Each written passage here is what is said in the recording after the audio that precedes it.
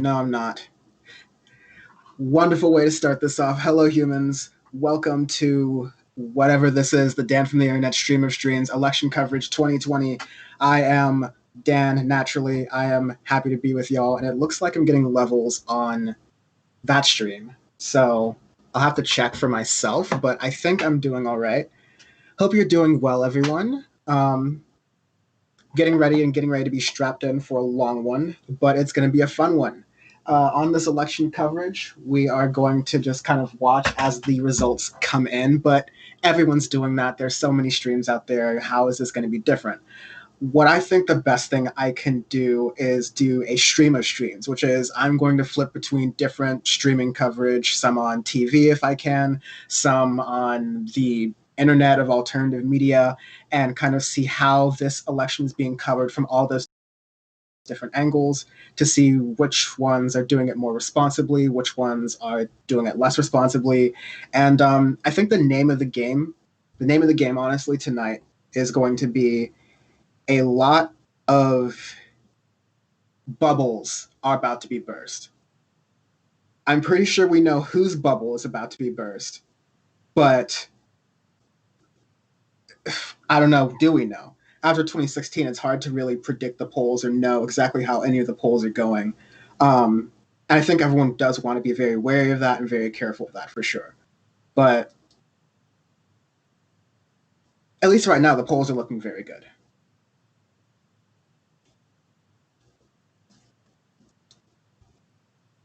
So far, the polls are looking really good for LaDonald. Oh, sorry, for Biden actually, Joe Biden.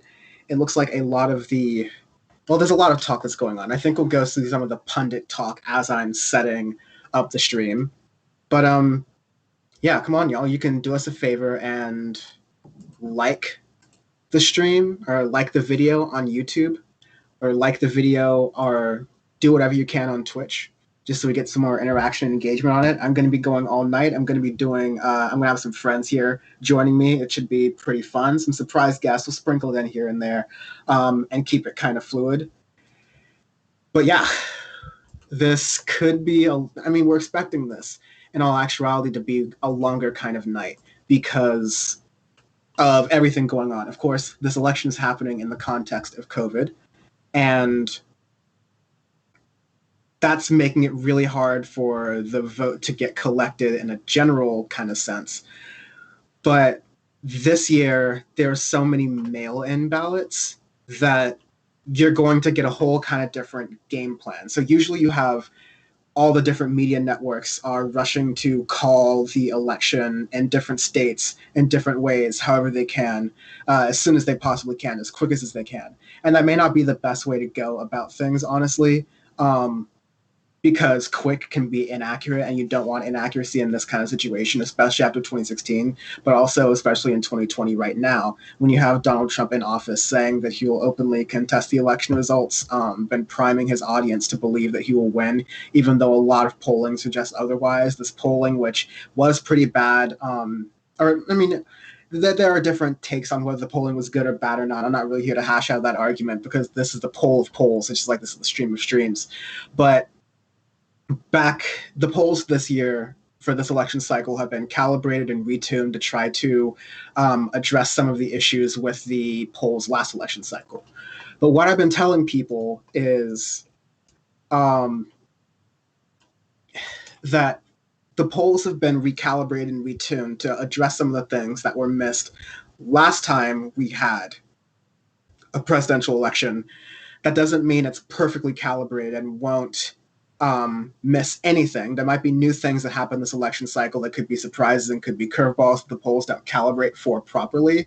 And that could be the big surprise of the night. But honestly, what we're looking at is Trump needs a lot of surprises and to pull off a lot of miracles, really, in order to win. And I know that was said last year as well. I truly understand that, or last election cycle.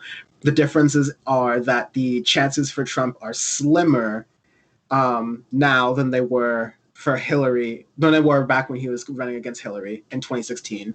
And some of the different key states, which we'll bring up some maps in a moment to explain sort of the key states. We'll walk through some of the news together and talk through it and understand it. But in a lot of the key states, Biden has been pulling ahead or polling very ahead. So there'd have to be polling errors in those states, which again are possible.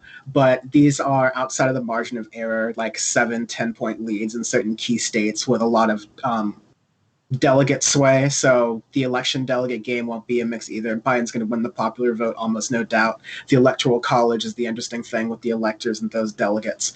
But Biden is leading not by margin of error margins like 2, 3 points, 1 point, 4 points even. It's like 5 points or 7 points or 10 points even in some cases. So that combined with mail-in ballot and mail-in voting and voting in general tending to lean towards Democrats, and it's all kind of like a turnout game, and there being record turnout, it's not looking like the best odds out there for the Republican side of things for the presidency.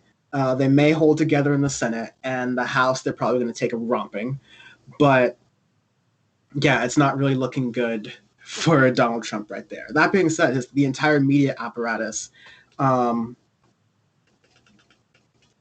is going to the entire media apparatus on the Republican side has currently been priming their audience for a Donald Trump victory. They've been saying that.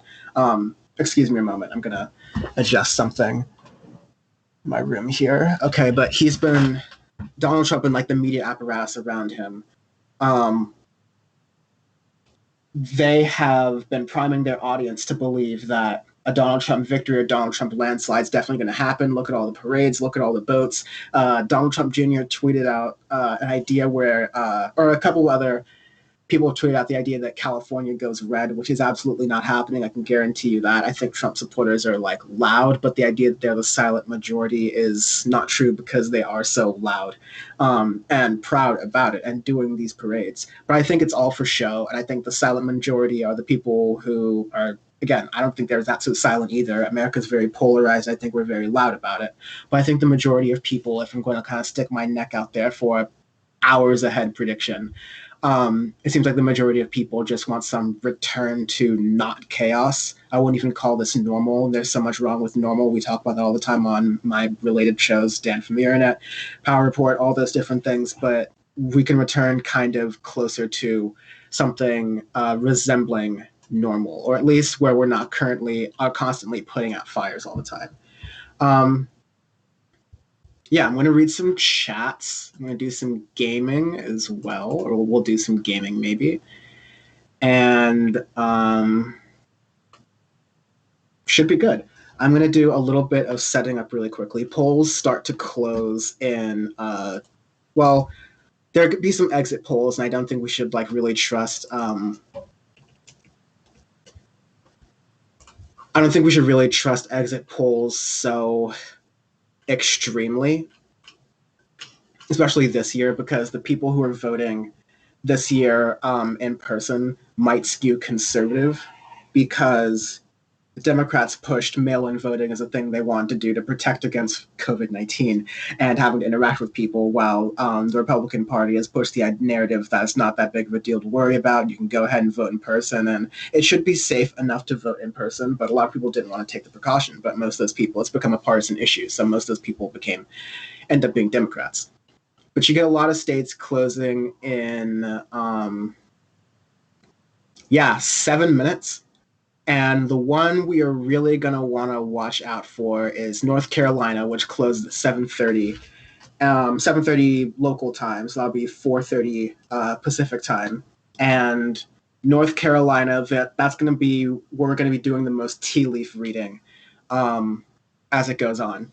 So in the meantime, I'm going to try to get some more traffic to the stream. I'm going to do a little bit more setup stuff, but I'll be watching the chat as I'm setting things up still. So if you want to talk, I totally will. In fact, I see, hey, John. Hi. Yes, I am going to. I mean, if we get bored of election results, I'm just shooting the shit. I might just play City Skylines and have y'all just like pick out what you want me to do in my city I'm currently doing. But yeah, also I would be down to play Valorant. I know I've been talking about that for a while, and I do I'm expecting this to go late, but I do have a thing to get to early in the morning tomorrow. So I have to be cognizant of that. But I would be down to play a match or two later if that works out and I can do the streaming. But that'd be very awesome. Let me make sure I can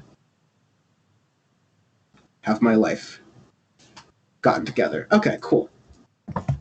So I am going to get the YouTube. So another thing we're going to be doing on the stream is, which is going to be my favorite part, honestly, is we're going to be reacting to the reactions that other people are doing. Kind of the liberty that I have in doing this is I can watch everyone else's live streams as they're happening. And nice, good to see you, RC, on YouTube. Join the party in the chats and make sure to share this on social media, as I'm going to try to do as I'm setting up still. But I'm going to be looking at different streams. Definitely on top of mine, Young Turks, because of my former relationship there.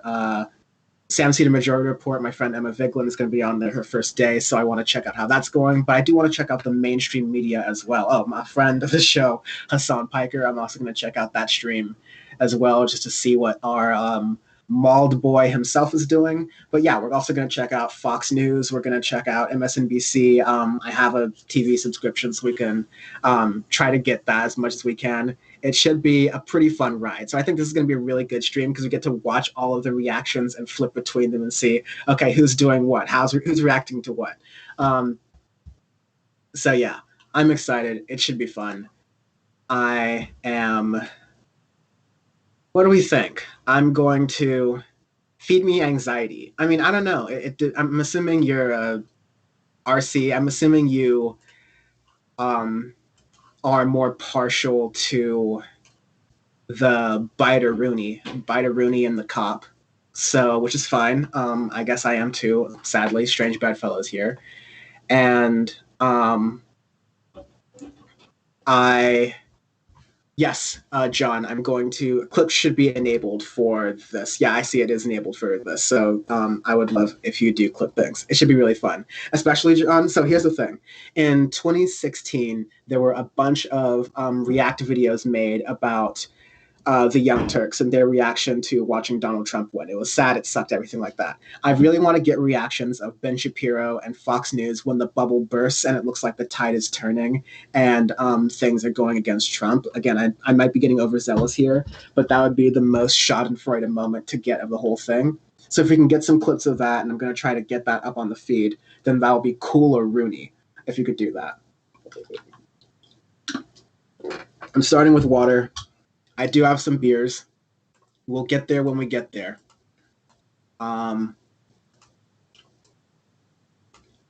Yeah. I want us to know how y'all are feeling. Let me know what do you think? What are you worried about? Let's say, what are you worried about when it comes to the election night results as they are? I have a lot of I'm kind of manifesting optimism right now. I don't know if it's warranted or not, but I'm trying to kind of put it out there. But I would love to know what y'all are thinking. Again, yeah, RC said feed your anxiety. I'm worried about. I've people have asked me, am I worried about election day? And yes, of course, I'm anxious about it. But the truth is, with me, my anxiety, I have it all the time. If I'm being real, so if in those moments where I am. How do I put this? I'm usually anxious all the time. So in these moments like now, where everyone is as anxious as I am over something, it's actually better for me in a strange way. Like, I don't know if that makes a ton of sense, but at least it feels like everyone else is on my level. So I think that's where most of that comes from. If I had to sort of psychoanalyze myself. Which I might have to because there's some issues with my insurance going on, and I don't know how great it's going to be with my therapist soon. Anyways, but yeah, I'm less worried about the election results today, and I'm more worried about like the reactions that people will have, you know, as a result of the election. I've talked on Power Report fairly consistently, along with Bam and Caesar and Sean, about the likelihood of election day riots, and uh, there's a lot been said about that, and it's kind of assumed there are places of parts of even my city where I live where things are being boarded up. Um, Businesses are boarding up just to be safe. And look, I get that it's a business. You have to be careful about your own assets and things like that. But at the same time, I also um, at the same time, I also think that because the conservatives have been priming their media and their electorate to try to be skeptical of election results if they don't go for Trump, it's going to be a little bit hazier if like things look like they're coming out for Biden, or like the case, which is very likely, which is the election results seem inconsistent tonight. We're like, oh, it looks like it could go either way. It can't be completely, totally called yet. Like, I'm about to pull something up on the New York Times' website right now, actually. And it's going to be like an exaggerated version of the example I'd like to sort of describe here. But, I mean, one moment.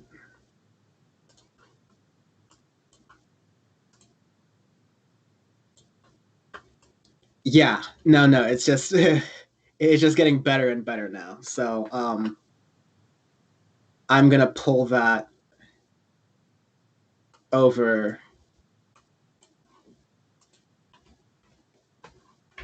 And make it bigly.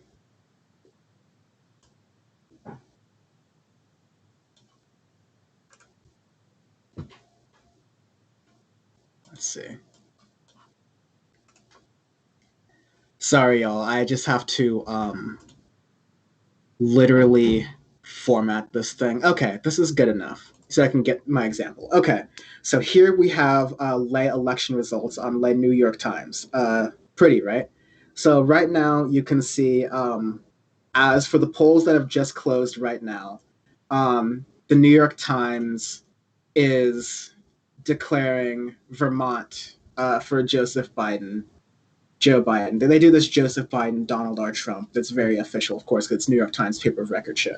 And they're calling Kentucky for Trump. So these are like pretty, if you aren't used to reading these things, like I am somewhat used to reading these things, it could seem kind of sketchy. I can absolutely agree with that. I was like, oh, wow, the polls just closed. How are they calling things so early, especially with everything going on? How are they calling things so early? And you can see right now, like it looks like Donald Trump is winning at 8 electoral votes. Of course, if you watch these things right now, you'll see that over time, the numbers will even out, and it depends on where the data is coming from. So, like, uh, Kentucky has more electoral votes at play, 8 to Vermont's 3. So that obviously weighs Kentucky in Trump's favor right now, but the only two states reporting are Vermont and Kentucky. You don't have New York or California or Texas or Florida or Colorado or Montana or Virginia or Ohio or Michigan or Wisconsin or any of those other really big states with a lot of delegates at play. Um, so that's another thing to kind of just like keep in mind cautiously, is that we need to read these results carefully and responsibly. I know that's something that you mentioned, RC, um, that you want to make sure people are being responsible about these things. But um, I think most of the mainstream media will be. I'm more concerned about like alternative media because there's less of an incentive to be responsible and more of an incentive to be like just like peddling to your audience. And not all alternative media is bad. I made my like stakes in alternative media, but I'm specifically talking about conservative media and how they might flip out because of what's going on today right now. So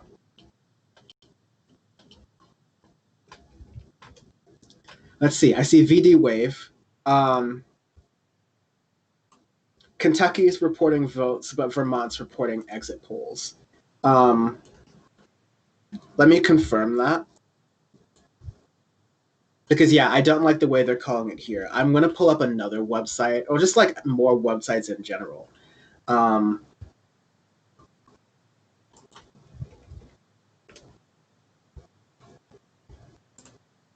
like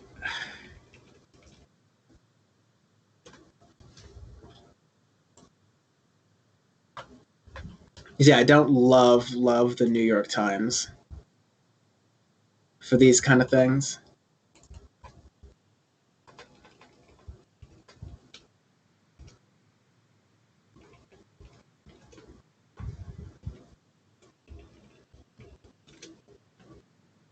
Forgot one of my passwords for one of my accounts.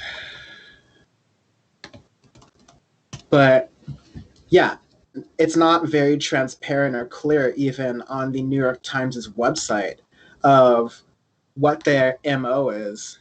And um like it depends on what their MO is and what they really want to do. Yeah, so RC says, yeah, if you hover over Kentucky, it shows 13% reporting, but Vermont has no numbers. So yeah, that's just like exit polling, and they're going to make these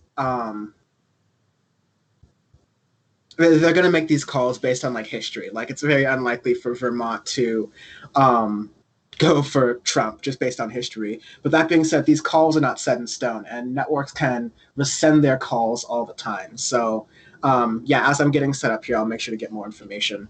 But thank you for catching on that. Um, Appreciate you helping out RC in the chat there.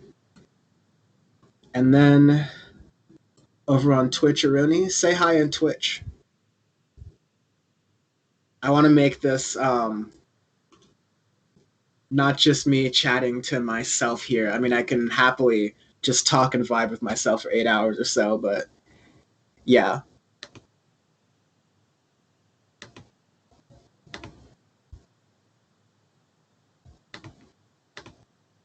Let's see.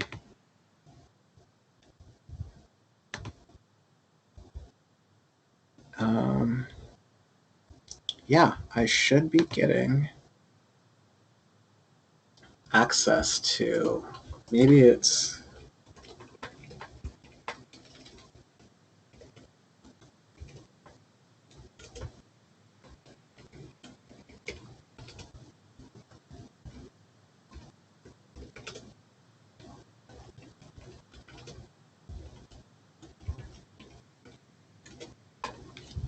Yeah, okay. Super don't know that.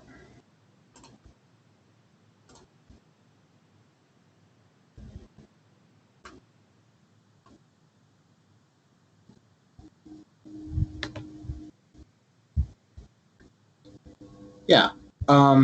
I do, let me spice things up a little bit because there was one thing that I saw a moment ago that was, I mean, like to me, just hilarious. And hopefully, I still have it up. Yeah, I do.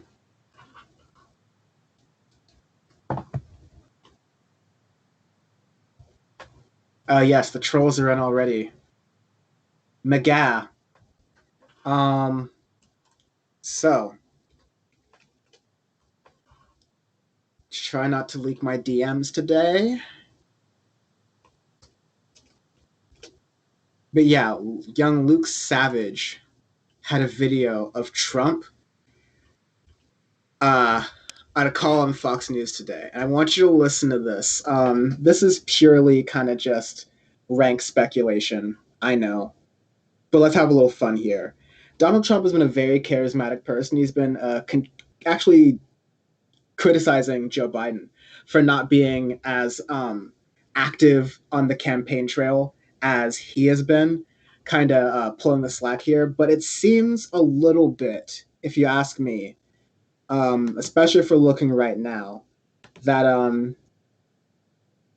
our friend Donald Trump is getting a little tired. Let's So, Mr. President, the analysis of what they're talking about and some of the things you've said, they are suggesting that you may declare victory if the early numbers favor you. At what point will you declare victory? When there's victory. If there's victory, I think we'll have victory. I think the polls are, suppression polls, and I think we'll have victory, but only when there's victory. I mean, there's no reason to play games, and I think we'll have victory. I think I look at it as being a very, a very solid chance at winning. I don't know what the chances are. I don't know how they rate the chances, but I think we have a very solid chance of winning. So, Mr. President, the analysis of what they're talking about. Yeah, that was very gravelly. It was very raspy. He seems a little beat. He seems a little tired. And maybe I'm just reading into this. The man has been campaigning quite a lot, all right? But he seemed to be even more incoherent than usual, making even less sense than even I'm generally used to seeing. So we'll note that for the record, okay? Let's just note that there. I'll do a little re-report, you decide here on Dan from the Internet. This is a stream only thing, I think. This is just stream only. I'm not going to podcast this or anything. But would you look at that? So you see, based on what Florida is reporting now, and this is a Decision Desk, which I trust a little bit more than New York Times, but we'll have them all up. But Vermont, based on, everyone's calling it Vermont pretty early for Biden, and I think we can be safe about that. There's no need to be overly paranoid. I don't think there's going to be a red wave that's so ridiculous that Trump takes Vermont. Well, let's just call that a mulligan right now. And I'm not reading too much into this right now, whether it's looking blue early on.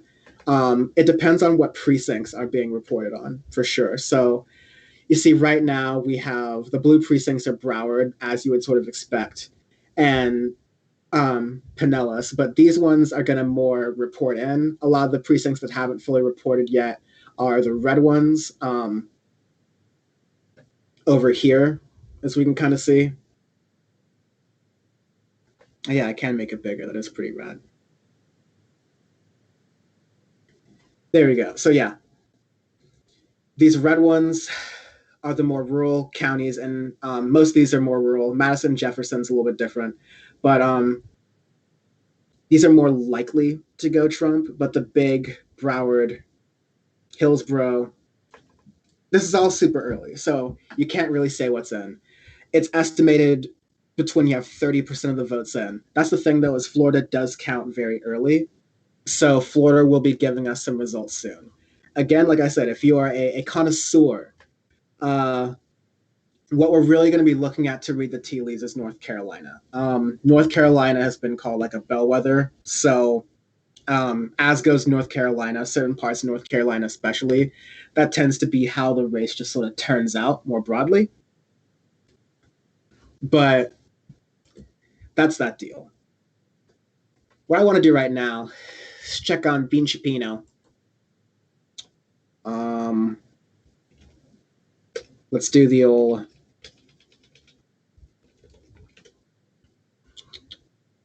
See what's going on here? On the exact same issue, which is that we have to replace the media. No. You have this establishment media in this country in connection, in conjunction with social media in this country, deciding what kind of stories you get to hear and what kind of stories you don't, what kind of expression you get to have. So right now, I can sum this up for you right now, because they're talking about the Hunter Biden story, and they're upset at the way that it was censored by a number of different media outlets, because it was just like unconfirmed stuff, and they weren't really sure about it. Whether Twitter and all these different things have the right to censor stories before they really publish, on the one hand, not doing that is how misinformation has been spreading. On the other hand, we don't know if we want these tech companies to have that kind of power.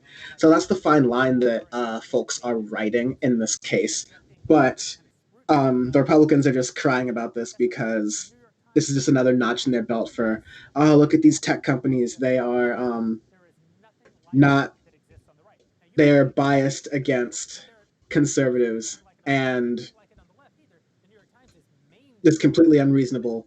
They are not in the middle. There's more diversity of opinion at the Daily Wire about Donald Trump than there is in the entire 4,500 person staff of the New York Times, where there is no diversity of opinion about Donald Trump. Name. Oh, okay. So Daily Wire is saying there's diversity of opinion about Donald Trump. Sure, right? Like at any company that's an independent media company that's very niche like this, there's going to be a diversity of opinion about whatever corner of um, the political sphere you're in. But the issue with that is that you will know that corner very well. What's outside of that, you have to be a little bit more savvy to understand what's going on there. And ranting about the media, ranting about how they don't have that much power, how no one's paying attention to them, with 115,000 views on their thing. Like, I mean, I don't know if it's showing on here properly, but they have, there we go. Yeah, like 114,600 views, live views on their thing, and they're complaining about censorship and not having enough attention in the media.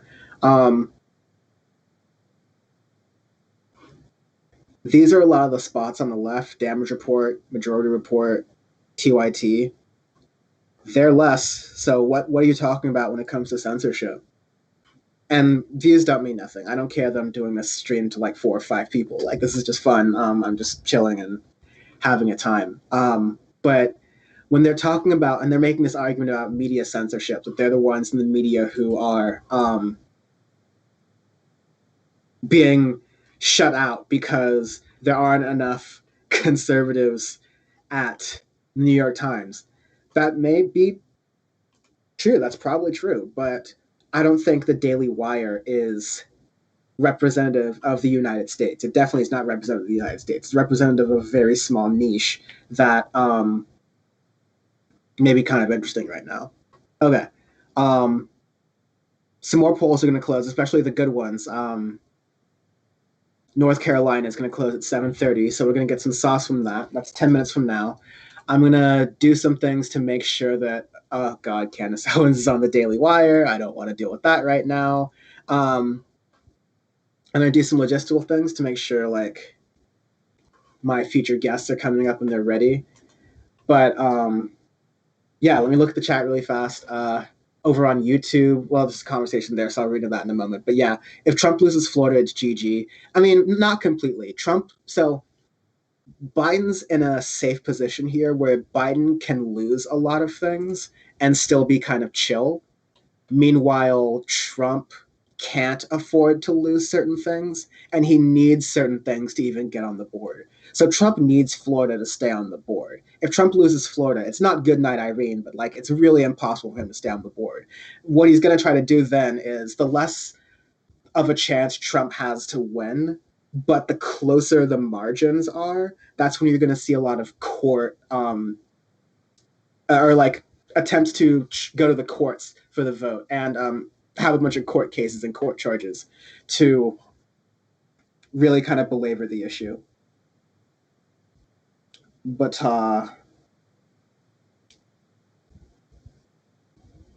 yes, I see some people online. This is fun. I'm going to get on Twitter soon. I just need to get everything set up. Over on YouTube, and again, to those folks who are just joining, welcome. Good to see you all here. I do want to caution that as the results come in, especially this early, don't read into them that much, if at all. I'd say don't even read to them at all, because yeah, it's just way too early. Right now, the states that just started counting their votes or just started releasing their counts are still in the middle of those release counts. So we're not going to get accurate numbers. Really, we're not going to get the earliest we can get a good sense of this is probably an hour and a half, 2 hours from now. And that's what's looking really good for Biden. And it's like a blowout. But it's going to be a little bit more of an interesting closeness than that. So we'll be watching closely. But North Carolina is where I think you'll be able to read a lot of the tea leaves.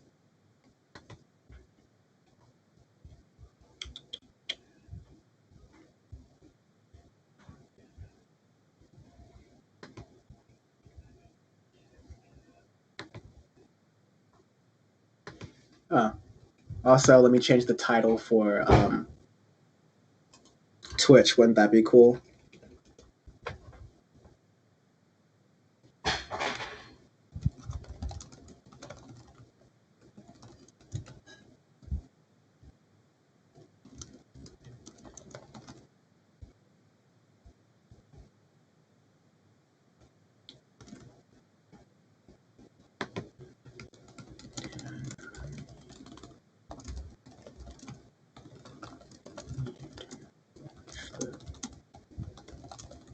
Thank you for putting up with the data in the beginning. I promise you we're going to get pretty lit about all this. How much could Trump fight this, even if he loses by a long shot? That's a really good question. Also, yeah, that's a good point, RC. How's the diversity of opinion regarding Biden on the right?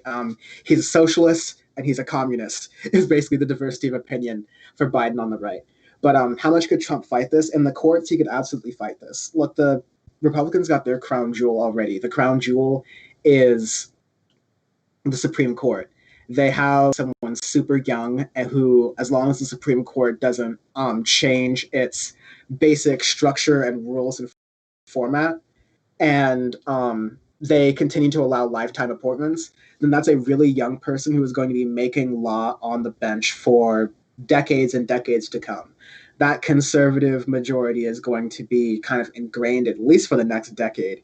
So they already got what they wanted there. But just in the same way in the year 2000, how a lot of there's a lot of issues going on with Florida, and it ultimately went down to the Supreme Court. And however the Supreme Court was controlled basically was how the president got picked, Bush, and that went great.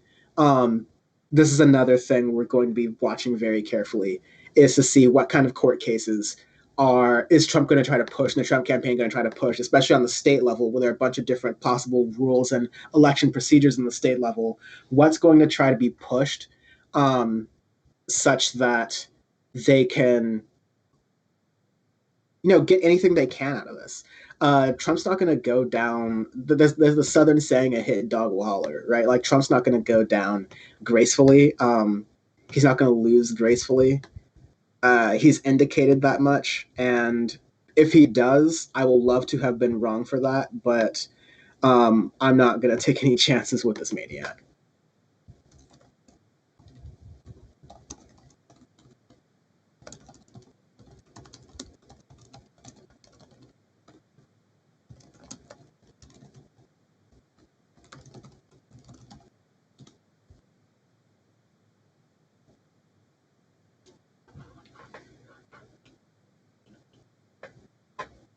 So yeah, that's pretty much the extent to which Donald Trump could draw this out.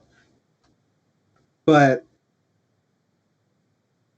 Donald Trump has less of an ability to draw that out if Joe Biden has a really large lead. If Joe Biden has a large lead and on the margins, Donald Trump is doing all of these different measures here and there in the courts to try to stop counting of the vote here and challenge the courts here. That's the word I'm looking for. Challenge laws and ballot procedures in any different state. Then if the lead is so big, then it's just like, dude, what are you doing? You lost anyways. You're just a sore loser. And I don't even think he can recuperate that in the media. Once it's clear that Trump is a lame duck president in that scenario, then Fox News would finally have to pull back and try to figure out what's the next post-Trump thing. That's the thing. He's untouchable because he's gained the Supreme Court seats. Am I wrong? Well, no. That's why it's important for people to have voted. If he wins if Joe Biden wins the popular vote so much that he wins the Electoral College handily, then the election's done. The Electoral College has picked. The Supreme Court has no sort of say in that.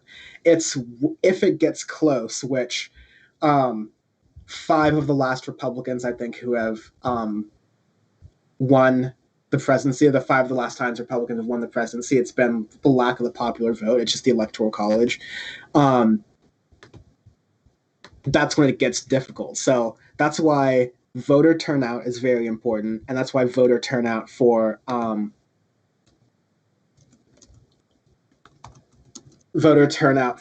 Democrats is very important.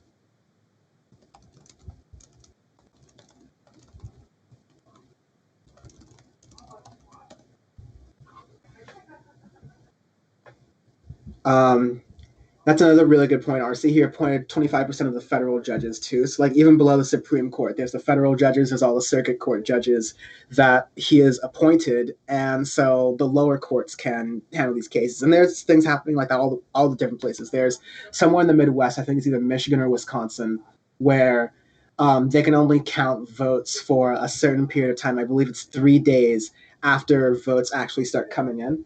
So that's going to create an issue for any ballots that are coming in late.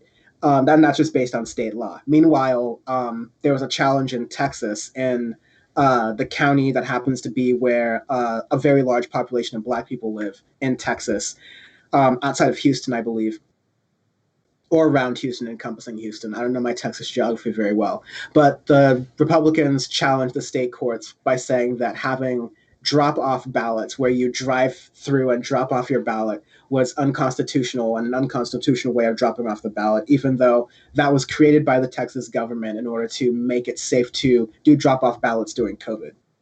So that's kind of what we've been waiting for and waiting at. Okay, we have 4 minutes until things start. I'll do the Instagram thing later. Got some water. What do we want to do? I want to actually experiment and see. No, that's extremely illegal. I'm not even going to pretend to do that. How about let's watch something neutral and professional. Let's see how, let's see how lamestream media is doing it. So I'm going to go to CNN's. CNN doesn't have a live stream on YouTube, so I'm not going to do that. But let's see how PBS, if they're live streaming it, yeah. That's a respectable 81,000 people are watching.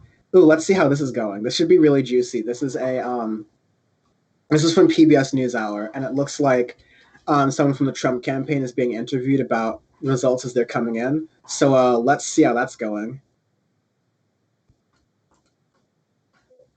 Right, we have these therapeutics now, like remdesivir, that are really, really excellent drugs and ways of treating people who have contracted. Looks like he's talking about COVID and covering for Donald Trump's ass on, COVID protection and relief. Joe Biden. We know that he would not have restricted travel from China. We know that he would not have put the pedal to the metal on getting the vaccine. Indeed, today, he still talks about scaring people away from taking the vaccine. No, the president has taken it very seriously. And so that's what he means when he says we're turning the corner, is that look at all the progress that has absolutely been made.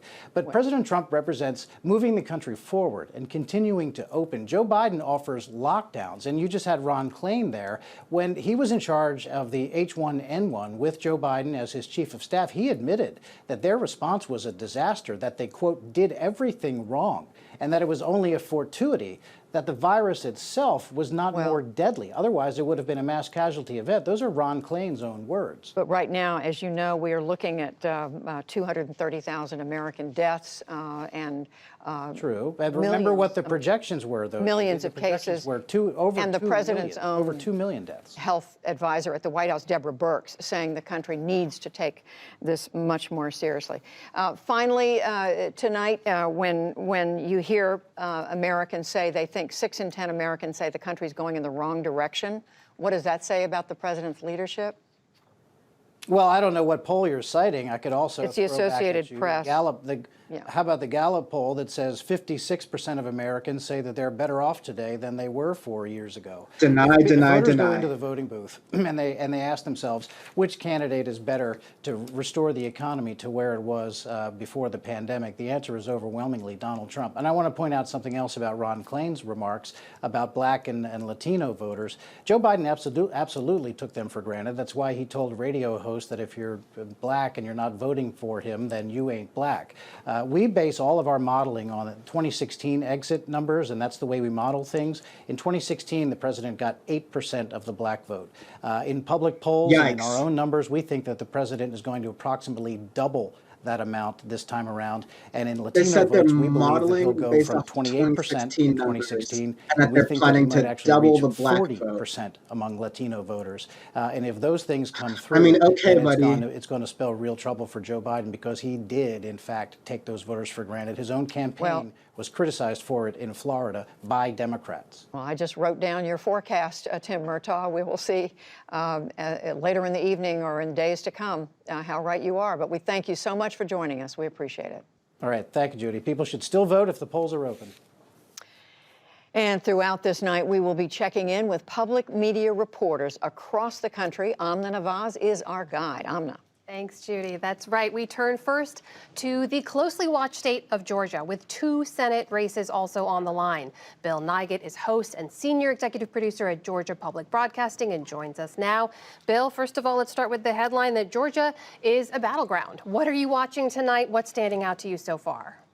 By Regeneron. Well, I mean, the starting point of all this is that there are a great many Georgians who are a little bit surprised they've got a date for this prom. I think very few people expected that Georgia would be a battleground state, but because all of the polling for weeks and weeks now has shown Trump and Biden running neck and neck. So I have Decision Desk up right now. General Let me election mute. Senate race, David Perdue, the incumbent, not able to get. So I have Decision Desk up right now over here. And I wonder if I can even move this over.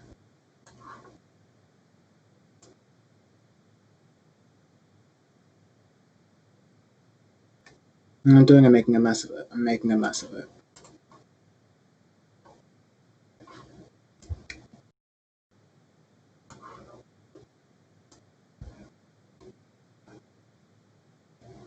That's what I'll do. Okay, you know what? You like this? You like this? You like this? Okay?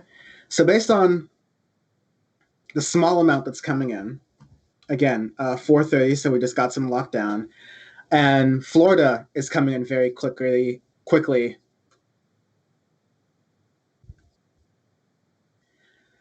And again, we're seeing more red because the more rural areas are going to go for Trump. That tends to happen. But the blue is where a lot's been counted. You know, Miami-Dade, Broward, Palm Beach. And Joe Biden is landsliding there. Donald Trump is landsliding in the red areas. So partisanship is partisanship. It all depends on who turned out whose voters. And it looks like that's a game, at least right now, that Donald Trump is losing. He's short 300,000 votes, a little around that, maybe 250,000. A couple percentage points, but we still got more than a third of the vote to get in. So there's more on that.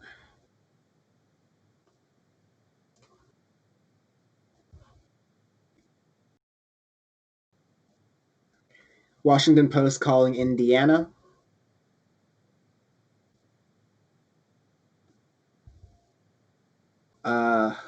West Virginia is being called for Trump.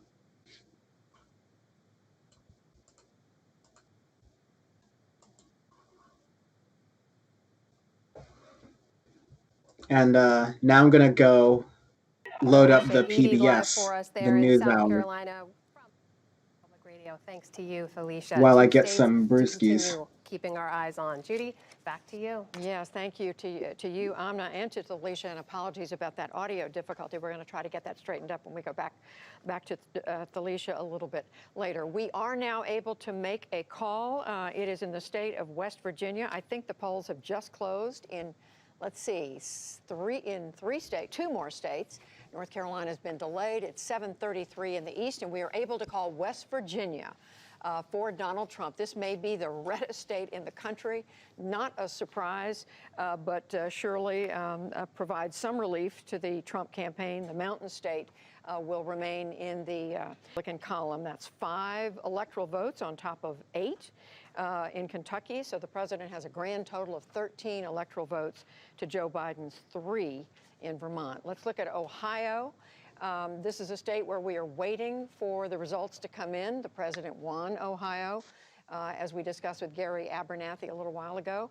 The polls closed in Ohio at 7:30 Eastern. But We'll be back in just a moment. Obviously, way too early, as the votes were going to take longer to call. They were not going to count their early votes until later. And let's see, do we have any more calls to make at 7:30? We do not. We should point out that North Carolina was to close at 7:30. They've delayed it because of some issues with polls in early. Yet another. All right, here's a Senate race call. Our second Senate call of the night. This is West Virginia again. Shelley Moore Capito, the Republican, popular in the state of West Virginia, moving easily to re-election, challenged by Paula Jean Swearengin. That is not one that the Democrats had expected to pick up, but again, assuring a reassurance for the Republicans. So throughout this night, we do want to continue to give context to this election. Thankfully, we have our own Amna Nawaz and Lisa Desjardins to help us understand this critical moment. What are you looking at now? We're looking at the whole picture, Judy. Let's go back to the map. This is where it stands now in that race to 270 electoral votes. Just a few states have polls closed now. Lisa, anything stand out to you so far? That Kentucky call, not a surprise at all. Good news for President Trump, but also good news for another Republican we're watching tonight, Mitch McConnell, who is on the line. His fate seems to be tied to President Trump's in that state. No, we don't have any results from that race yet that we're talking about, but that's good news for Mitch McConnell. We're also still waiting results in Georgia, of course, as Amy mentioned earlier. That is one to watch. Here's a closer look at where those votes are coming in so far. As you can see right now, there are 12 votes in from Georgia. 4% of the expected vote in so far. So, of course, a lot of information still to go here. But Lisa, what's standing out to you about where we're seeing This is a map we're going to use through the night. Sometimes we call it a heat map. It shows not just which counties went which way, red and blue, but where the big votes are. You see most of them there, right in that upper corner. Atlanta, that is where Democrats are hoping they get enough votes to maybe win this state, certainly win these 2 Senate races, which is something I know we've been talking about. Absolutely. 2 key Senate races there. Georgia's the only state in the country tonight that has both those Senate seats up for re-election. Walk us through those races, Lisa. Amy did a good job explaining why we've got this strange situation. But here, let's look. This is the incumbent, David Perdue. He's a senior senator right now. And look, again, just 5% of the expected vote in. It is a tie. This is a tight race that we expect it to be all night. So this kind of number is something we could continue to see. Let's also take a look at the other Senate race. This is the special election in Georgia. There we go. Raphael Warnock. He's a Democrat.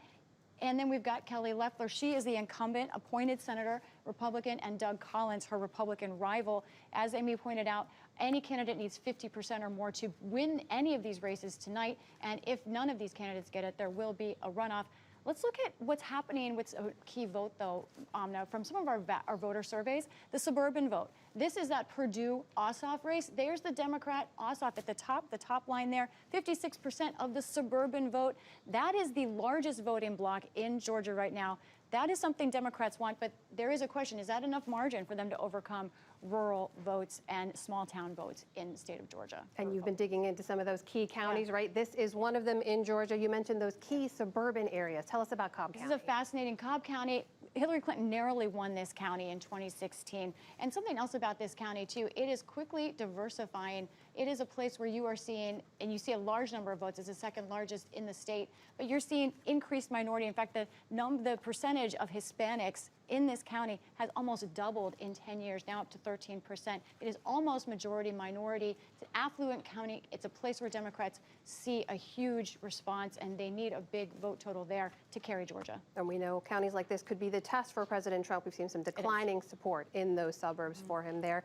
Definitely one to watch, and we'll keep an eye on. For now, Judy, back to you. All right. Thank you both. We appreciate it. And we do have a call to make in the state of Virginia, the presidency. It goes to Joe Biden.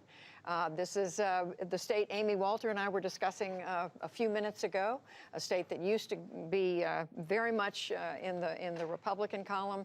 It has trended more purple, if you will, as long as we're using this color analogy, Amy.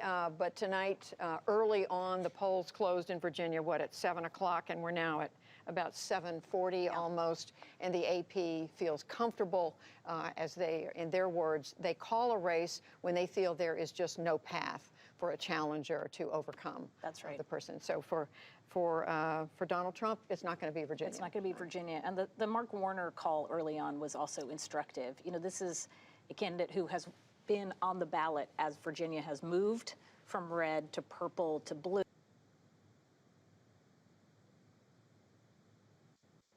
What I miss? Let's take a look around the block. So Virginia got called for Biden, which is not surprising. Florida's looking like it's going to pull back around for Trump. It might.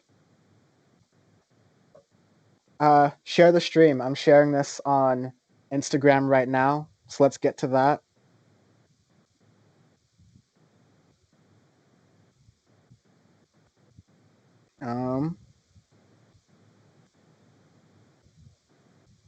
Tell people to come to youtube.com/Dan from the internet or twitch.tv/Dan from the web.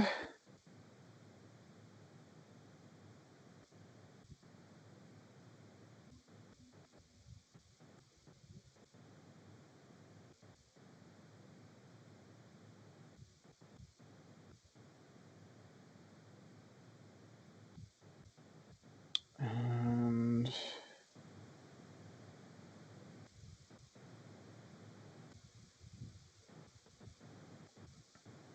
that's there.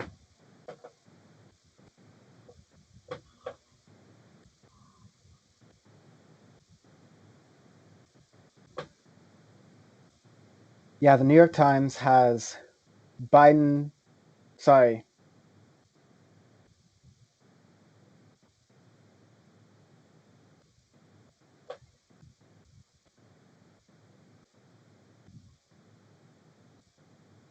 Let's see.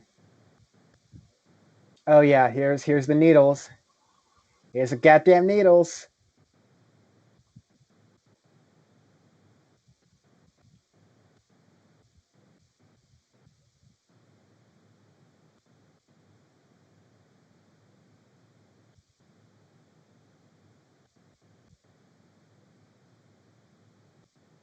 Getting some people to come from Twitter right now. Thank you for bearing with me.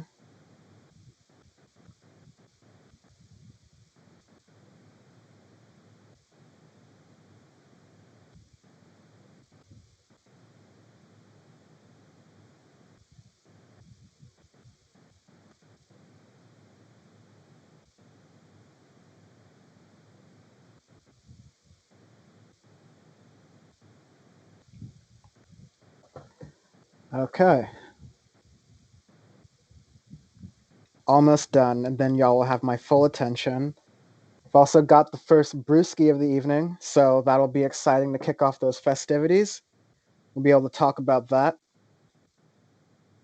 But the heavy emphasis on let's take a listen early. into right here. You don't want to take a chance of voting on Election Day because of the virus. That they may have, frankly, depressed their potential vote today. No, in fact, if anything, you look at places like Philadelphia, where we are expecting near record turnout, if not record turnout. What we have found is by giving people multiple options, encouraging them to vote by mail where it's possible, allowed us to cure what we think will be thousands of ballots. Allowing people to vote early in person has allowed them to make a judgment about whether or not they want to risk their own health. And, the fact of the matter is that as we go into this night, the path for Donald Trump is incredibly narrow, in large part because his campaign spent so little time preparing for early vote and vote by mail, and really was essentially discouraging their voters from turning out early. And so with 100 million votes in before Election Day, we think that the old model, the old formula that Republicans can simply make up this gap going into Election Day is fundamentally flawed. We simply have more voters that have turned out early and in person through vote by mail. Katie Walsh, you can respond to that if you want to, but I also want to ask you about suburban women voters. It's now become pretty well accepted that the president seems to be losing support, significant support among women, college-educated women, women who live in the suburbs. Why do you think that is? What do you think this president could have been doing differently to prevent that loss? I think there are two issues. I think one we've seen over the last 4 years that suburban women have an issue with the president's tone at times, but I really think that the president's handling of COVID, I think some suburban women found they wanted a little more leadership from the federal government. They wanted a little more, perhaps a mask mandate, et cetera. But I think one of the really interesting things that I've been watching, especially through the AP voter survey that's been coming in through the day, is the increase of non-college educated white voters. And so when you talk about the president losing some suburban voters, suburban women especially, when you look at an increase in non-college educated white voters, that's where the president could really make up some real ground. We believe that that's a segment of the population that, if it turns out high, will support the president. And so I think while there will be some suburban women that say, look, the president, I'm just not there on it, I think we're going to have some voters that didn't take part in 2016 that have come around in 2020 and said, cast their ballot for Donald Trump today. And just quickly, Guy Cecil, how do you explain the loss that apparently, I mean, this is a blow to Joe Biden if the non-college vote is going more heavily for the president? Well, I think we have to wait and see what the actual results look like as we get Michigan, Wisconsin, and Pennsylvania votes in. But the reality is Joe Biden has built a much more diverse coalition than Donald Trump. He's brought new non-college white voters in. We've expanded our performance with Latino voters. We've certainly seen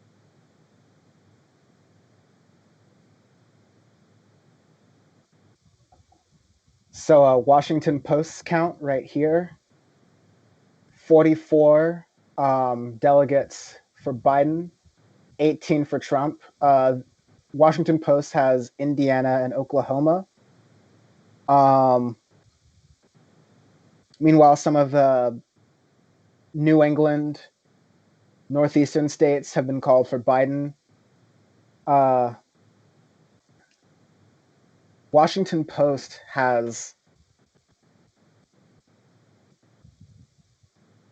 lean Biden, which is exciting.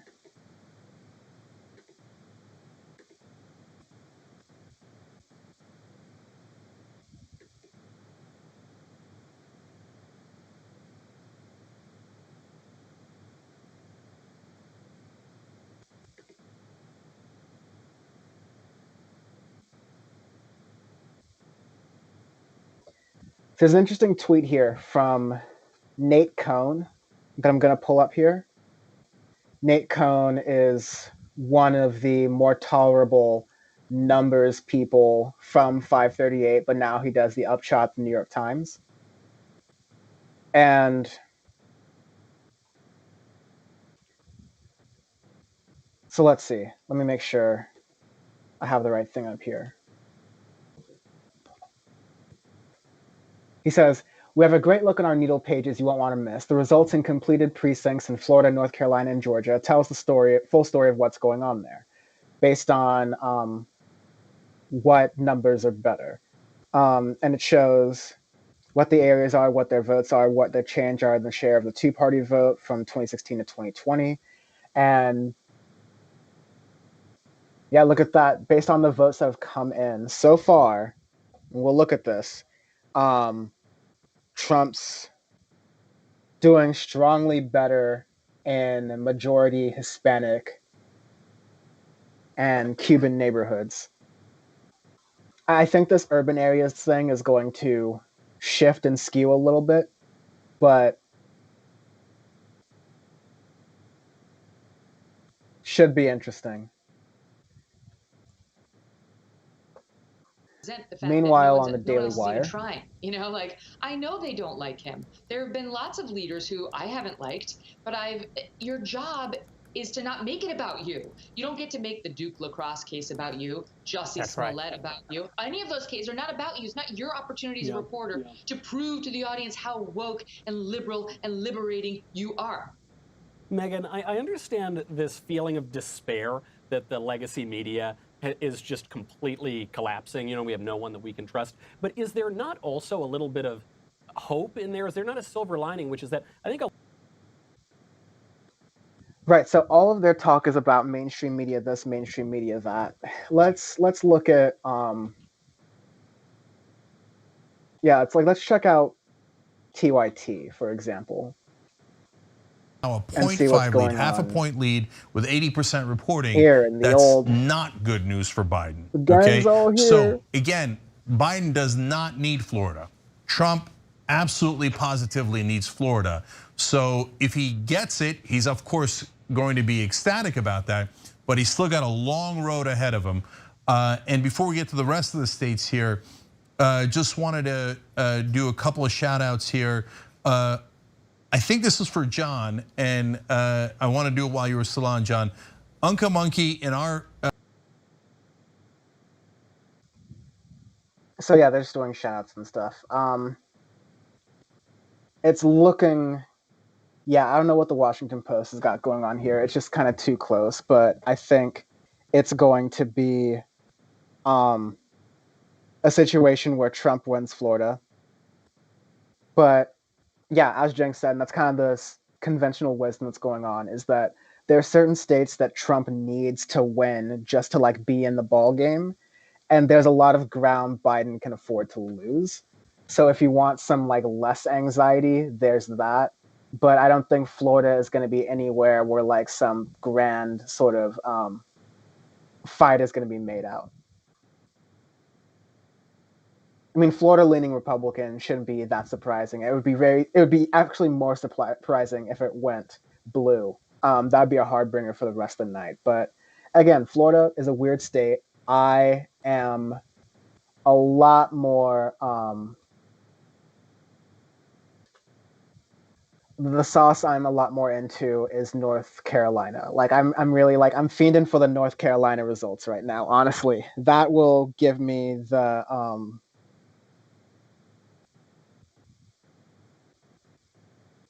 that'll give me sort of like the tea leaves idea of what's going on here. Come on, shout out the chat. Like the stream. Hi, Leah. Thank you for joining YouTube. Yeah, it's just going to be a lot easier for me to see your live streaming or see your conversations as you're live if you're on YouTube or Twitch, because I have the comments right up here. So yeah, thank you for joining. Thank you for watching. Make sure you like the video so more people find it. And yeah, it should be fun. I'm going to get my beer in just a moment. I'm just responding to some people. We get some more polls closing in 8 more minutes, and then it'll be 8 p.m.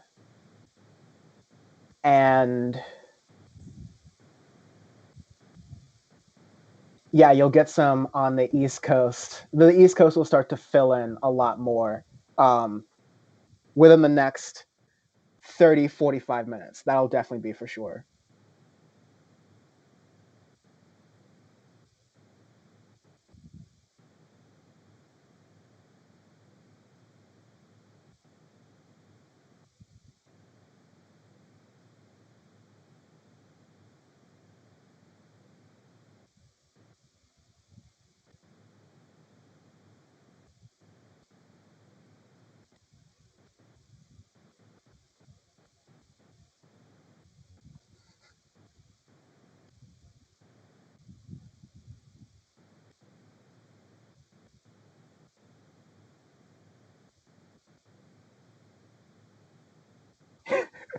I don't know if Amelia's watching this, but if so, I just spent dead air time replying to you on Instagram. So there's that. But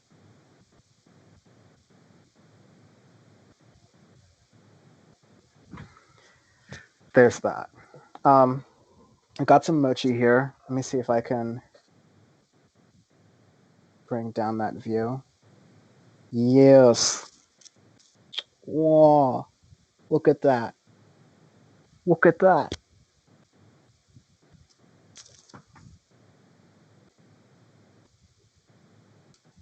Meanwhile, I'm going to start with the first brewski of the evening. Brought to you by Späten München. This is a German beer, because this is the only thing I can get Sean to drink with me. If I can get that cap that fell underneath my... that's what floors are for.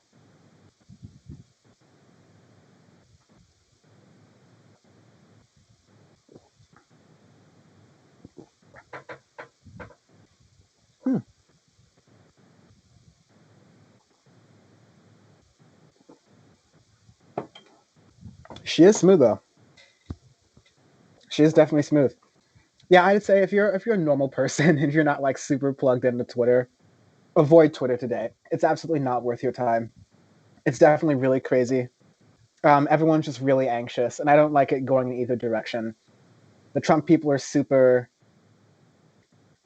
the Trump people are super foaming at the mouth, and the Democratic people are super anxious, and I just don't like any of it, honestly. So there's that.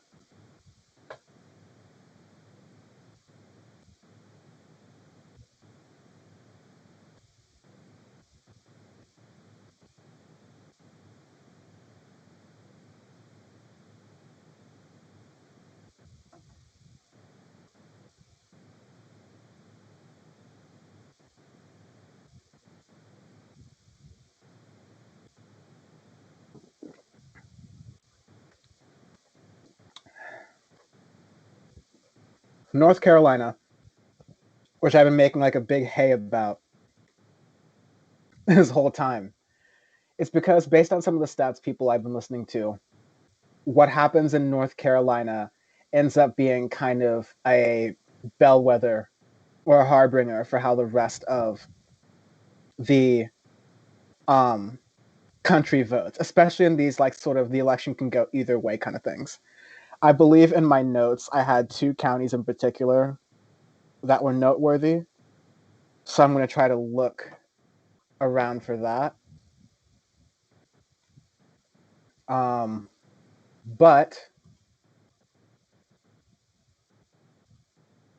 so far, less than 1% of the vote's been counted, and it's just been like in a couple of these sort of more random places.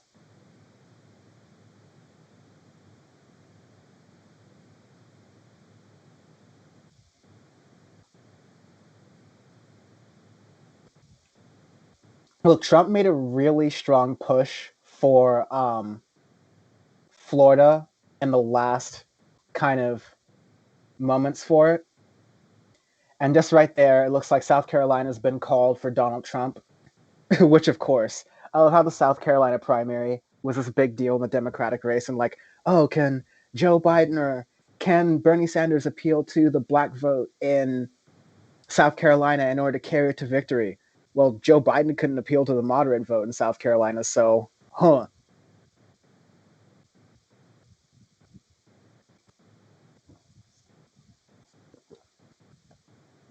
not going to do too much Bernie bitterness. I'm going to try not to. Oh my God. Rave Dubin. Oh boy. A Florida man, I think, have an Orthodox Jewish Harvard law grad. Hey, listen, Ron DeSantis, for all of his down-home charm, is a Harvard law grad. That's right. We are taking over the state. We Harvard law grads. You're saying it is impressive. I did, I don't want to say that I called Florida, but it is maybe the only state that I actually called in this election. I've been saying for your weeks only actual prediction. Right. My only actual prediction in this election was that Trump was going to win Florida. Now, for the states that I actually do think he's going to win, I do think he's going to win North Carolina. I do think he's going to win Georgia.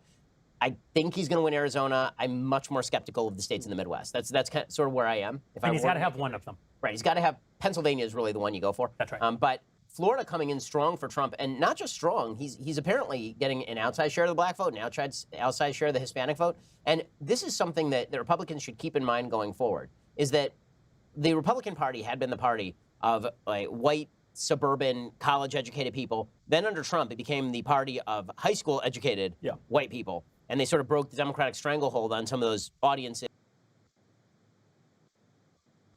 Yeah, that's going to be the narrative coming out of this now. And what I analyze that is when you run a 4-year campaign of hatred and racism and fear is what stokes the conservative id in people, regardless of whatever background they have politically. Because a lot of people are so disengaged from politics that they're only sort of interfacing with politics or just these random sort of buzzwords and phrases.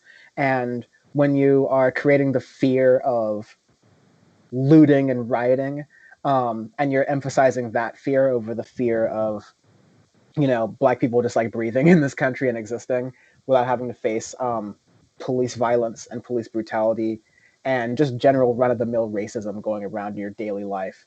When one fear is prioritized over the other, that's how you can really move a lot of votes. And to the Democrats' credit, they've used that fear pretty well to swing votes and bring turnout for the Democrats. But we're all kind of looking to see here.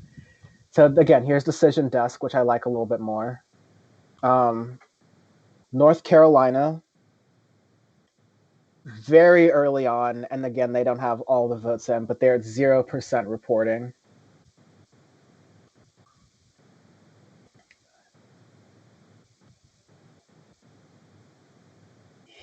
Yeah, as you can see,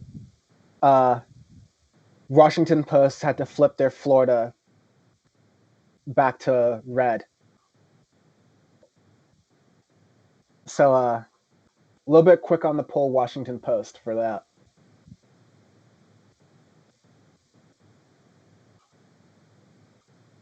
Kentucky, still leading Trump. 25% of the votes in, but come on, it's Kentucky. West Virginia, come on, it's right there.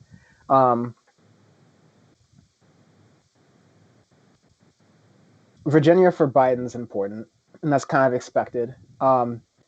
If Biden had a blue coast like this is looking out to be, I don't know if it will be. I think Georgia, North Carolina, Pennsylvania are oddballs for sure.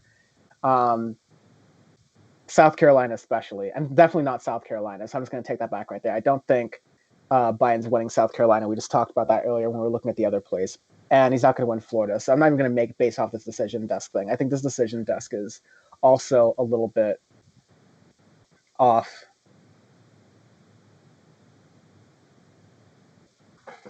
I just don't want to look at the New York Times. But let's get a little spicy, all right? I need a little bit of spice in my life.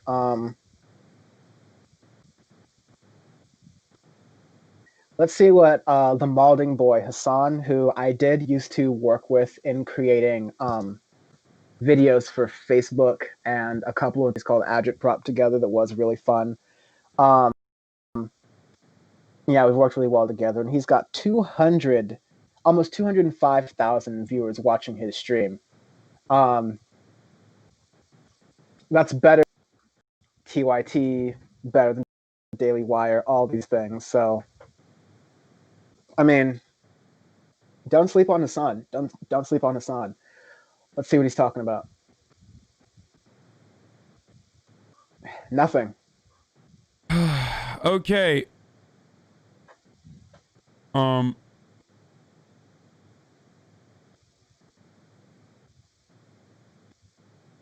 Texas, why am I not seeing results on here on Texas? Is it Decision Desk? Is that why? God damn, we're all just doing the same thing. Where are you getting Texas numbers from? Why are you talking about Texas? I can't do this. Where the fuck? Yeah, Hassan's having a moment. Let him have the moment. Let's, hi, Brett. Hi, Brett.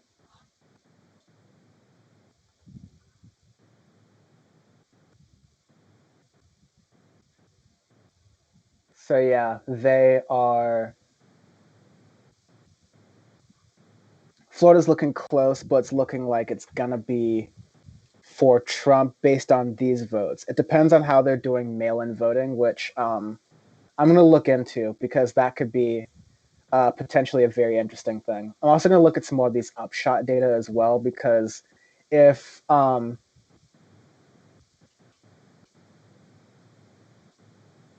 some of these exit polls are like, you know, the vote data is coming in the way it has been, Cone had up here, right? Like, oh Jesus, the forecast. Yeah, so the demographics about right here. This is the sauce I'm looking for. This is going to be really depressing for Democrats if they continue losing minorities and people of color, so-called minorities and people of color. And it's going to show like the gamble that the Democrats took by saying, okay, we want to go all in with the white elite and let Donald Trump lose the populist sort of angle. Cuban neighbors, like of all the things, there's like majority age 65, and then Cubans. Cubans just like, it seems like it leans very like I mean, Cubans are everywhere. No disrespect to Cubans, love myself some Cubans, but like, it seems like as a political voting bloc, especially, that is very much centered to the American South geographically.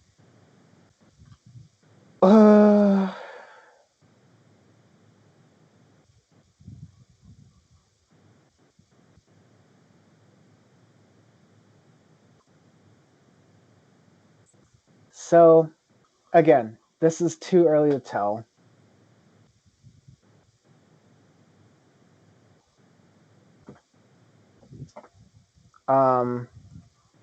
Next on the dot. No, I had it on my other computer, I think.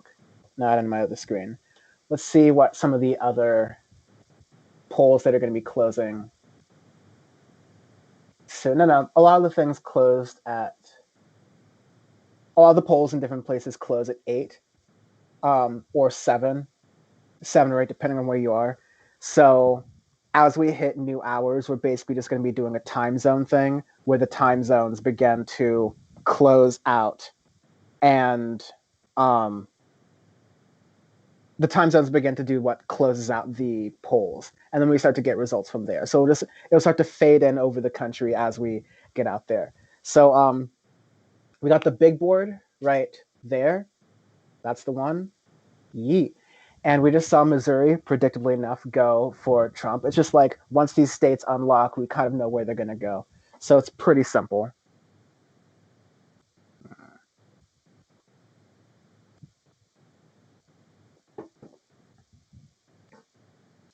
Hassan makes $53,000 a day from ads. I'm not sure if he makes that much because that could be revenue, not costs, not like the split that Twitch does. But yeah, don't remind me.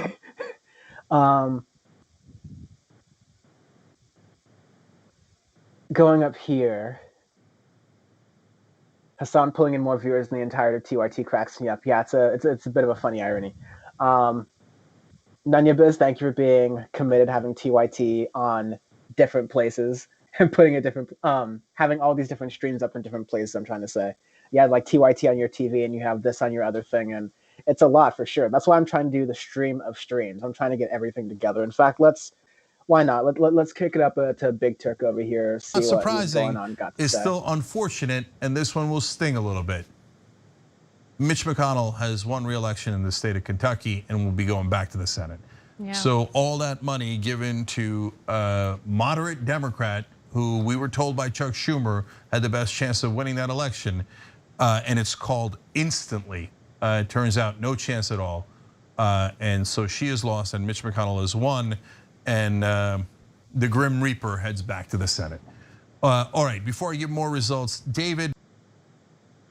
Way to go, losers. No, that goes the thing. It's like all of these different like Pod Save America voting strategies and concepts to oh, we're going to get the challenger to Mitch McConnell. The Mitch McConnell is such a bad person. We're going to pick these different villains here and there and give them a lot of big out-of-state money in order to fund their campaigns and help them tilt over the edge.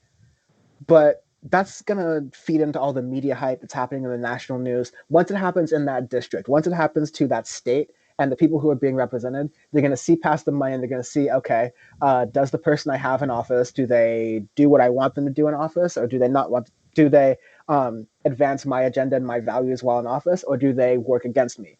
And if you're in Kentucky with Mitch McConnell, you like very much what Mitch McConnell is doing. All these four-dimensional chess moves completely cucking the Democrats out of judicial power or legislative power. And in some ways, I don't think the presidency is Mitch McConnell's like achievement, but helping to get the executive branch and create the environment so that Trump could take the executive branch. Yeah, Mitch McConnell did it. Mitch McConnell delivered for Kentucky, and that's why he is winning against Amy McGrath. Like, if you got someone who promised a better deal for Kentucky and then in the process promised a better deal for everyone else nationally, then maybe you have a better chance winning in Kentucky. But you have to run them in Kentucky. That's the thing. You run them in the state where they're running. You don't run them for the Pod Save America audience.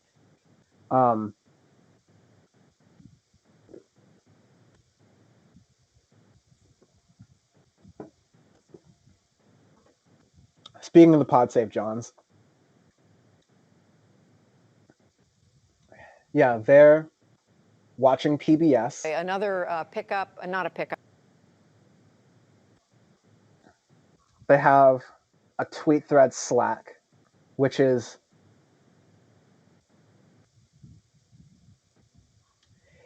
yeah, I can't look at this. I'm sorry. I can't. I am going to throw up my beer. It's really disgusting.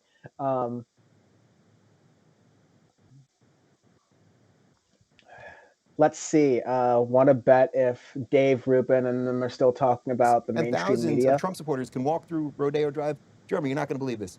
Perfect. Nobody busted into give me a fancy store. Prada. Come on, Knowles. Nobody Gucci. busted into Prada, Come Gucci. on. I always go for. Come on. Then Yeah. why are people boarding up, Dave Rubin, if conservatives aren't going to burn everything You down? mean it isn't going to be white Christian militias parading through Beverly Hills, destroying? Give me another reference, Knowles. Yeah, destroying.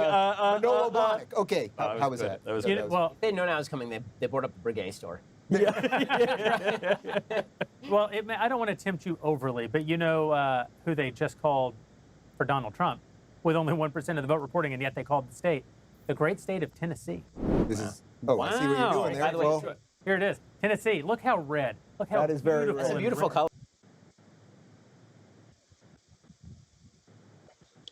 color. God, so there's a lot going on there. Here are all the scenarios of like unrest, okay? Because either side can go out into the streets angry. If Biden wins, Republicans might go out in the streets angry. If Trump wins, Democrats might go out in the streets angry. The circumstances under Biden winning are, status quo, what we would seem to, believe and predict and understand. The situations under Trump winning, might be status quo and believable. And we might be able to go back and go, okay, there's just some stuff the polling missed, if that happens. But it's more likely, just again, based on the expectations that have been set by, I don't want to say either side, because that makes the regular news seem partisan, which is not what we're aiming to do here. But the rest of the media, because it's been set up in this conservative media versus everyone else media dichotomy, the rest of the media has been reporting that it's looking like Biden is going to win.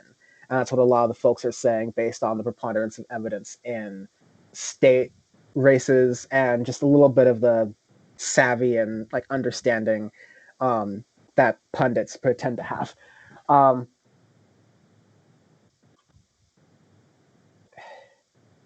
This party, Let's check you this out understand again. me? He's watching. And to me, Bob Perrini. completely out of my hands. Now, I don't think that's going to happen, but I'm just giving you my personal lack of care in what the fuck happens to the Democratic Party going forward. There's nothing progressives can do more than they've done. I mean, Ilhan Omar literally went out and did get out the vote and door knocking outside of what the fuck Joe Biden's campaign was willing to do. They didn't go out and knock on doors. Now you're going to say it's because of COVID. Well, turns out, hey, you know who was knocking on doors? The Trump campaign. COVID or not, they were. This doesn't mean that, like, Donald Trump is going to win, by the way. But I'm just still frustrated.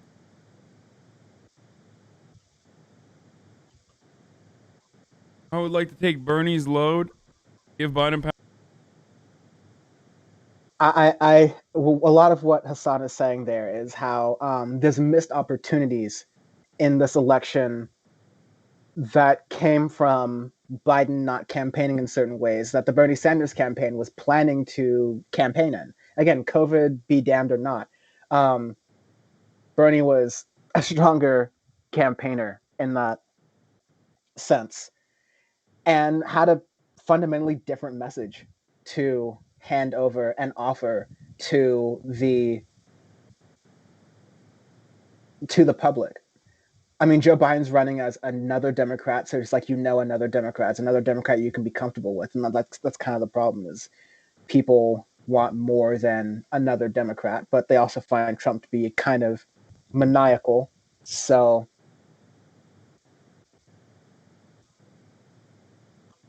yeah, it's a mess and a half.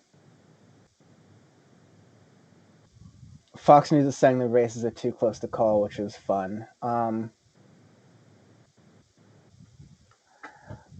gonna do my chats quite a lot. Well, let's see how saucy I can get here.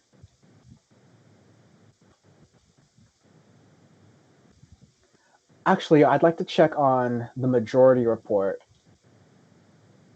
That are. And see how we're another state where polls there. didn't have. Because let's do Florida. Yeah, We'll wrap this you up. were really banking on. I was hoping that. Yeah. I wouldn't want to cut the Sam Cedar, the the anniversary show short, but I'd be willing to do that. I mean, it's not. There's nothing.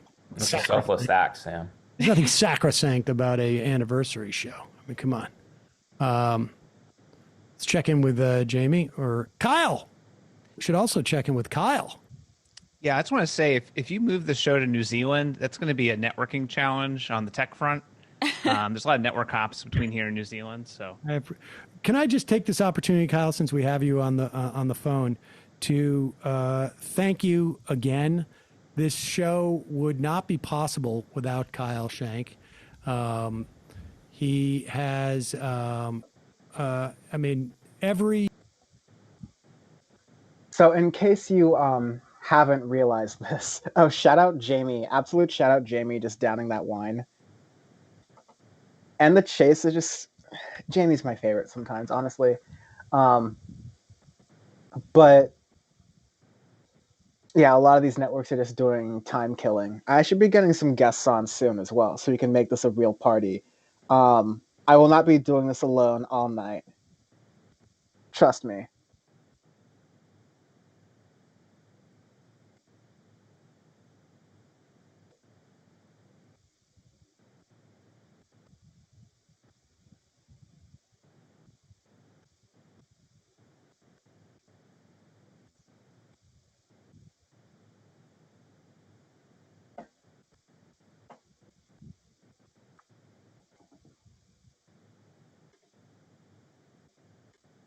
Who's just vibing? Anyone just vibing out there tonight? We vibing, chat? How are we vibing?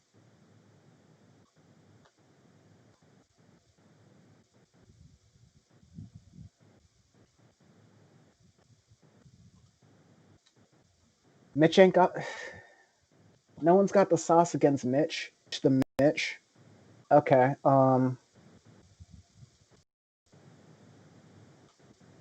let's see what I can do here.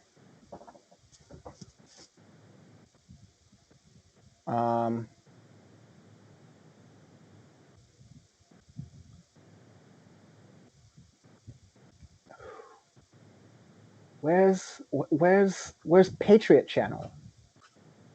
Where are my Patriots? Oh no, let's check MSNBC. Check MSDNC. And I think you're seeing the beginnings of that tonight. All right, we are watching those Texas results as they come in. Gentlemen, thank you. We will be coming back to you. I'll tell you that we've been getting new numbers in from Texas as we have been talking. We're going to take a very quick break, come back with those new Texas numbers. We're also going to be going live to Harris County. Again, we are still watching the final votes come in the all-important state of Florida as well. We've got eyes on Georgia, on North Carolina, on Virginia, on Ohio, on a number of other states. We're in the middle of it. We'll be right back.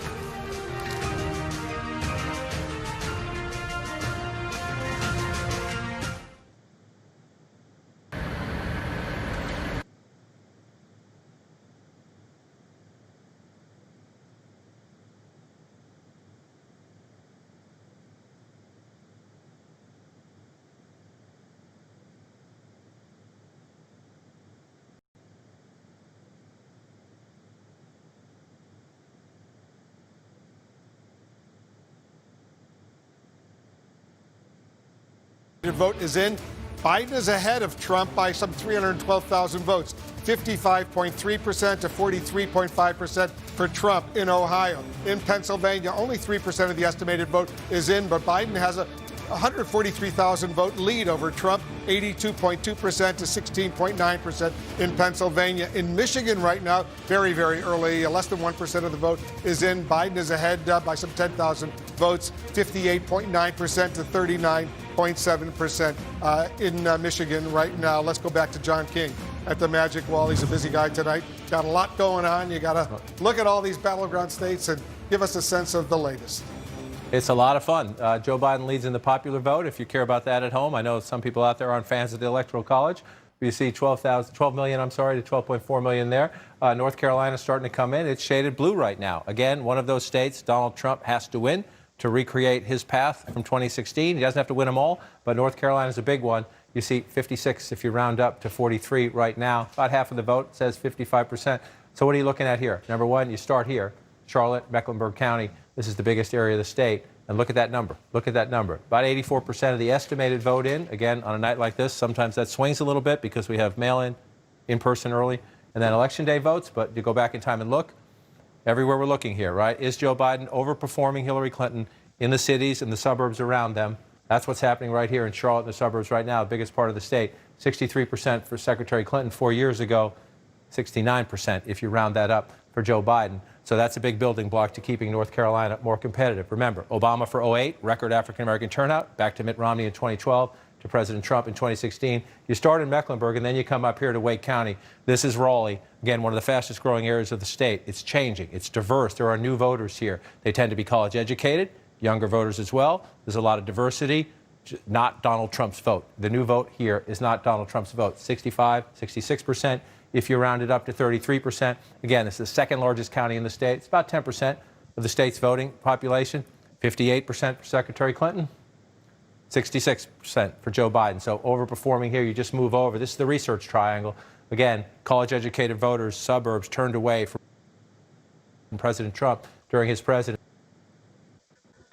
So yeah, folks, that is some CNN coverage right there.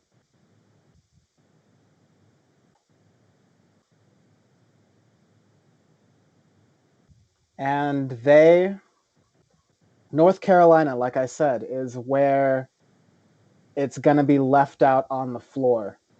That's where we're going to be watching. That's where a lot of the fun is going to be had. Not say fun's going to be had, but that's where we're going to get a bigger, I think that's going to be, we're going to get a better sense of the election day stuff as it's happening. So I made some adjustments to the screen, so we should be able to see things better now. But let's do some Dan from the Internet big board. It's time for some big board.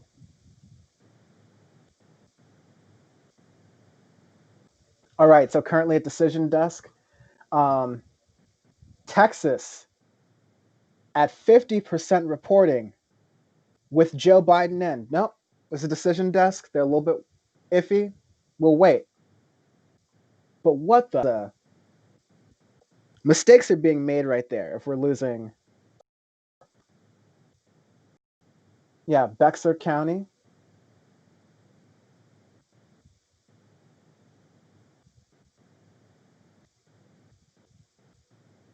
Harris County.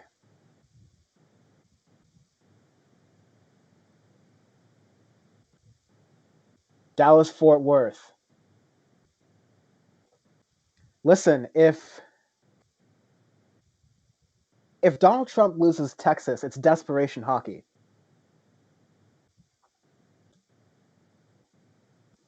I don't want to get excited, but I do want to watch Ben Shapiro right now because I want to see that reaction. Reporting, is this the breakdown of what is happening? This is the current breakdown right now. So 89% is the most recent data. President Trump is at 50.4%, Biden down at 48.7%. And where the remaining votes are coming in from, traditional conservative strongholds, it doesn't look like there's any way for Vice President Biden to make up the gap in Florida. So we have the first state where it looks like all throughout the election, the polling showed Biden up anywhere from 2, 5. Some polls even had him up 10. We did see the polls start to get a little bit closer this week. President Trump and Biden alternating being in the lead in Florida. But it looks like Florida is going to be going to President Trump. Okay, and that is 29 very big and important, or it's the... So they're saying that the media got the polls wrong, but they're saying that the media was reporting that the polls were tightening up. So is the media still wrong here? No, I don't get it. Sub Havoc Project, this is a Spaten.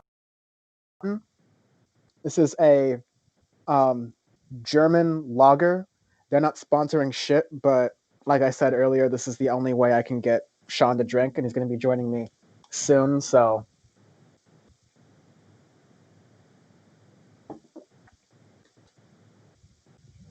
That was kind of the deal. Okay, so we have a selection of polls closing in another 30 minutes to an hour. So we'll see how that's going. Oh.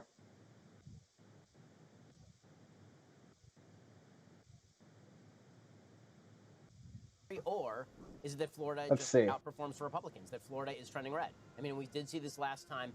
We saw that Ron DeSantis defeated Andrew Gillum, a very bad year for Republicans in 2018. And we saw that Florida remained rather red. It may be that Florida is in fact trending red because Hispanic voters are trending toward President Trump, particularly in Florida, where they are Cuban expatriates, Venezuelan expatriates, Brazilian expatriates, because lumping in everybody from various different countries as Latino and pretending that everybody is from the same country. As Latinx. Or Latinx is ridiculous. By the way, the polling miss here would be pretty egregious. The 538 polling average did have Florida at 2.5 for Biden. They're now predicting that it could be plus 3.4 for Trump. So that's a significant 5-point error in favor of President Trump. Outside the margin of error. Outside the margin of error. We'll see if that carries over.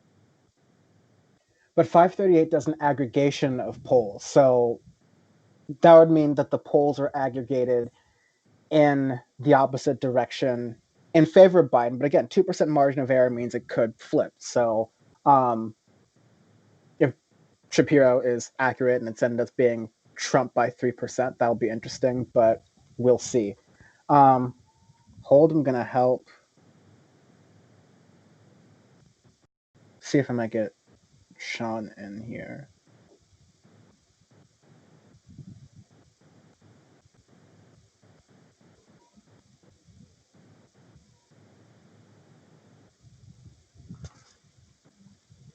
If you hear Nico, my whiny cat, being whiny and annoying, I'm sorry. He's being whiny and annoying.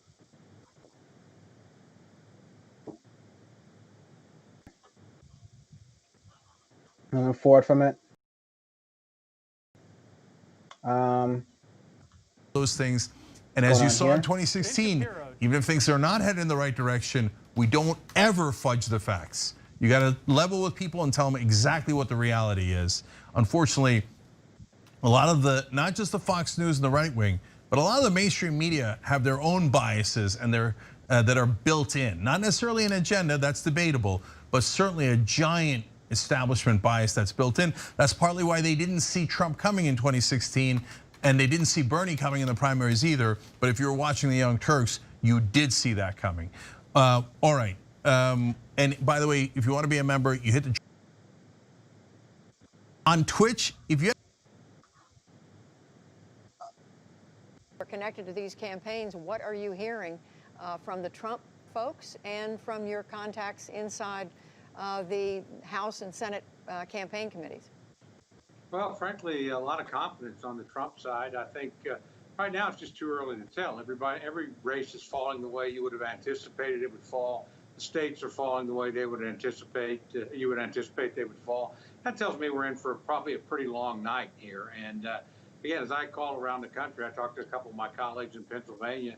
They were very confident that the president would do extremely well and carry the state. So just too soon to tell, but it looks like both sides' base has held up.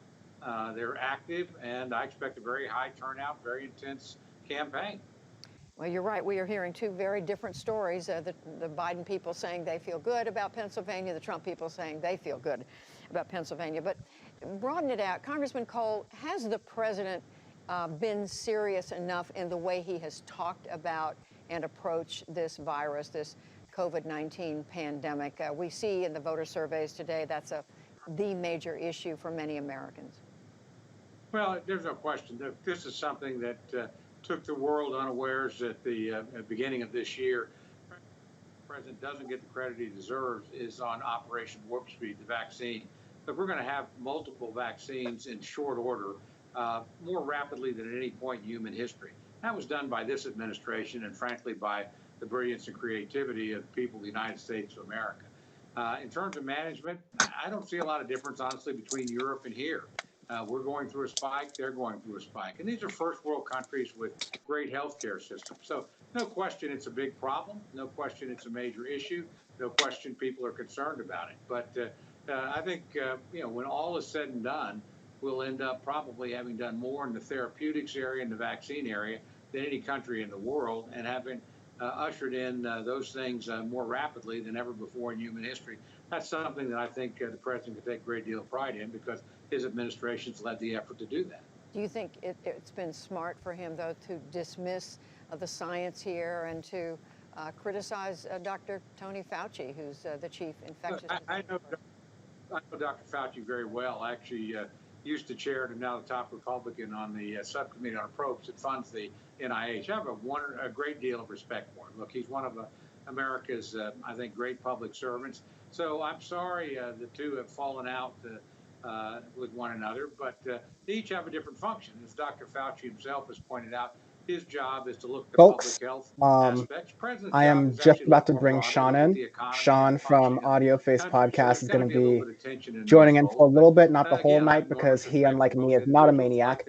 But he is going to be joining to do some of this coverage. And assuming I did everything right and proper, He might fire Dr. Fauci. It sounds like you would urge him not to do that. I would urge we him should not be to do that. Look, I going think this is one of the really live. fine public servants that we have. He's been there under multiple presidents of both parties. President Bush. Okay, that's been shut off now. Let's get Sean on here. Sean, you're visible. You're alive. You're alive. Say something. Say something. Good day. Good day. How do you know? Just Yeah, do that you're real good. Yes, hell yes. Damn it, boy. Well, this ain't half bad. All right. You're very choosy with your alcohol, I know. So I'm extremely choosy, but I wanted will to make always sure go we had for a München lager. I will always go for it. I know you well. That's why I know you well. So I've been sort of talking to the audience here, sort of like figuring out what the polls are looking like, at least for this occasion. But just, I don't expect you to be, I mean, if you do have a lot of like crazy Steve Kornacki stats information, go ahead, bring it out, Sean. I'm not expecting you to, but just based off I've been watching some streams. I heard that Florida is going for Trump, it looks like, even though they still have some mail-in voting to count and everything, and it's only like up a point or 2 points or something like that. So it's not like a tremendous thing. And it's hilarious to hear all the right-wingers, all the people on Twitter saying, oh my God, it's all the minority vote. I'm like, dog, it's Cubans. Cubans hate anything left, remotely left. They have their entire existence of life. Don't have anything against Cubans, but that's just how it is, because a lot of Cubans escaped Cuba from Castro and went over to Florida. If you know anything about that, they and you know how Trump goes, oh, he's a socialist and all this, which he's not. then they're obviously going to go vote for Trump. So I'm not surprised by that. I didn't think Florida was going to go Biden. I honestly didn't even think it was going to be close, which I'm surprised it is. I heard Texas early voting is going towards Biden, which I'm not super surprised because I know Houston, Austin, I don't think they've called like Austin's district yet. I know they called Houston's district yet. A lot of those people are more left-leaning. A lot more younger people have moved there over the past couple of years, especially this year. A lot of young families have moved out there. I have a bunch of family in Austin myself.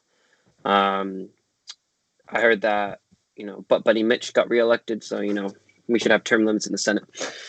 No, I mean, good job to the Pod Save America folks for directing all of Democrats' funding and spending attention to this completely unwinnable race with a weak candidate.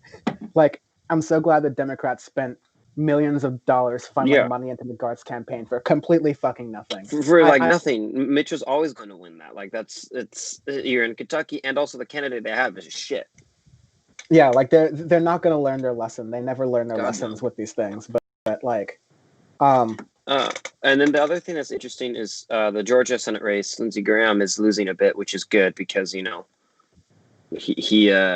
biggest hypocrite in politics, one of the biggest hypocrites in U.S. politics there. So it's still early. We're gonna get more at the top of the hour, and in about an hour and a half at 7:00 PT here, you're gonna get a lot. Majority Report, folks. Yeah, I've got everything here. We can look at whatever stream we want to. So far, I haven't been gotten kicked off for streaming anything, so we'll keep that going as long as it's not live music. And I mean, like, we're literally commenting on all of it right now, so this is why I think it's really cool.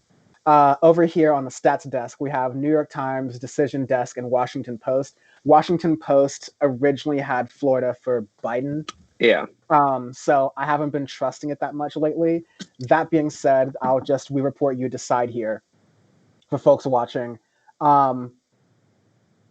we have Texas in the lean Biden camp. We have North Carolina in the lean Biden camp. And, Texas would be like the blockbuster story. It's like the sexy, wow, Texas, it's red, now it's blue, what? Like, that'd be the thing.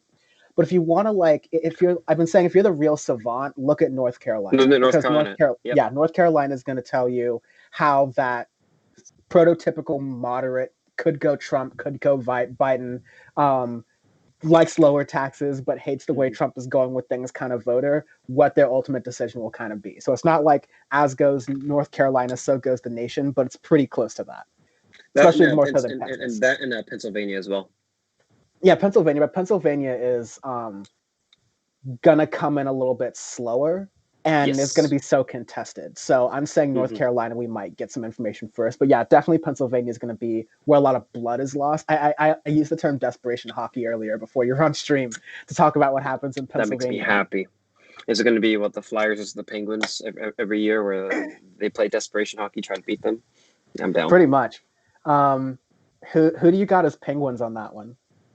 Who do I got as Penguins?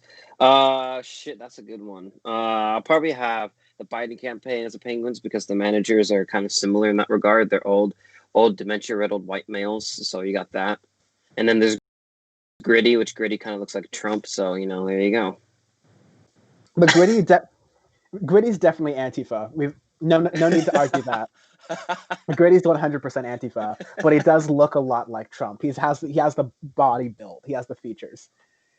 Havoc Project says, I'm very disappointed with the lack of explosive boomerangs on stream. Do you think this will change soon? I don't know. We're inviting Bam on, so maybe he'll bring on. I'm down. Maybe he'll bring the incendiaries in the chat. I don't know. Decision Desk, which again, these are just other places where we can get data from. So they have Illinois, Massachusetts, Virginia, and a lot of smaller states in that little corner as like for sure Biden, not surprising. Which you can see going, which is super not surprising. Kansas, it would be an interesting story because I think longer term Kansas is moving blue. We might see it, if not 2024, maybe 2028, because really fast, just Kansas got to be the playground for Republican, really specifically libertarian policies, and they did such a thorough job messing that up that even the Republicans and libertarians in the state are starting to turn blue. So that's just like the writings on the wall. The big thing is aren't aren't they the one? Isn't Kansas the state that takes the most amount of federal funds because they're so in debt that they need all the federal funds to just support their entire state, or something along the lines of that? That pretty sure it's part of the, Kansas. no disrespect here, but like that part of the country generally, like your Kansas, Oklahoma, Louisiana, Missouri, Mississippi, Arkansas, that's Alabama. It's like the poor belt of the country, in the sense that you have like levels of poverty that I think most Americans believe only exist in third world countries. It's like, no, it's really bad there. And if we're talking more specifically about that federal funds are allocated, these states that have a deficit as far as like they take more from the federal government than they bring in tend to be all those states in that circle. So I'm not sure if it's Kansas is the biggest, but I know it's one of those. And while we're talking about one of those, I think Mississippi just popped in 0.1% reporting, so we're not going to read too much into that. It's not going to be blue. I would be very shocked if it were blue. There's no way it's going to be blue. I would be shocked too. Yeah. How's Georgia looking? Georgia, 20% in. It's still early. Yeah. Still For the Senate race, yeah, it's still very early, and we still have, let's see how the major, so like the areas where you expect Democratic votes to come in from, like Fulton County, where Atlanta is, you still don't have a lot of votes in yet. Yeah. Chatham County, where Savannah is, about optimistically 10% precinct reporting. Loans. So it's still very, very patchy. I think once we start to get to California's, we'll start to get to when California's polls close, which are like 2 hours from now, 2 hours and change. All of these East Coast races will be a lot more clear. That's the benefit of being on the West Coast, is by the time we start counting votes, the East Coast is pretty clear how that's going. There'll just be the Midwest states that are toss-ups that we'll be paying close attention to. Like you said, Pennsylvania, Michigan, Wisconsin, those. Yeah, it'll be very interesting to see the races. And then big thing is Senate races as well. Yeah, because if the Democrats take the presidency and the Senate, that's huge for, especially for COVID relief come when it starts, if Biden takes over at the beginning of next year, if Trump doesn't just shoot everybody and get away with it. So I mean, that is the tip of Sean, some you iceberg fucked up. somewhere. Absolutely. I mean, you've gone deep on the Epstein shit. Yeah. So. Okay, so they're talking about Epstein. It's not really going in any sort of. They're in jail right now for pot. I mean, it's an 8-hour podcast, so it's just gonna go on random shit. Yeah. Of course, like as I've said, and for folks who are just joining the stream as well, I'm just streaming all the streams. I have coverage from everywhere. I'm gonna watch whoever's coming in. I'm watching Daily Wire because I think it's gonna be really funny to watch if they lose, to see their reactions, because they're very sudden. They're very certain about a Trump victory here. Which I don't understand how anybody can be super certain of either candidate, because it's so close in certain regards. Because a lot of the stuff is within the margin of error. In other ways, is you just don't know. Yeah, I mean the polling is stronger for Biden this time than it was for Hillary, and the results are stronger for Biden than it was for Hillary. But anyone who's had that chickens for you hatch. This is the most recent political experience we've had, and for us being especially young, we haven't had that many political experiences. So we are gonna be cool with this. We're just gonna chill. Yeah. Let's see. But Switzerland is the last democracy on the face of the planet, so. RC says, let it be known that pretty obvious fascism didn't lose by a landslide in the great USA. Oh, yeah. I mean, that's true. We have to have this conversation of, maybe the fascist wins. And like, I don't know if I've said this enough, but the second term of a presidency is when a president, you didn't get to see that very much during Obama, but a lot of the things Obama did that were bad laid the groundwork for the things that Trump did in his first term. So a president in his second term is dangerous as fuck, and you don't want that. I.e. Bush. Second term was first term was atrocious. Second term was even worse, which I don't know how you possibly do, but I mean, like, the first term of Bush ripped off the Band-Aid, Yes. 9/11 war on terror, all that stuff. But Giving everybody $1,200 randomly, be like, hey, here you go, here's your check, thank you for electing me. Oops, I'm going to slowly take the economy in about six more years. By 2005, 2006, opinions on the war had soured. Opinions on Bush generally had soured. Yes. But he put a lot of things in place that ended up being some of the worst, I guess, like, extravagancies of the Bush administration that ended up playing into some of the worst things that the Obama administration ended up doing. When you talk about foreign policy, when you talk about the drone wars and all that stuff. Let's see what this smug shit is saying. Yes. I told you that we've made a new partnership with our friends over at Prager University, and indeed, we've always had a partnership with our friends at Prager University, from helping with the animation of some of the videos from the earliest days of the company, nearly the earliest days of the company, to also Michael. PragerU and Daily Wire are funded by the same fracking billionaires, but let's move on. That we'll be working more closely going forward, and here to help us celebrate that new partnership and to analyze the events of the evening, we have our dear friend Dennis Prager. Not Dennis, please. I am your dear friend. You are our dear friend. I love you guys, and I'm going to say, I did not expect to say this, but it is what it is. If the Republicans win, it's larger than Trump, but if the Republicans and the president win, you and what we do and Turning Point and others, we have made a difference. Yeah. And I am thrilled that we have, because this country is too important to the world. Lincoln was right. It is the last best hope on earth. And allow me to say one other thing. No, I'm not. Yeah. Hard pass. No. Meanwhile, on CNN, so let's panic with the stats. If he flips two of those three and holds the Clinton states, he's the next president of the United States, and he's competitive. Joe Biden is in a whole lot of other places, including Arizona, maybe in Texas. We're going to watch. So I just come back over here, and again, this map looks. If you're a Democrat, you're celebrating this map because you're leading in Texas, you're leading in Kansas, you're leading in Missouri, you're leading in Ohio. Those words have not been spoken in a very long time on a presidential election night. And just be patient at home, though. They're unlikely to. It's unlikely to stand. Just pull out. Yeah, this is the thing where the news outlets are killing time, but in between actual results. They're just waiting. We've got 14 minutes until the top of the hour, and we'll get a bunch more votes. Exactly. They're just killing time right now, as we are. But we're just letting you know they're killing time. We're not blowing smoke up your ass. So they just had a chart up there with Joe Biden winning Ohio. I don't. Way too early. Even in my socialist fever dreams, I don't know if Bernie Sanders pulls Ohio. I think he can pull a lot of other Rust Belt states, but I don't know if he would pull Pennsylvania. He would pull a bunch of others. I think he could even pull North Carolina, but Ohio is kind of hard. Ohio. I mean, I'm talking about my hypothetical Bernie Sanders here. No. I say that. Yeah. Yeah, I think Ohio could be at play, but it's still pretty red. And anything else there is just good. So yeah, they're just doing a lot of.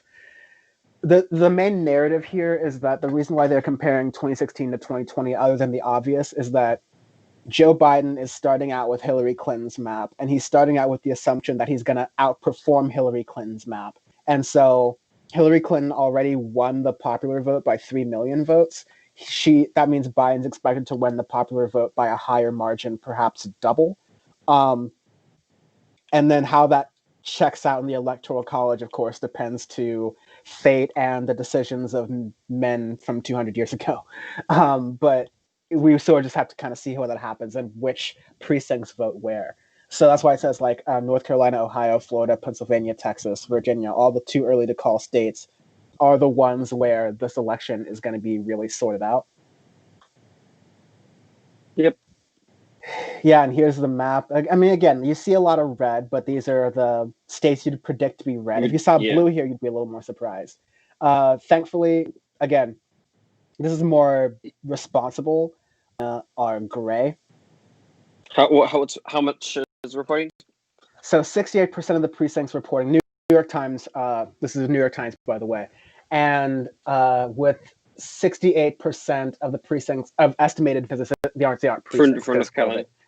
Yeah, North Carolina. Biden's at 52.4%, and Donald Trump is at 46.5%. Interesting. Okay. Notable areas. Yes. Like we have Mecklenburg County with Charlotte. Biden's doing well. Fayetteville, Raleigh. So in those areas, but then you have Onslow County. You have some of the deeper red areas that are hugging the Appalachia. Those are typically going to go for Trump. But you really want to look at like the suburbs that are just outside. Like I'm interested for Cabarrus. I'm interested for some of these other counties in between that could go either way. We just got even some more results that are some light red out in the rural areas. But it's a population game from most of these states as far as how they award delegates. And then it's a delegate game after that. So on the big board, 85 delegates have been predicted for Biden, at least by the New York Times.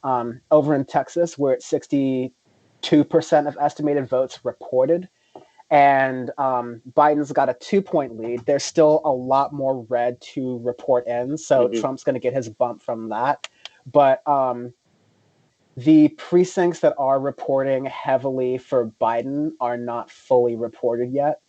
And there are some hovering ones. Like, for example, you have Corpus Christi, Nueces County, which is where Corpus Christi is, has Donald Trump up by 2 points. Okay. So it's very close. Brazoria, which is just south of Harris, where Houston is, Trump's up by quite a lot, actually. I think he's going to take that. That's 18 points. Oh, yeah, what's the county that Austin's in? Let me zoom out. Travis. And is that already counted?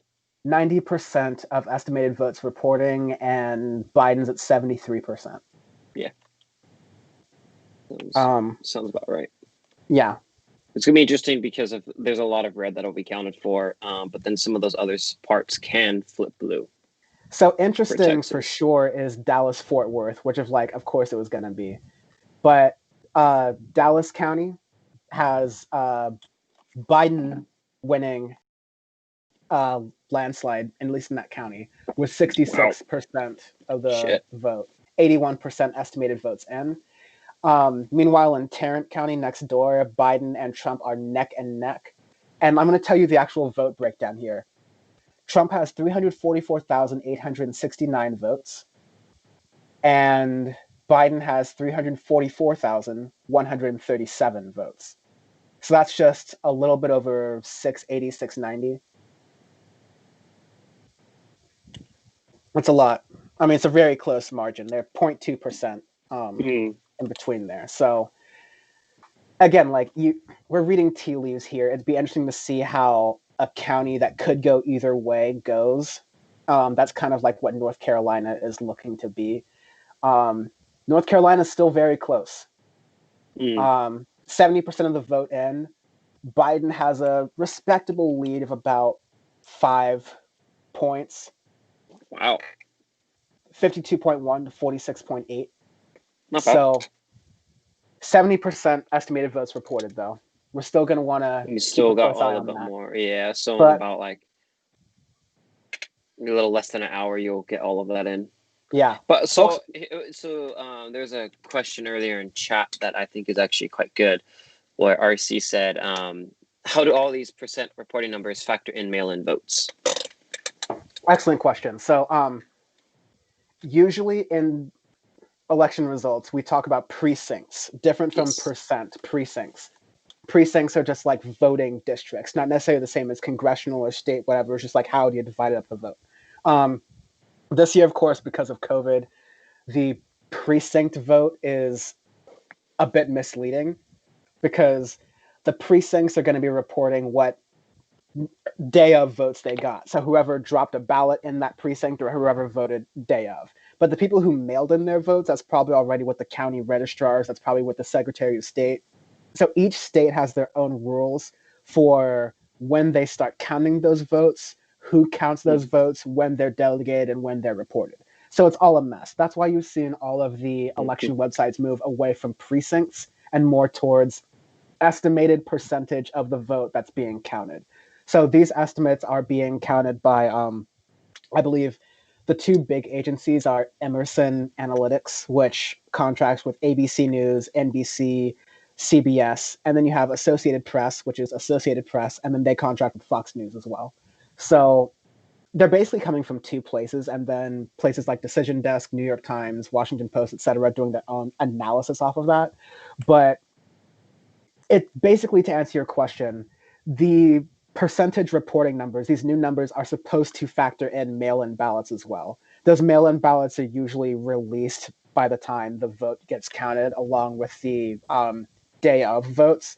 So for most places, they'll be like accounted for in, and places where, and later in the night, we'll see like, oh, it seems like this district or this state is stuck at 63% reporting or whatever. That might be because of mail-in votes that still need to be counted. And that's where you get the legal challenges of how many days after the election day can those ballots be counted. Each state has different rules. Which you know, Kavanaugh's like going on a rampage about, saying it should be today.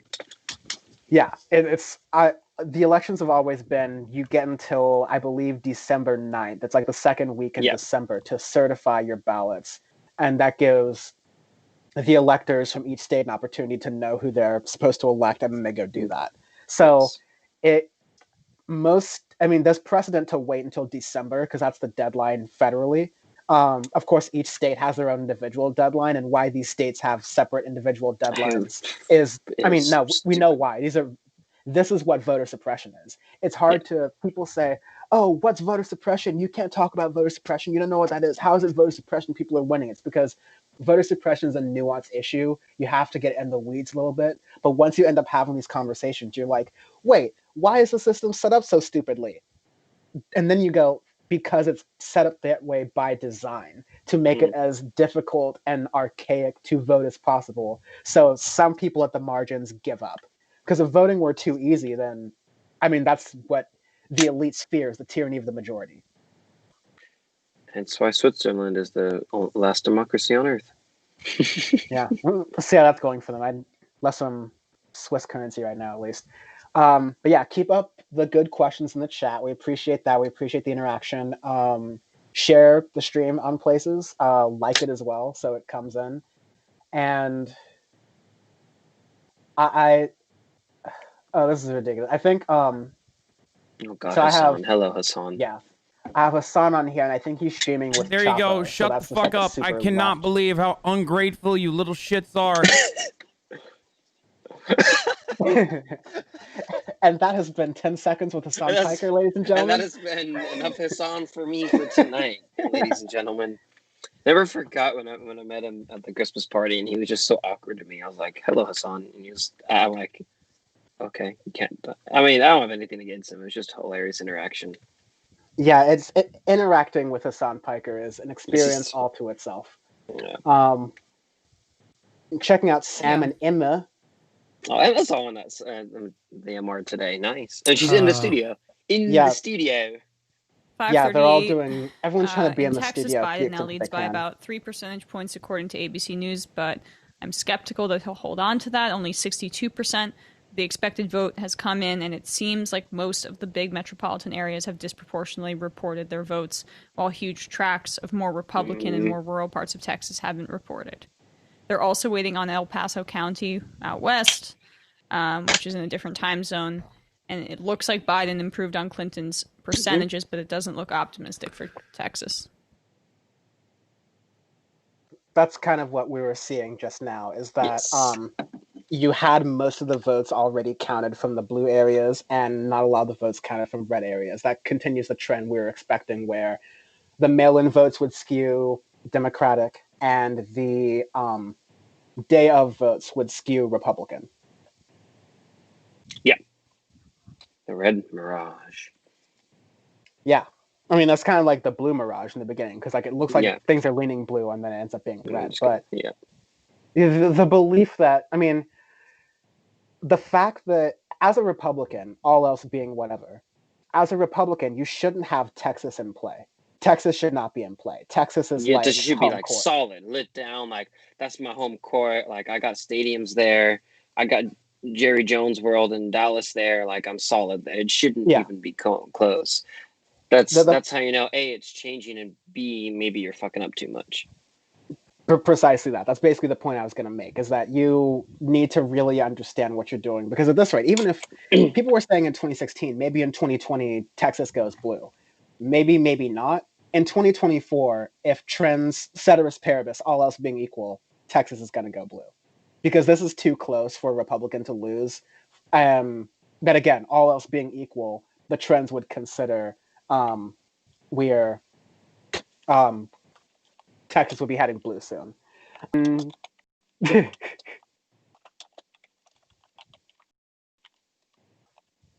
In chat, Emma slightly sounds like she's on the verge of tears.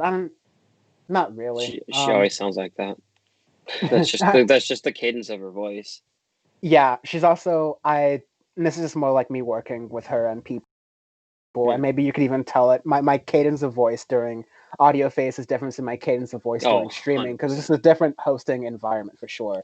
But like, yeah, she, as you can see on the screen, it's easy to tell in some cases and different to tell in other cases, but like, we're all looking at a bunch of different tabs and a bunch of different results, trying to get information so we can talk to y'all about it and then like regurgitate it.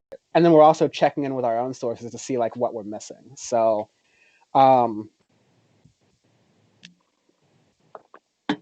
yeah.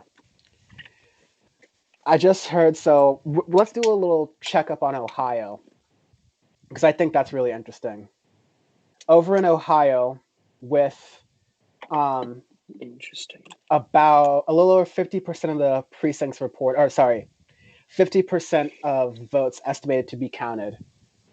Biden is up by around 9 points. Interesting. You have, so Ohio's different from Texas. Texas, you had a lot of the rural red areas that just haven't reported their results yet, or they're getting a little bit slow to report their results. And again, Texas has that 2 different time zone thing you're working with. But in Ohio, you're getting a good amount of results from everywhere at once, just the way Ohio is reporting votes. And so we're getting an even spread in distribution. So what's happening right now, of course, the numbers will even out a little bit, but it's more likely to stay strong because a lot of these red districts are done reporting. Noble County over here, 95% of the precincts are in. Precincts. Sorry for doing that. 95% of the votes estimated are in. Trump's won that by 80%. Good, done.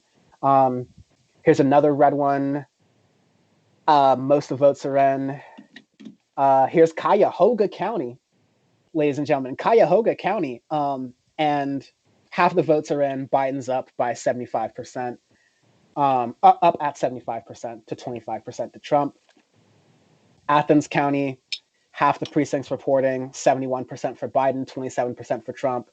Franklin County with Columbus, Joe Biden at 75, Trump at 73. So in these blue counties that are heavily populated, predictably, Trump's getting mollywopped, and in the red counties, he is not making up the votes he needs in order to get this settled. But like, we'll see. Ohio might be one of those. I mean, I might just eat my words there. I thought for sure Ohio was going to go red.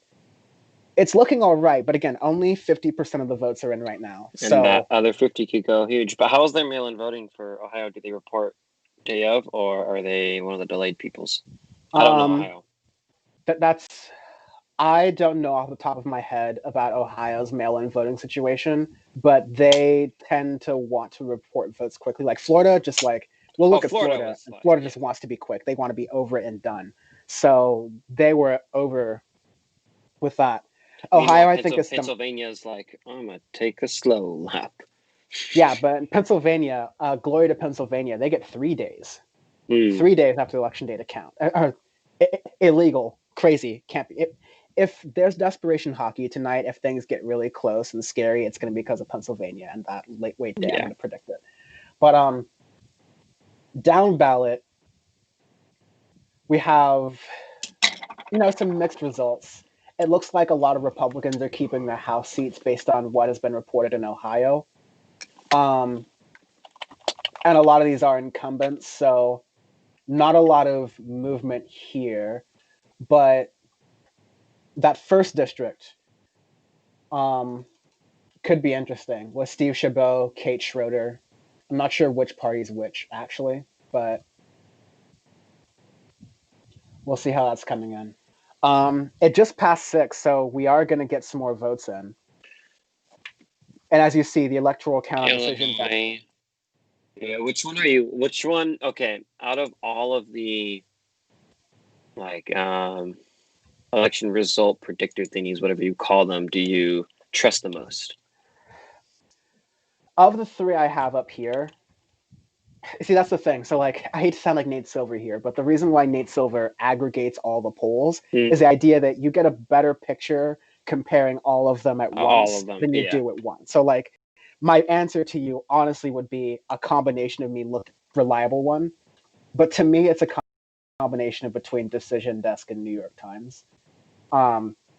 Decision Desk is faster. New York Times has like a human element where they're like reading things and they're extra careful, but you know, you have a little bit of both. Like right now, Decision Desk still has Texas's lean Biden, which I guess is what you have to do because that's what the numbers say. But I don't think that's going to be the case. Meanwhile, yeah, I don't think that's going to be the case. Meanwhile, New York Times has it as gray with 65% reporting. Yeah. They have Illinois. I don't know. They have a solid blue with only 11%.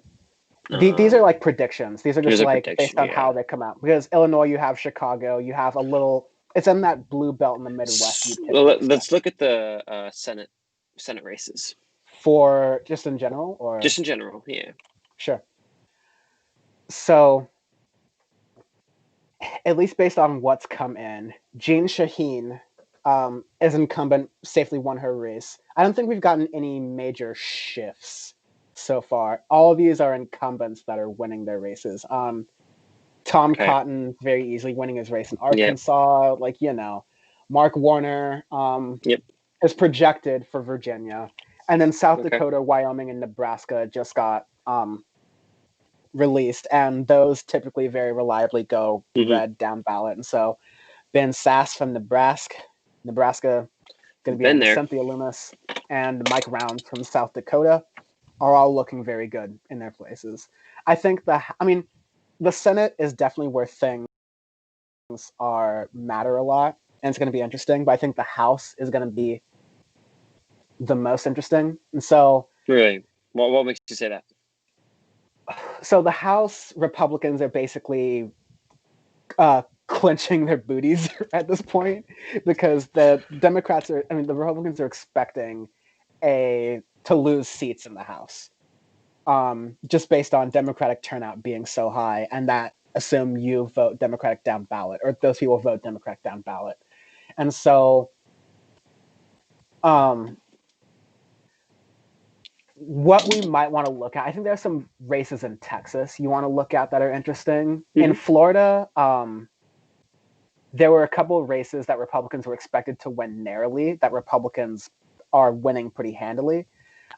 Take, for example, you have Florida's 15th with Scott Franklin versus Alan Cohn. It looks like Alan Cohn's won that with like a 10% margin or 11% margin. And he was in the narrow column, but the Republicans so far are outperforming what was supposed to be narrowly at least wins by the New York Times. So they're expected to win these things, but just by small margins. These appear to be big margins with a large number of votes reporting in. So if Republicans are doing, now again, this is Florida and Texas, this is where Republicans should be doing well down ballot. And I think you won't see too many major down ballot swings. But it'll be very interesting to see if Republicans continue to win races that they're expected to win narrowly by huge margins, because that could mean that like down ballot you have like a tightening of the Republican Party, that they're actually getting a little bit stronger in the House. I think you'll still get a Democratic majority in the House. I don't think anyone's denying that, but the more divided the branches of government are, the less gets done. Yeah, exactly. The more that one senator from Oklahoma, he definitely won again, and that was the one that brought a snowball in. I'm pretty sure to show that climate change wasn't. I can't think of his name. Inhofe. Oh, there you go. He's like, here, climate change isn't happening. Here's a snowball. It's like you're 7. I don't even know how to explain. You're 7/10 stupid. Like you're just on a whole other level of stupidity. And then in Colorado, can't stoop the loop. Can't stoop the loop. Baby. My state. We got Hickenlooper. Colorado's probably going to go blue. It generally does. Yeah, I mean, it could be. Republicans can very easily take Colorado if they wanted to, but Colorado's become East California. If you don't know Colorado much, basically right on the edge of the Rockies, you have the major cities. You have Boulder, Denver, Aspen inside the Rockies. So those are the big metropolitan areas, even the Springs. But then once you get out of that, it's literally just rural plains for the rest of the state. It's kind of crazy when you just drive out of it. You drive out of Denver, like you go an hour east, and it's just like buffalo and ranches. So it's always makes me. It's always crazy there. That's why they have pretty loose gun laws there, even though they're, usually thought of as being pretty liberal. They are like the best of both worlds. Now, Colorado seems to me what you get if you like take a lot of the people from California, like the vibes of California, but you put them in an environment like Alaska. Like they got to survive in the Wild West. So like guns are just like a thing you need necessarily. But weed's still legal. You got shit like that. But yeah, it's like drugs. Have fun with that. Yeah, I was low key expecting Rogan. But you want a Desert Eagle to go to Walmart with? Yeah, have at it too. I was low key expecting Rogan to move to Colorado, but that's a little too left for him. Probably a little too much snow. Yeah, and also like DMT. East Coast, the West Coast, any of the coasts is better to be on if you have an interview show, because then people could come and be a guest. Yeah. But if you're gonna pick neither of those, I guess the middle's not the worst. I'm always biased towards it, but Yeah, Hickenlooper has just been declared the projected winner. Again, only a third of the votes have been in, but that's a Senate pickup right there. It was an expected Senate pickup, but that is gonna so my history with John Hickenlooper was I had this thing I had a dumb bet with Cenk because I wanted to make listen, there are 22 Democratic candidates running, and I had to pretend to care about all 22 of them for my job. So there's no way to make this interesting except betting on one of the limping horses. So that's the only way I can make it interesting. So I bet that Hickenlooper would cross above at least 3% in the polls. Oh, yeah. We're just using like an aggregate of the polls in the Democratic primary. One Fox News poll had him at highest 2%. Get them $2, Robert. Let me get them $2, Cenk. Yeah, so I lost that bet, but I mean, at least he didn't lose the bet that Cenk had with Anna, where I guess he said that Trump was going to resign in 2018, and Anna's like, "Pay up, dog. You got to give me this paper. You got to just come on, pay up, baby." Yeah, so you absolutely cannot stoop the loop. Never stoop the loop, man. And listen, John Hickenlooper is the guy who drank. So we talked about the guy who brought a snowball on stage into the House floor. John Hickenlooper said, "Hold my fracking fluid," and drank a cup of water from that was taken from an area where they were fracking, saying, "Look, this is clean." Spits it out. Like, man, immediately. Shit water. Yeah, absolutely not, my guy. Oh man. So yeah, here we're getting a more filled out map here. This is what you tend to expect. North Carolina, let's check back in. Ooh, close. Yeah, Joe Biden at 50.8% and Donald Trump at 48.06%. Yeah. between 82 and 96% in. If North Carolina wins, then I'm going to say that this is going to be a close race, but ultimately it's going to go to Biden. And I don't know how close it's going to be and when it's going to go to Biden, but I think that's going to be the results. If Biden, like, Trump needs North Carolina. He got Florida. That was like the other thing. But if he doesn't get North Carolina, that's huge. Texas, he can get that and be fine, and Biden still be fine. But North Carolina is a huge thing. No freaking out, no panicking. Michigan and Wisconsin are red right now, but with only 20% of the vote counting in Michigan and 1% of the vote counting in Wisconsin. So those are going to shift. Don't worry. Again, like, I don't like these websites because they lean too heavily in like the rules of the data. We're like, okay, the data makes the decision to where it's leaning, then we'll pick it. But like, then you get these freak out maps. Whereas the New York Times at least says, hey, Wisconsin, yeah, exactly. New York, barely anything. We'll work on it. Michigan, gray, barely anything. We'll work on it. I think it's a little more responsible. Like, they still have Texas is gray. They have Florida is gray, even though it's going to go to Trump. North Carolina's gray. Ohio, Biden is still up. Yeah. I'm going to show by electoral. Oh, yeah. So by electoral votes as well. You can see 119 and 93. Yeah, based on the New York Times' estimate, which is, again, the New York Times' estimate. But this is when Biden winning some of the bigger blue states is going to help him make up the foundation of his support. So Colorado's going to come in, California's going to come in, Oregon, Washington, Nevada, maybe Arizona, and Arizona is going to be pretty interesting. But those will provide the foundation, and then Wisconsin, Michigan, Ohio, Pennsylvania will bring us home.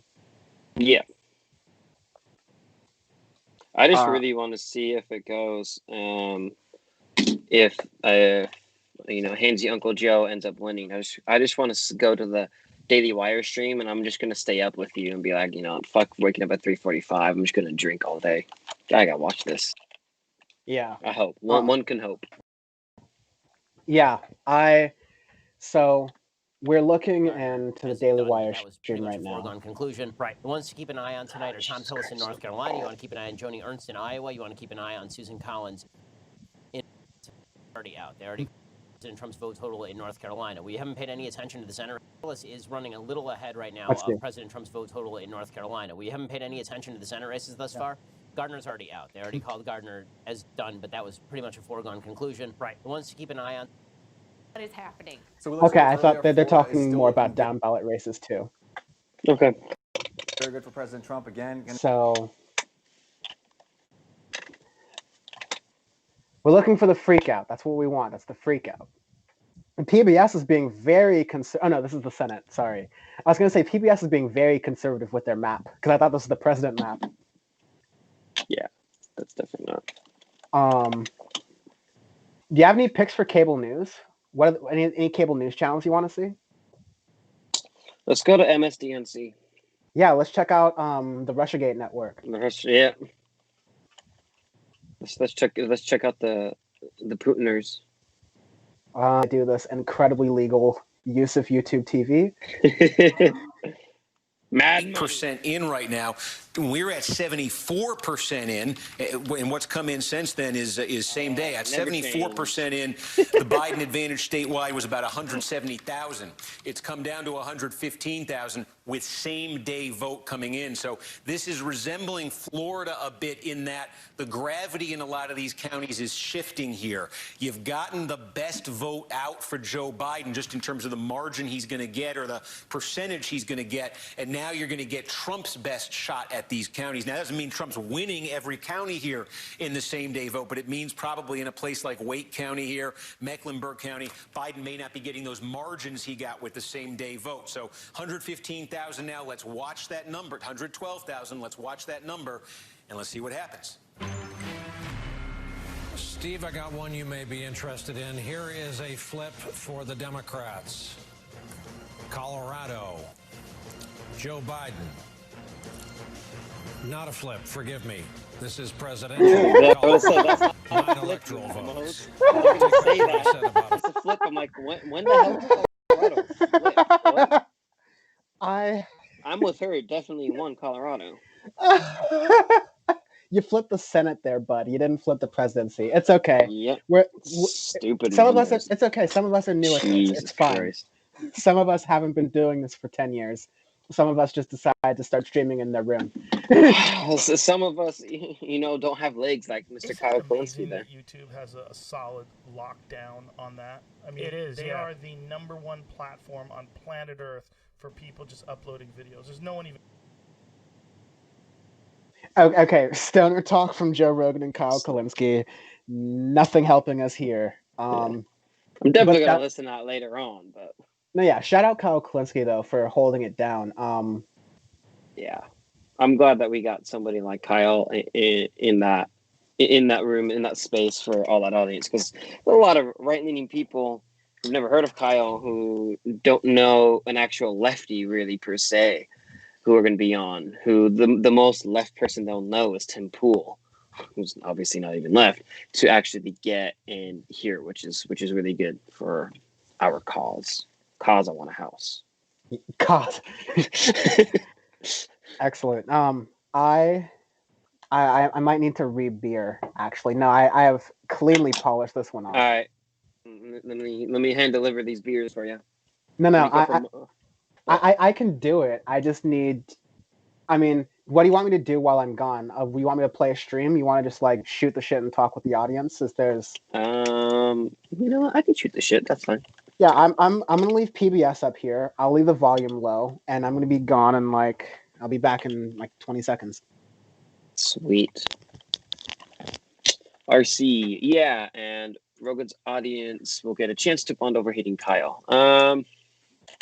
Some of them, yeah, for sure. The ones that are the too far gone, as I like to call them, the people that will never listen. But then there are genuine people, I think, there that really haven't heard left ideas or things, because all they hear is just the evil word of socialism or leftism, and they don't understand what it is. We'll be getting a chance to hear it. You're always going to have the people that are like QAnon or extremely far right that they're never going to listen no matter what, but there are a solid chunk of his audience that will be loyal to. So hopefully that's the idea. And someone like Kyle, even though I don't agree 100% with him, maybe about 89, 90%, I can agree with him. He's a good person to get in there because he can be very relatable in that regard, especially with the Brogan, as I have to call him, audience. Being a New York guy, like he can handle that. Also, was supposed to meet him, and Dan has the best video of him ever, of him calling me out for not going to show up. So we got to find that for you guys. RC, fair point. It is a huge audience. Yeah, exactly. Huge audience. So that's the idea. I mean, I'd like someone a little bit more left, but that's fine. I mean, beggars can't be choosers in that regard. Any predictions in chat? Does anyone? Well, call a finer popular vote percent right now. I mean, 65-35, Bernie would have won. I mean, no. That's a good question. I think Biden will win the popular vote. It tends to lean that way in general.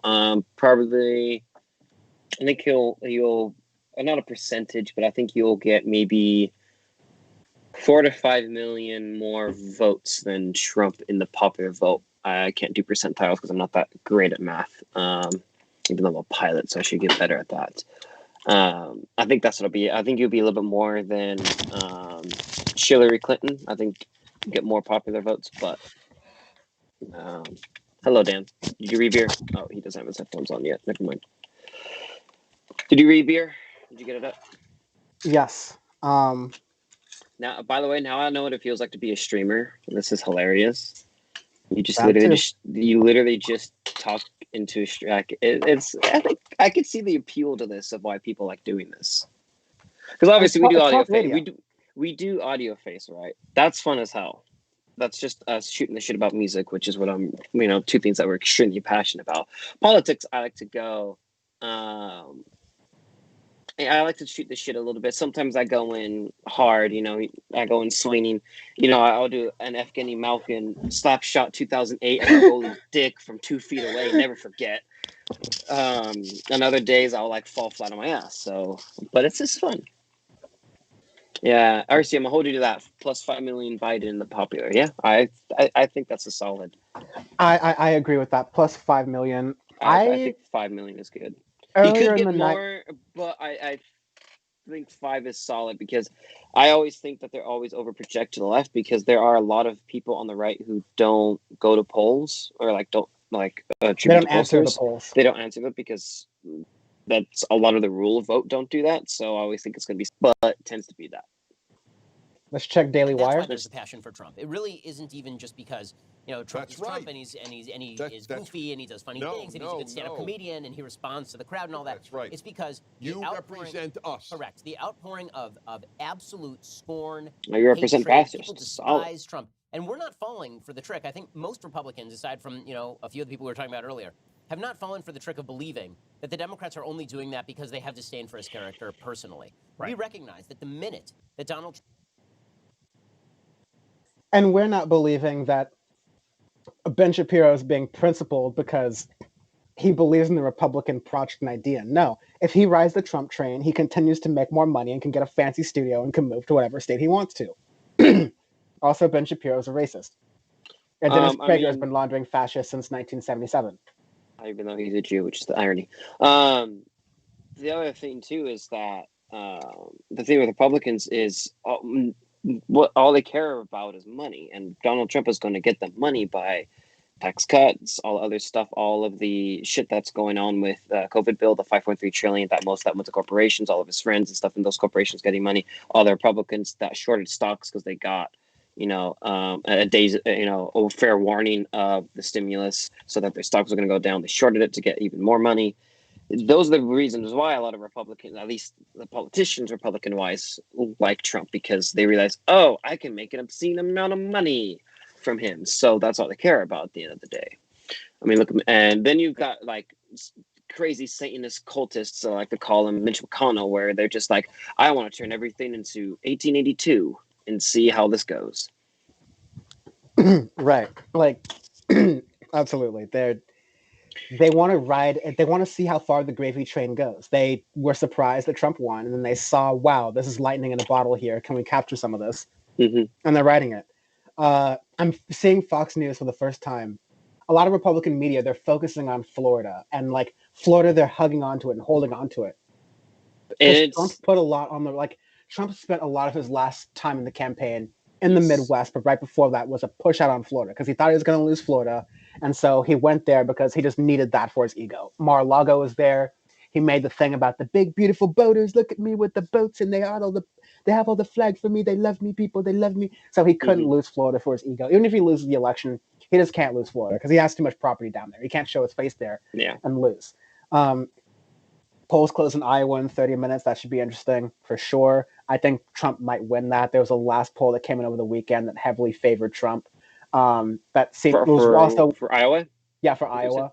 Yeah. I mean, people do judge on Iowa. I don't know what you're talking about. We actually had the Iowa caucus results for 2024 announced, and Pete Buttigieg has won.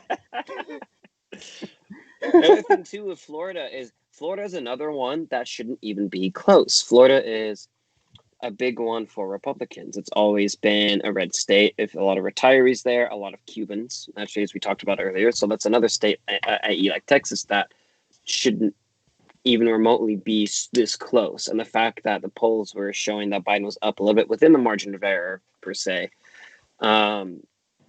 it's interesting to see that. So that's why they're hugging onto it so much, because that's going to be their Alamo. But what happened in the Alamo? The Mexicans won, so... Okay, we haven't seen the end of Pete. RC says, yeah, fucking fortunately. Okay, so let's look at these needles. North Carolina, according to the New York Times prediction needles, is looking for Trump with an estimated percent voting in. That's not great. North Carolina was one of those states that Biden looked like he could flip, maybe.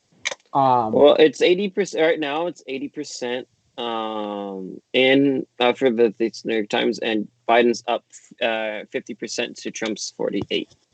Yeah, so these are probabilities. The needles were not popular last time, and they got things wrong last time. So again, this is all Mark II of all of these networks, different methodologies and things. So we'll take them with a grain of salt. That's why we're just looking at all this data as it's coming in. Texas looks tied at about 75, 72% for, it looks like, for a couple of them that I'm scrolling through. But it's like Steve Kornacki said on MSNBC. It's going to go red. Yeah. The precincts that are going to be reporting the latest are the ones who did day of voting, and they're going to start pushing red. Yes. Yeah, like we see Wisconsin with about 15% of the vote in is headed for Biden. Michigan, still Trump with no change in votes estimated to be reported. And yeah, Donald Trump is, to some extent, outperforming polling expectations. Which I expected. But not enough. Yeah, but not enough. I thought it was going to be way closer than all the polls were saying. Well, I still think it'll be a Biden, but not by much, not by nearly as much as what everybody is saying. Yeah, which is also depressing, right? Like, of course, not really, because I mean, it is depressing in regards, but it's not surprising, I should say. Yeah, I will. Because you still have candidates that don't really speak to people. Because again, if you run a populist left candidate, look at the chart of FDR's election. He won nearly every state except like 4 or 5 states, which is a landslide. And that's why he was elected so many times. Granted, it's a different era, but still. Let me amend my statement, because here's the tragedy. The real tragedy is that the media pundit class has so convinced themselves that left populism or even right populism doesn't work. Them convincing themselves that right populism is only one thing, or that populism is purely just like a fascist ideology, is getting them to make these calls like this. No, it's an ideology you can take in either direction. Yeah, because you have a extreme left-wing populism stuff that's been rolling around in Europe for decades. I mean, that's why there's so many left countries there, because they were running on left-wing populism, and that's why they got the changes in their culture and stuff again. But I mean, even look at Bolivia. Christ alive, man!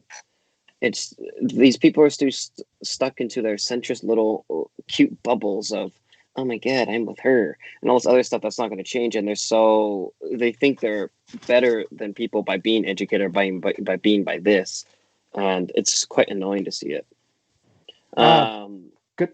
I don't know if you're going to point this in chat, but RC was saying, at this rate, we'll never get a chance to prove Sean's point. I think you're talking about running a left populist, saying the process by which they extinguish progressive candidates in the primary will only get more refined. Next time, they'll have another 20 moderates ready to fall on a sword on command when it's strategic. Yeah, I mean, it just depends, because it's going to take a long time. I think in 30, 40 years, when Gen Z, when it's basically just millennials and Gen Z in politics, hope to Christ then, or else everybody else has gotten the guillotine, who knows, that the younger generation is going to be the more progressive part that is going to swing the country. It's just going to take time. Remember, Jim Crow barely ended, 40, 50 years ago. So it's within my mom's lifetime, within my parents' lifetime. So there's still a lot of change that just takes a long time, unfortunately. Another question that RC put, I like, that is, December 2023, is Kamala Harris president? Kamala. I mean, I don't know if I should be doing this, because I predicted Joe Biden would not finish to election day, but then again, I also predicted, I don't know if he would if he had a full election cycle, non-COVID adjusted thing. I think that definitely helped with his health. And I played a clip earlier, Sean, you missed it, of Trump calling into Fox and Friends this morning, where he just sounded the raspiest and the most beaten you've ever heard Donald Trump sound. It was pretty bad. I might pull it up again because it was pretty bad. Round 2 of COVID or what? But yeah, this a full popular election cycle, a full standard election cycle, a predictable standard one like we usually have, would have taken a lot out of both of these candidates, especially one of the ones who caught COVID. But in 2023. Look, I don't know. It's that's a really good question. I don't know if I can predict that. I think I would. It'd be funny if dementia-riddled handsy Uncle Joe does end up winning. I would be surprised if he goes out his whole term. I think he's already talked about being a one-term president. I think that's what you're going to do. He'd pass the torch off to someone else. In which case, I think for sure. But I don't know if I don't know how much his health/mental cognitiveness will keep him doing. Well, I think a Biden presidency will be one that feels European in the sense that it's not always the prime minister who's speaking. Sometimes you just like the minister of defense or the minister of energy, or like the more relevant secretary. System. Yeah, like this is the more you have the secretary relevant to that area of the federal government. You have them ready to go at that point, as opposed to you have them speaking for the government, as opposed to it all being filtered through the figurehead. So it's like, why does Joe Biden need to talk about energy or the Treasury or anything like that when you have the Secretary of Energy or the Secretary of the Treasury do that stuff talking for you? And then Joe Biden can just be like the queen figure, the figurehead, just like the we bring it all together kind of deal. I can see that. I can see that happening. It'll definitely be interesting for sure. And then if Trump wins round 2, it's going to be interesting in this country. It's going to be really bad. Yeah, it's going to be bad. Don't expect no COVID relief. Don't expect any real good change to happen. Mitch McConnell's going to, like, his stick's going to fall from how hard it is if Trump wins again. Yikes. Let's check in on Rogan. We haven't given him a fair shot. Don't understand those things can happen back to them. That always applies to violence. Like, absolutely. I'll go punch that guy in the head. You know, like, stop there. Doesn't end there. Doesn't stop there. Violence is a long domino. Like, you know, like the violence from the Civil War that lasted for decades, where people were still murdering people from the other side that killed their kinfolk. I'm going in, like, Joe Rogan's talking about, like, in a vague way, the punch Nazis argument, where it's saying, like, look, if the left says you immediately react with violence, and that's going to lead down the chain of thing. And it's like the smoothest brain version of this entire argument. And let's see how Kyle responds, actually. Is only in cases of self-defense from imminent attack, basically. And I think that doctrine works well in your personal life. Yes. And I think that doctrine works well as a foreign policy for the entire country. Yes. That, hey, the only time we're going to send people to fight and die is when there's really some legit threat of attack against us. 100%. 100%. I agree 100%. But I also think that the people that are calling for violence that don't understand violence, they're so crazy. You're literally like a child. Joe Rogan, who's calling for violence? Call for violence in this country. What are the number of veterans in this country? I mean, it's got to be more than 1 million. There are so many people in this country that really way more than 1 million. They're not the ones calling the hell? for violence. They're not the punch Nazi people. Right. The people that really understand violence and have seen violence and have committed violence for their country, those are the motherfuckers that. And those are the same people who are against Nazis, is like kind of the point here. The punch Nazis argument is the idea that if you have someone of a ideology in which they believe in the extermination of another group of people based on their identity, that there's two ways to interact with that. You interact with that person as though they're a normal person in the realm of normal discourse, where, oh, we just have a figure of disagreement. I think that we should raise taxes on people who make a lot of money so we can afford healthcare for poor people, and you believe we should kill Jewish people. And I guess we have to argue both of these points like simultaneously. And the punch Nazis argument is saying, no, we don't do that. We fought World War II over the idea over whether we have Nazis in our polite conversation. And of course, Nazi is thrown around very much. Just look at the things that fascists do. And so yeah, I mean, I'll leave it at that. Yeah. Yeah, it's fascists lock if you're people up. If you're a true leftist, by the way, if you're a true leftist, you're armed to the teeth because you're ready revolution any day of the week. You are ready for when shit's going down, and you're like, that's it, we're going. We're reeling it out, babies. Sharpen them shits up. Let's go, Rousseau. We're ready.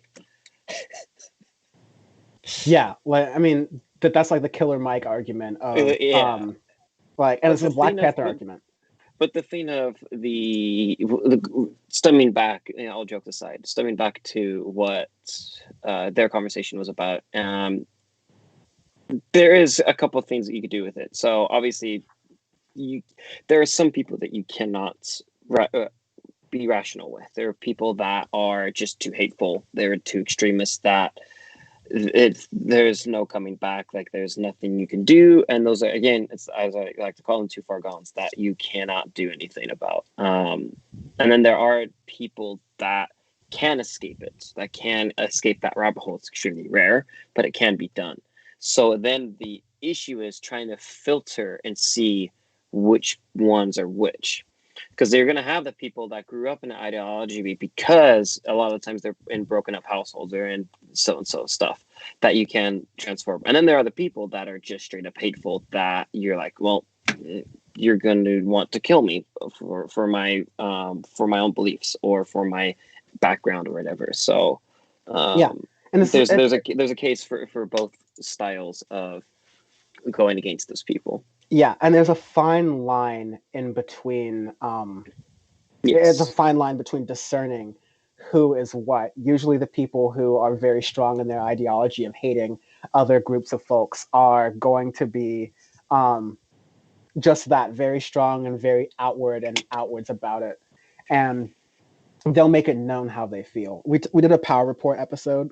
Yes, I think it's number 13, but the episode's called 40 Ways to Fight Fascists, where I interviewed someone who is a researcher of the far right, has been researching them for 15 years or so, and has seen them at their most extreme, but has also seen that very interesting middle ground of people who can come out of that community and onto the side of being reformed out of these extremist ideologies, and even working to try to help pull people out of that sort of chasm of believing that stuff. And those people are useful, and those allies are useful to have, and it's important to know when not to alienate those types of people. But, and again, you have to be, Joe Rogan is just shooting off the hip of just going, oh, you think you're going to punch Nazis? You can't do that. That's violence, and violence is going to escalate. And then it's like, well, yeah, dude, bro, people who have been paying attention to this conversation know everything you're about to say. They know the logical steps you're going to make.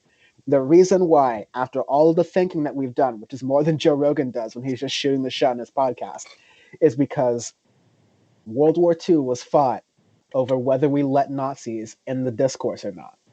And that was pretty conclusive. And the well-being of a lot of Americans that Joe Rogan definitely cares about as a person, the well-being of a lot of Americans depends on us upholding that choice. And that's the choice that I believe most of our armed service members, maybe they don't believe it themselves, but that's the idea they're supposed to be upholding, is like the freedoms and values of a cosmopolitan society, not one where it is uni-ethnic, where we all decide to kowtow to the authority of one race's rule, which is what we've done inherently for the past 200 years, but which we're slowly moving away towards. And the fact that we're moving away is scaring so many people that we're getting elections like this, where when it's very clear and stark to say, are we voting against the race-baiting nationalist, or are we voting for the race-baiting nationalist? Is it in my advantage to vote for the race-baiting nationalists or not? It's really split down the middle. It's very close. That makes it very difficult. And I have two things to talk about from the comments that he made. One is the whole violence thing of veterans. I have an interesting point to make, that the veterans who end up being police officers tend to be the ones who do not make of all of the things, all of the police brutality stuff. They tend to not be servicemen. So the ones who are good cops, quote unquote, tend to be a lot of people who had prior service, because they had the training, and a lot of them who have already seen it, that's the last thing on earth that they want to do. So I've actually talked to a bunch of people who did it, who they say that nobody from the military would act that way. Like, there is shown videos of people, whatnot, no one who had military training or whatnot, who are deployed, guard, whatever it is, they tend not to be those types of people. So that's one thing that I think is a point that not too many people actually bring up, like for police stuff. But that's a side point. And then the other thing is one way for to get in the Nationalsocialistens peoples. By the way, nobody knows what Nazi stands for unless you speak my language. Oh no, really fast aside. The right wingers understand what it means, and they say, "See, socialists, it's the left." It's stupid. Anyways, to rationale with a lot of people, you have the hardest part rationalizing a lot of people on that extreme right is you have to convert somebody who is within them to then have them spread the work. They will only trust one of their own for the most part. So it's one thing that the conversations and stuff that you have with people are important. That way you can get your ideology, your points across, because a lot of people will only trust people within their own inner circles. So especially into those extremist people groups, left or right. You have it in religious circles as well. So once somebody, like example, who's like in the Mormon church or who's whatever extreme style of religion, they'll trust one of their own to speak up against it or whatever. So that's one thing that I think people should pay attention more to as well. Let's see what chat is going. I very much on your point. That's another thing I mentioned from 40 Ways to Fight Fascists in that guide, that it is important to know where you can make inroads with allies and where you can nudge people to the right side of things, because it's a missed opportunity if we don't try to win some of these voters over. And we don't have to win these voters over by being a moderate and getting rid of all the progressive ideologies that we want to. It's just really thinking about these things outside of the political sphere and figuring out how to talk to people, how to talk to regular people. Because so much of the regular interaction with human beings has been taken out of politics in favor of data aggregation. Yes. And then there's benefits to data aggregation, but you have to have both the human element and the mathematical element and properly sort of making a surmisable understanding of politics. Yeah. Let's check out. I'm sure know this better than I. The judge's ruling in Pennsylvania is that if they will be allowed to open up ballots for how long after Election Day sent in, and they do not have to have a postmark prior to the Election Day. Is that correct? Did I get that right? No. So there's controversy. If it's smudged. Right. So the question is, right? If it's smudged, and if you see like a wide spate of 100,000 votes that are coming in all smudged post-election, I have a feeling that's going to the Supreme Court. The Supreme Court put it off. They didn't say they wouldn't rule on it. They said that we're not going to rule on it right now because John Roberts is a coward who won't rule preemptively on anything that means that would put the legitimacy of the entertaining conspiracy theories before even finishing the point you're trying to make about Pennsylvania having 3 days to allow ballots to come in, even though they don't need to report them until mid-December. Then that's been a thing for a long time too. If they make certain moves against the left, I think he thinks in day-to-day cases. The state legitimately believe that if America moves the embassy to Jerusalem, the Arab world will blow up. That's right. That's a good. But Jeremy, that is not the Chief Justice's job. That's not I know absolutely their land. Like the PR agent of the Supreme Court. And maybe it's one consideration that he has that the associate justices don't have, but really his main duty is to uphold the Constitution. That makes it Kelly. My husband Doug said it's his theory of good-looking Supreme Court justices. He doesn't believe we should have any more. That's a funny theory. That is. Okay. Have a sense of the less self-worth you have, the less self-esteem you have, and the less you feel like you're able to accomplish anything. Jamal Bowman's on TYT. Good for Jamal Bowman. He's going to be another addition to the AOC, sort of like Rashida Tlaib, Ilhan Omar, Ayanna Pressley squad. And so, like, they've made a lot of big deals. They've been triggering a lot of conservatives in the media for 4 years just now, just the four of them. Now imagine if there's 8 of them. Imagine if there's 10 of them. Imagine the kind of caucus you could have. But the Tea Party caucus did a lot.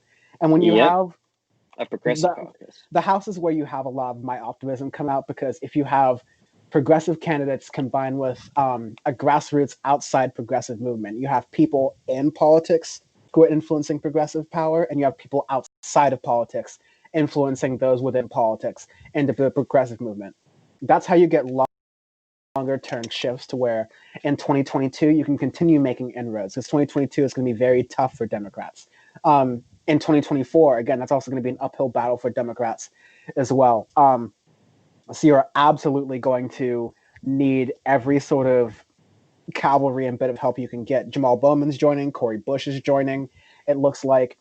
So to have more, not just Democrats, but progressives, Medicare for all, not bought by corporate PAC money, really accountable progressives and honest, Justice Democrats in office is going to be really great for the country as a whole. So great for Jamal Bowman. Sure. I'm glad that's happening. Yeah, folks are just talking to their people. Let's check in on Fox over here. Wayne County, Michigan has a ton of votes in that state, and we're just cracking the surface right now for what Detroit could bring in for Joe Biden. Hillary Clinton clocked in at 500,000 votes in 2016. So we're starting to see a little bit of expansion in the map as we move away from some of the races we were watching earlier today. Florida right now, again, about 3.5 points. Yeah, like, I know Florida's, but the conservative outlets are really hanging on to the wins very closely. And not a lot of these wins, like a lot of these wins are fairly obvious. None of these are like really groundbreaking wins. Like you're supposed to be getting some of these states. So let me see how Trump is on the New York Times 75% leading. He is up by 1.5 points, 50% to 48.6. Where expected. Where's that? For New York Times. But like for what? In the state or just in general? For the state, for Texas. Oh, yeah. So I expect Texas to go red, but still be way closer than it should be. So the New York Times, another good thing they're doing is they're adding a couple of caveats to these state entries. So for example, for Texas, it says, because an excuse is required to vote by mail in Texas, officials said they do not think that processing those votes will result in delays, though turnout could. Mail ballots have until 5 p.m. on November 4th to arrive. So mail-in ballots could still arrive. Interesting. Okay. The margin might be close, but it may not make the difference. And thankfully, a lot of mail-in votes that were about to be disqualified are going to be qualified. The Trump campaign tried to challenge that. Which is just the greatest amount of voter obstruction is suppression. Just suppression. Sorry, is to count it off just because they mailed in a vote the day of. It's like how on earth do you? It's just obscene. No, yeah, they're making they'll say, hey, look, every state has the ability to decide their rules, but like, okay, why is it that some states decided to err to the side of let as many people vote as possible because that's what democracy is supposed to be, and other states err towards the side of let's put in these hoops and these different measures so we can make sure you're voting. They say, oh, voter ID, that's not voter suppression. You should have ID in order to vote. Okay, well, what if a driver's license doesn't count as voter ID, but your gun club registration does count as voter ID? Then, where is the voter suppression really happening? Again, you have to dig deeper into these issues to really understand past the surface level. And these are the people that rant about the federal government being too big or having too much power, and they're the ones that are like, go to states' rights. Meanwhile, they want to interfere when it doesn't serve them. Yeah. Let's go to Georgia, and it's pretty typical stuff. Pretty typical stuff you'd expect. Atlanta and the surrounding suburbs are pretty reliably pulling in for Joe Biden, but the rural surrounding areas of Georgia are pretty reliably pulling in for Trump. It could take a couple of days for all mail ballots to be scanned and counted, but the Secretary of State has said he expects most winners to be announced by Wednesday. So Not bad. Again, this is going to be a slower rolling election night where some of these states in the East Coast, who, especially the states who haven't been doing a lot of mail-in voting in the past, are going to be slower to do this. But yeah, there's some New York Times chatter about things not going well for them in Michigan. Jeremy Peters says Republicans knew John James in the Senate would have to outperform Trump to win the Senate race in Michigan. And so far in the two biggest counties, that's not happening, even though it's early. So that'll be a good time to jump into the Michigan results, as we saw them do on Fox a little bit. And predictable, what you'd expect. The rural counties for Trump, the more populous counties generally for Biden. But there's still a lot that hasn't been reported. Like Wayne County with Detroit, 3%. Yes. Grand Rapids, 43%. Genesee with Flint, 28%. So you still got a lot to count there for those. Let's see. And Wisconsin's still early, so. And Wisconsin's still very early as well. We're 6 minutes left. Pretty big for Biden so far. Ilhan Omar won her race in Minnesota. So that's good. That's what's up. 6 minutes, 5 minutes left until the next set of votes come in. Yeah. And this is going to be a little bit more, I hope. Yeah. I had it up somewhere when these polls close. So yeah, the people who are closing in, let's see, it would have to be 8 p.m. the next round that's closing. So we'll get a couple more of we'll get some of the Montanas, your Iowas, your New York as well. We'll start to kind of really solidify and settle in. I mean, it already kind of has, but it will start to really kind of settle in and come in around that time. But you're going to get your prairie area, Montana, North Dakota, Idaho, Utah. Utah might be a little interesting.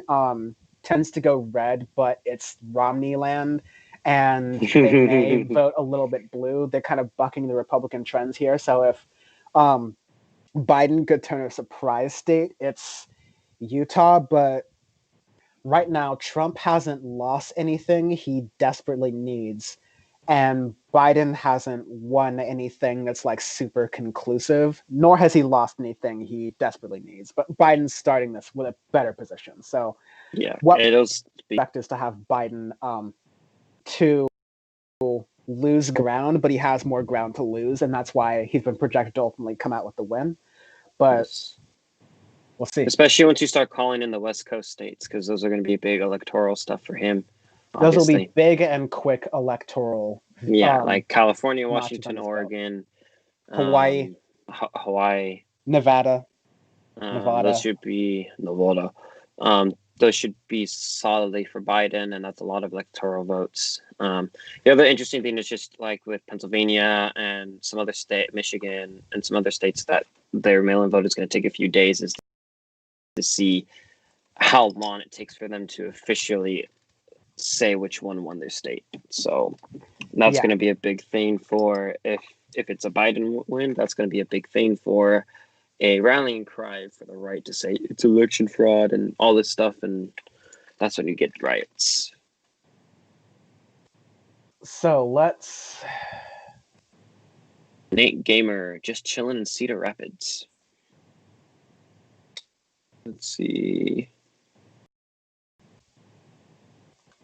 Oh yeah, Ilhan's still going to take. RC says Ilhan's still going to take infinite amount of hate tweets regardless. 100%. It's sad, but true. The Daily Wire cannot mention Ilhan Omar's name without calling her anti-Semitic. It's just the line. They consistently do the line. It's just where? Show me evidence. Where has it been that she has been calling out a country? Doesn't count. So it happens to be a country based on religion. Being in the general range of a BDS protest, definitely anti-Semitism. Just like being in the general direction of a BDS protest, that'll do it. We got to be consistent in backing our progressive fighters. Yes, we do. Let's check in on Hassan, see if he's mauled There's in going to be yet. riots tonight? No, I don't think so. I think everyone is glued to the television tonight. Please explain what's happening in Philly. I think so. They're just not counting the fucking mail-in ballots. That's what's happening in Philly. I don't know why they're not. That's the way we pick presidents right now. And so we'll watch that popular vote play out. But more, and as you noted, we were just talking about this a minute ago. We're early here, but Joe Biden pulling out to an early. It's one of those states. Each campaign looks at the last guy's map and says, what can I do to try to change it? The Trump campaign wanted Minnesota. They wanted New Hampshire. The Biden lead early on. We'll see if it changes. This one here, these are the fascinating. They're just, this is why we do this, Wolf. This is why it's fun. 13,000 votes now in Ohio, 64% for some time. So we're waiting. We're waiting for more votes to be counted. And again, we should all appreciate the challenge of these election officials all across the country. Democrats, Republicans, small county, big cities. It's a huge challenge. Turnout is up. You have the mix of voting, mail-in voting, in-person. Are you fucking kidding me? Why the fuck are you counting them and you're saying no riots? Dude, it just means that... Okay, Hassan freaking out from the streams and chats. So, wow. Philadelphia officials say they will not be reporting any more mail ballot results tonight. About 76,000 have been tallied so far out of the 350,000 that have been Jesus, fucking piece of shit city, man. They'll... Yeah, why aren't you counting the rest of them? That's an interesting question, right? Like, let's count some of the other ones. Why aren't you? Yeah, God. Yeah, that's Holly Otterbein talking about that. See if I can reference that tweet.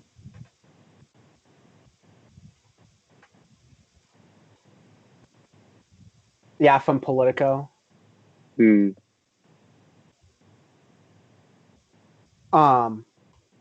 So yeah, Philadelphia has to count ballots that are returned today. They have to do a separate count for ballots received Thursday and Friday because of the legal challenge, and then they have to count provisional ballots. So basically, there are... Yeah, we're not getting conclusive results on this tonight. I can already tell you. There's no way. Yeah, especially in Pennsylvania. Because Pennsylvania is going to be desperation hockey, where I've been saying it's like that's where the votes are going to come down to. It's going to be very close, and there's going to be 400,000 votes around that are just randomly in play. But we might know tomorrow. It says 9 a.m. tomorrow, so that means 6 a.m. for us. So tomorrow morning, perhaps? Yeah, tomorrow morning.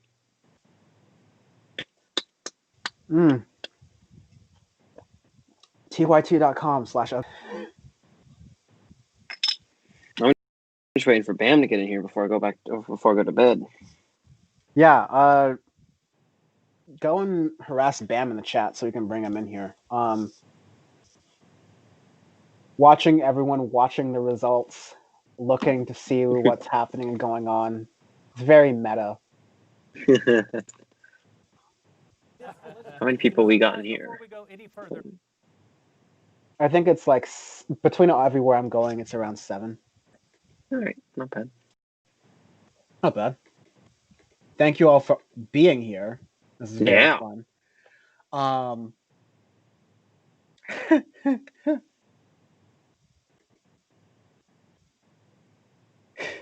One of my friends tweeted, @Nate Silver, please pay for my therapy.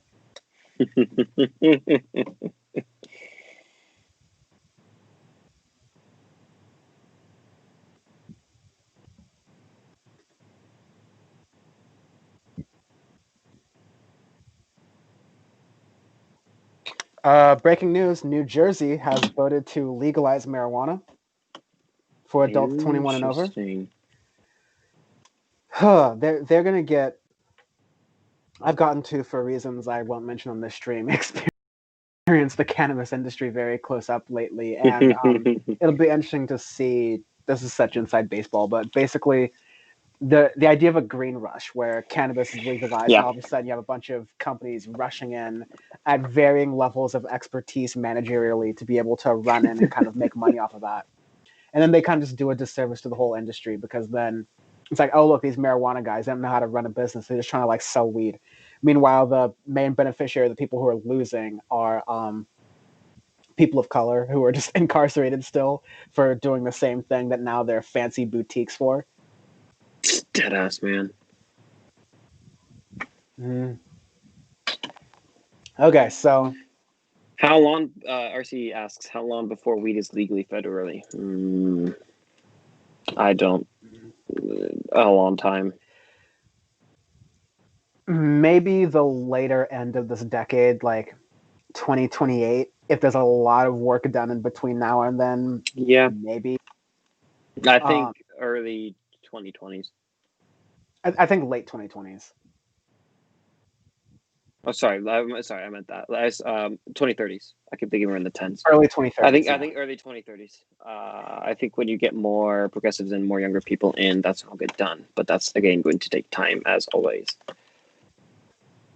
Major. Like 2032, if the planet's still a planet then, and not a flat saucer. I'm with Sean. I'm with her. Do y'all want to?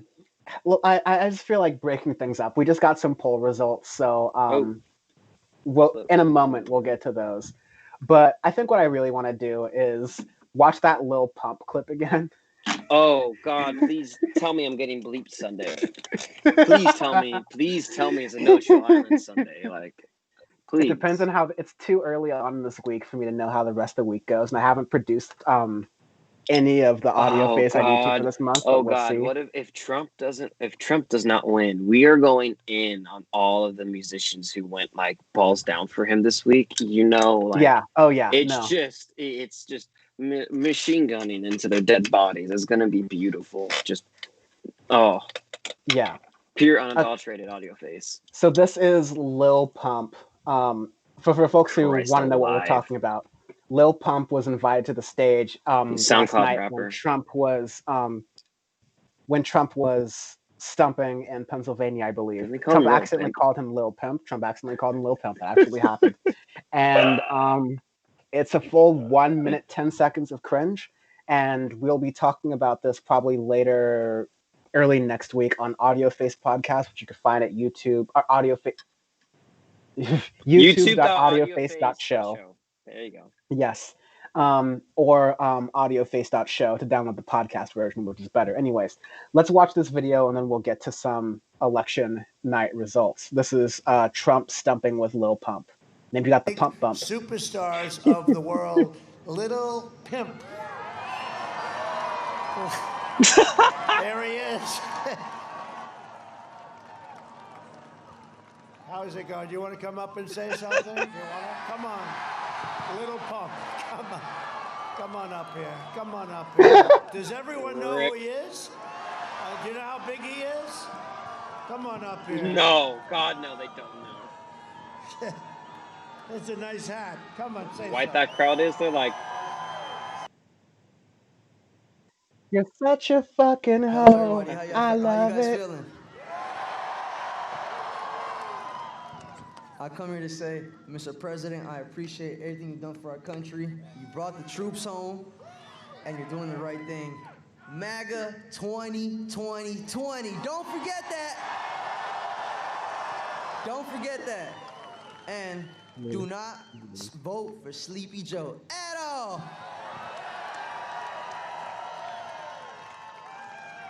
Oh, please, God. I hate Joe Biden as much as the next person. I want him to win just so I can get blocked on Audio Face for 2 minutes. Just so Dan just is like, I don't want to record this podcast until the following year. Like, we're done. That's it. No award show, nothing. Oh, that was wonderful. I'm too high for this much cringe. Yeah. Yeah. He went in for a hug. Absolutely. Fucking rip. Yeah, like I didn't. I mean, if you told me 6ix9ine did that, you know what? God bless. I understand. Y'all are both in some rough shit. I get it. But you're trying to get some album sales, you know. Lil Pump, you had like a modicum of decency left. What are you doing? Okay.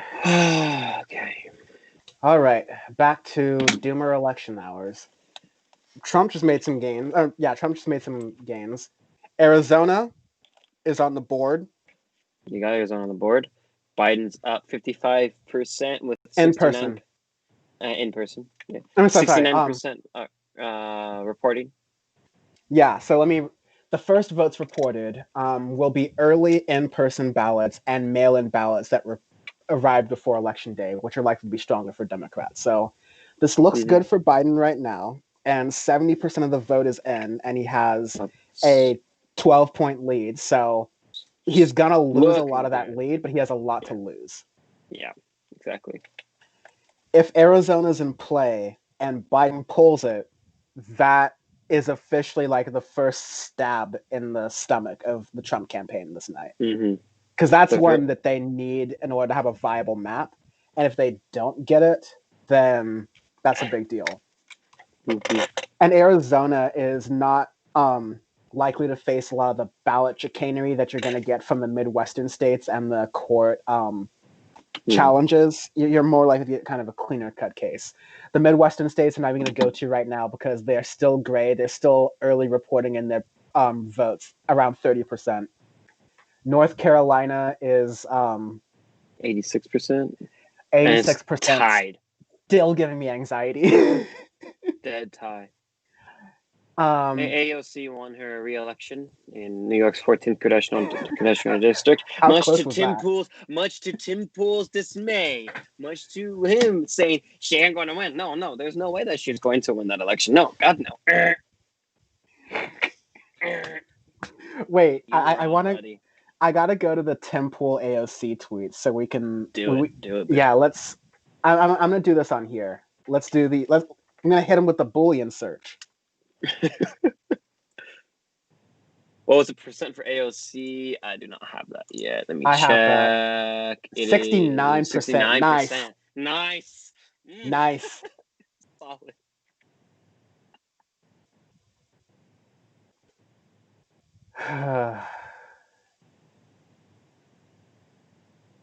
Someone should clip that. Where is I forget what Tim Pool's. Timcast. That's right. Timcast because he stole it from his brother. Wow. Never forget.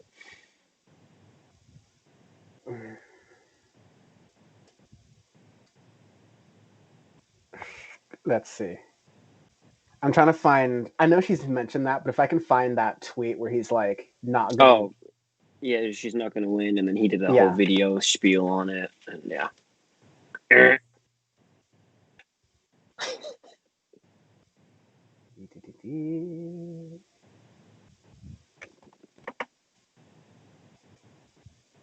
Trump pulling ahead in Texas. Yep, we figured that. Utah 27% reporting.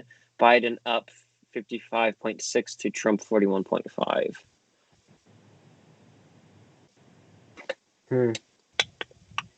I'm bored in the Tim Pool zone. I mean, if I knew there we go. I want from Timcast mentioning AOC. Let's just go this year. Just anything from this year. Now it's from June to now. Damn it, Lindsey Graham's supposed to win, or it looks like he's projected to win. Lovely.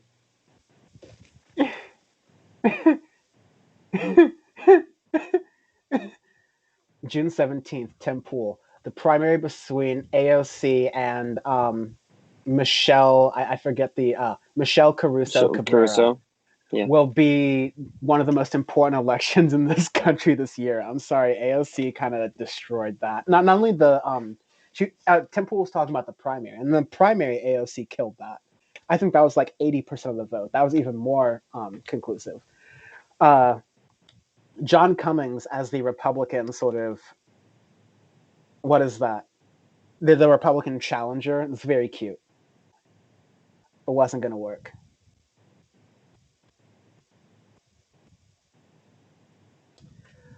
Okay. Sam said that he's going to hop in a little bit and he'll let us know. So sweet. My cutoff is 8 p.m. Okay. For Then those of you who don't know, I work at 3:4. I get up at 3:45, so I have excuses. yeah, Bam is gonna Sean and Bam are gonna pass off the baton, and then Bam will be doing coverage of me for like a little bit the rest of the evening, I guess. Yeah, I can see that. But that's been fun. Hopefully, there can be a little bit of overlap with you and Bam, even if that means you stay like. Yo, 5 I would, minutes yeah, later. I would do that for a little while because I want to Yeah. hear what he's got to say, and I want to say some wild shit, and get you banned from Twitch. Thank God. I mean, honestly. Okay, so let's just take an overview. Let's take a check-in. Currently, New York Times has their prediction of the electoral votes. At 131 for Biden, 98 for Trump, based off of what's happening right now. Decision Desk at 115 for Biden, 135 for Trump. And Washington Post, very conservative, going with 89 for Biden and 72 for Trump. Biden's still up. A lot of red projected, which coasts, which are going to go blue. Yeah. Arizona's looking quite promising for sleepy Uncle Handsy Joe. Pennsylvania, we're not going to know because voter suppression. Fuckery. And Just complete fuckery in Pennsylvania. Piece of shit Philadelphia. I hate that city. Sorry if you live there. Move to a different city. It's always sunny. It's always sunny. Florida is going to go to Trump, it looks like, but it's still way closer. North Carolina has a freaking dead tie at 88%. I could swing either way, which is crazy. Iowa, 11%. Biden's up 66% to Trump's 32%. Early. Minnesota, same thing. Trump up 61% with 32%. Utah, 30%. Biden up 53% to Trump 43%. So that's big. So it's going to be interesting to see when later on. Yeah, one of my friends was just telling me that, and I talked to this friend a lot about concerns because, hope I'm not speaking too much, but I have a friend who is from mainland China and has family who has dealt with like the Communist Party there. And so he, even though he falls on the left side of things, is very wary when Democrats ally too closely with some of the far reaches of the left because he thinks that a lot of immigrants will take to that and will not read any nuance, and they'll take the fears of communism from their old countries and apply them here. Yeah, and so that's definitely happening with the Cubans. Yeah, Cubans, prime example. But the Cubans are also something that's been hyper targeted by the Republican Party to say. Yes. I mean, they'll say AOC is a communist. They'll also say Joe Biden's a communist. So, like, I mean, exactly. There's nuances between. Yeah, and those people are, granted, some of them have genuine reasons to fear because they were getting persecuted by different countries and stuff, so they fled over here. They just tout that the left here is all socialist and communist and Marxist and whatever the fuck cultural Marxism even means. But they'll just go down random shit of things that skew words that just to scare people into voting for them. When a lot of they don't really look it up per se, but they hear those words like, oh, we had that in this country, we had communism in that country, we don't want that. But because they might not speak the language that well, so they can't really look up things in modern US politics to look it up. They just go into buzzwords and stuff, which is quite unfortunate because I think if more and more people, if you don't put labels into things, like example, Medicare for all, you don't put it as like it's a leftist thing, you just explain to it what it is. Expanded public funding for colleges and for public colleges and universities, you could say exactly what it is. And infrastructure plans, all this other jazz, you can say what it is and not label it as something to get more people to fall in. Because when you talk to normal people, example, because a lot of people in the US really don't follow politics. Most people don't, because they say it's almost like the stock market, because people are like, oh, there's too many buzzwords, these people know what they're doing or whatever, there's too much into it and they're too disenfranchised. But then when you just go in and you talk small things, that's how you can get in with a lot of people and to get these good ideas into people's minds. Because there's plenty of people I talk to who don't have really a political inkling, but I'll explain my ideology are the things that I want done in this country, but I will say it without labeling it as so and so, and just saying this is what this is what I would like to have done, and so on and so forth. So, Pete said we shouldn't send millionaires' kids to college on the taxpayers' dime, Sean.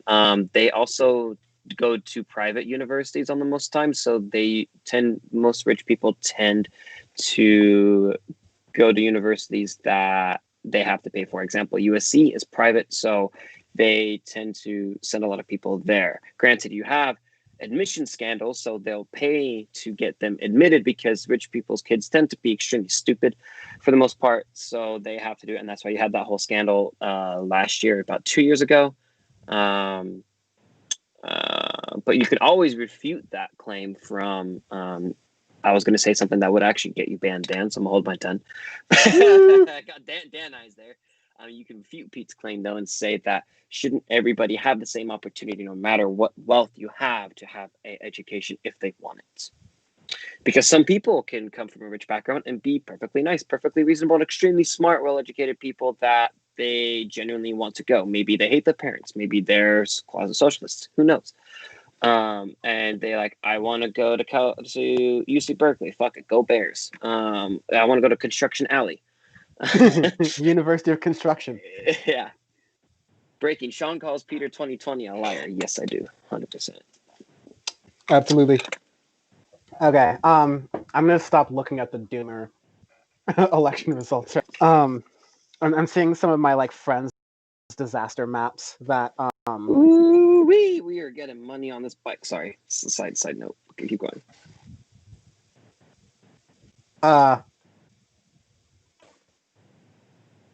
It's Michigan, Wisconsin, and Ohio.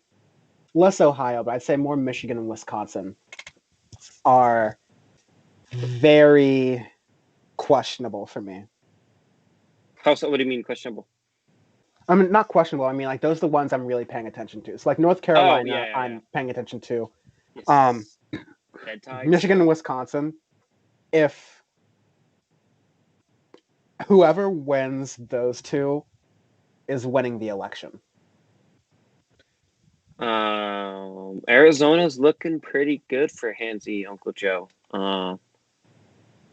Yeah, with 73% reporting, he is up 53.9 to Trump's 44.9, so a 9-point advantage with more people, with more votes coming in.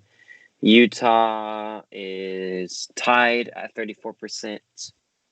So Arizona, the 13-point advantage shrunk to a 9-point advantage in Arizona, with 4% more of the votes being counted. So it's probably some of the rural states coming in and getting in there. I have a friend who is doing some reporting about the vote in Arizona, including the Latino vote, to see what the Democratic Party missed, what the Republican Party missed. So I'll be sharing some of that reporting as it comes out soon. So be on the lookout for that on my Twitter, so I'll retweet it.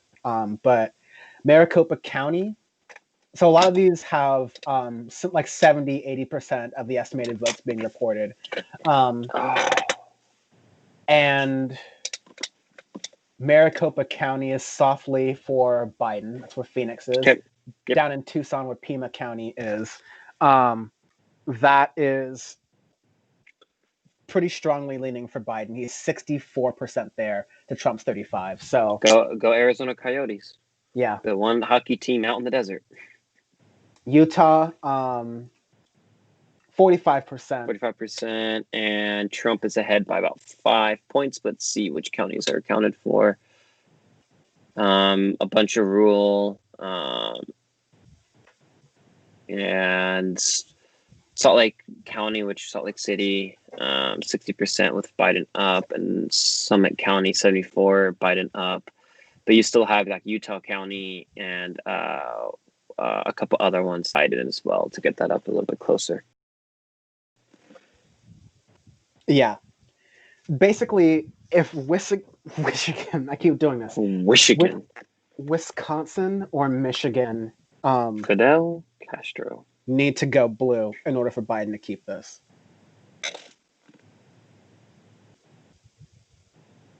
Let me look at chat. Let's see what chat's saying. I'm just remembering how many tweets I saw about the importance of Biden winning in a landslide. I mean, it's important for the overall. For today, it's important for him to just claim, like, to be able to claim victory in general. So that way, when more of the mail-in ballots come in, then it's going to turn more into a Biden win. So that's like the best case scenario in that regard. The worst case scenario is the Red Mirage, which is, again, the Trump getting the nomination today, or getting it today. But then obviously later on, when Philadelphia goes on and those 300,000 extra votes get counted and stuff, that a lot of those are more Democratic leaning because most Democrats are voting by mail, then it ends up being a Biden win. And that's when you get pitchforks and Kavanaugh pulling down his pants and stuff. Whoa, let's check on some analysis, shall we? It seems like a great time to jump in. It's. I mean, when I say worst case, I mean kind of easily. Let me back up a little bit. Yeah, that's to me, sincere. really, honestly, it just matters what he does, and so we've seen that. I just want to point out at this point that the worst possible case scenario, which is also the most hilarious possible case scenario, is still very much on the table. There could easily be 269, 269. You're kidding. College tie. No, 100% this could happen. Really? Right now, Trump is trailing in Arizona. So if he loses Arizona, if he wins Pennsylvania, and if he receives one of the votes in Maine and both in Nebraska, you now have a 269, 269 tie. Why is that worst case scenario? It sounds great. All right, it's perfect. I mean, when I say worst case, I mean kind of best case, because like the fun just never ends at that point. Dan, then it goes to the House, and here's the best part. You ready for this? So then it goes to the House. The House votes by state, right? So the House does not vote by the number of members of the House. So the states right now are divided 26-23 in favor of Republicans. If one of those states if one, I think one is split exactly evenly. If one of those states or two move into the Democratic category, you have a 269-269 tie. It is solved by the next Congress after they are put into place. You have a 25-25 split in the House, and the vice presidency is decided by the Senate, which could easily be split 50-50. Right? So then the Bob. Okay, we're in like galaxy brain, sort of like. Yeah. We're like, okay. Is this? Did they bring out Elliot Spitzer from the grave? Elliot Spitzer's not looking too good. Wow, shit! They dug him out of hell. Look at that right hairline. And that's certainly going to be reflected in the Congress as the Congress attempts to grapple with some of these enormous problems. I don't think it is Elliot Spitzer, but Jesus Christ. How do you see that after this election? Do you think there's any hope for the parties working together better than they've been able to? No. No, absolutely not. Justice Barrett was very divisive in the Senate. No, it's not. Many of us in my party felt like the last few weeks should have been spent passing a bipartisan COVID relief package rather than racing. So PBS is asking really, they're being really safe, but they're asking really boilerplate questions of their panelists, like, do you think the Republicans will change their behavior? Do you think the Democrats will change their behavior? It's like, all these answers are no. So you're just kind of, it's seeing how each different outlet is doing their version of kill time. Yeah, I mean, that's what most places are going to have to do right now in general, because there's still a lot of voting that has to be done. You have about half an hour until the 8 o'clock hour, because it's like Nevada, some counties are expanding their polls for an extra hour. Like even the county that includes Las Vegas in Nevada is making their polls last an extra hour because they have long lines or some dumb shit, because you should vote by mail. Okay. This is from Nate Cohn. Let me see if I can pull this up on From Nate Dogg. Nate Doggy Dog. Let's see if I can pull this up on mine. But it looks like a reporting error in Randolph County is patting Trump by about 30,000 votes. They reported both in-person absentee one-stop and absentee mail together, but the Needle's expecting 45,000 early votes. So Where's this? Where is this? This at? is North Carolina. This is Randolph County. Randolph County. Okay. So North Carolina is still very much in play. It doesn't. That one move doesn't help Biden by any stretch of the imagination, but like it doesn't save Biden or like make this conclusive. But it is an interesting note to have for this case as North Carolina kind of tightens up. 49.8% to 49 even advantage Donald Trump, with 89% of the estimated votes reported in North Carolina. Again, that's going to even out ever so slightly for Joe Biden, but it won't be conclusive. As we approach 30 minutes after the hour, 7:30 locally on the West Coast, 10:30 on the East Coast. Yep. Do you like this beer? So I think Paul Honors are a little bit better. This is definitely Paul Honors are definitely have more hoppy flavor in it. Has a bit more flavor. This is a little bit smoother though. So if you want to get somebody into European beers, this isn't actually a bad choice because this reminds me a lot of Stella Artois.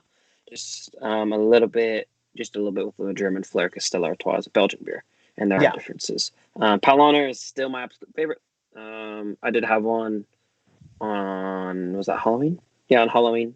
That was yummy. That Hofbrau, Weichstefaner tend to be my favorites, and I like my Hefeweizen over my lagers. Those are the 10s I want. But I do like the some Dunkels. I've actually started to broaden my horizons, and I've dabbled into some of the dark ones. And some are absolutely horrendous, and some are actually quite good. Heineken's also another one of my staples. Heineken's Dutch. I was just trying to figure out where. No, Heineken's Dutch. Yes, they are in Holland, so that area of the Netherlands. Yeah. I was gonna say this is a very like Heineken. Someone said in chat that this is like a Heineken looking beer because it was in a green bottle. And I'd compare it to, but I think Stella is a lot more of an apt comparison. It's more than Heineken because Heineken is pretty light. Heineken is one of the smoothest European beers you can get, but the alcohol content is very minimal. So this is Stella is a good comparison. Yeah. Do Americans want a fascist president? 50-50. Yeah, fucking dead true, man.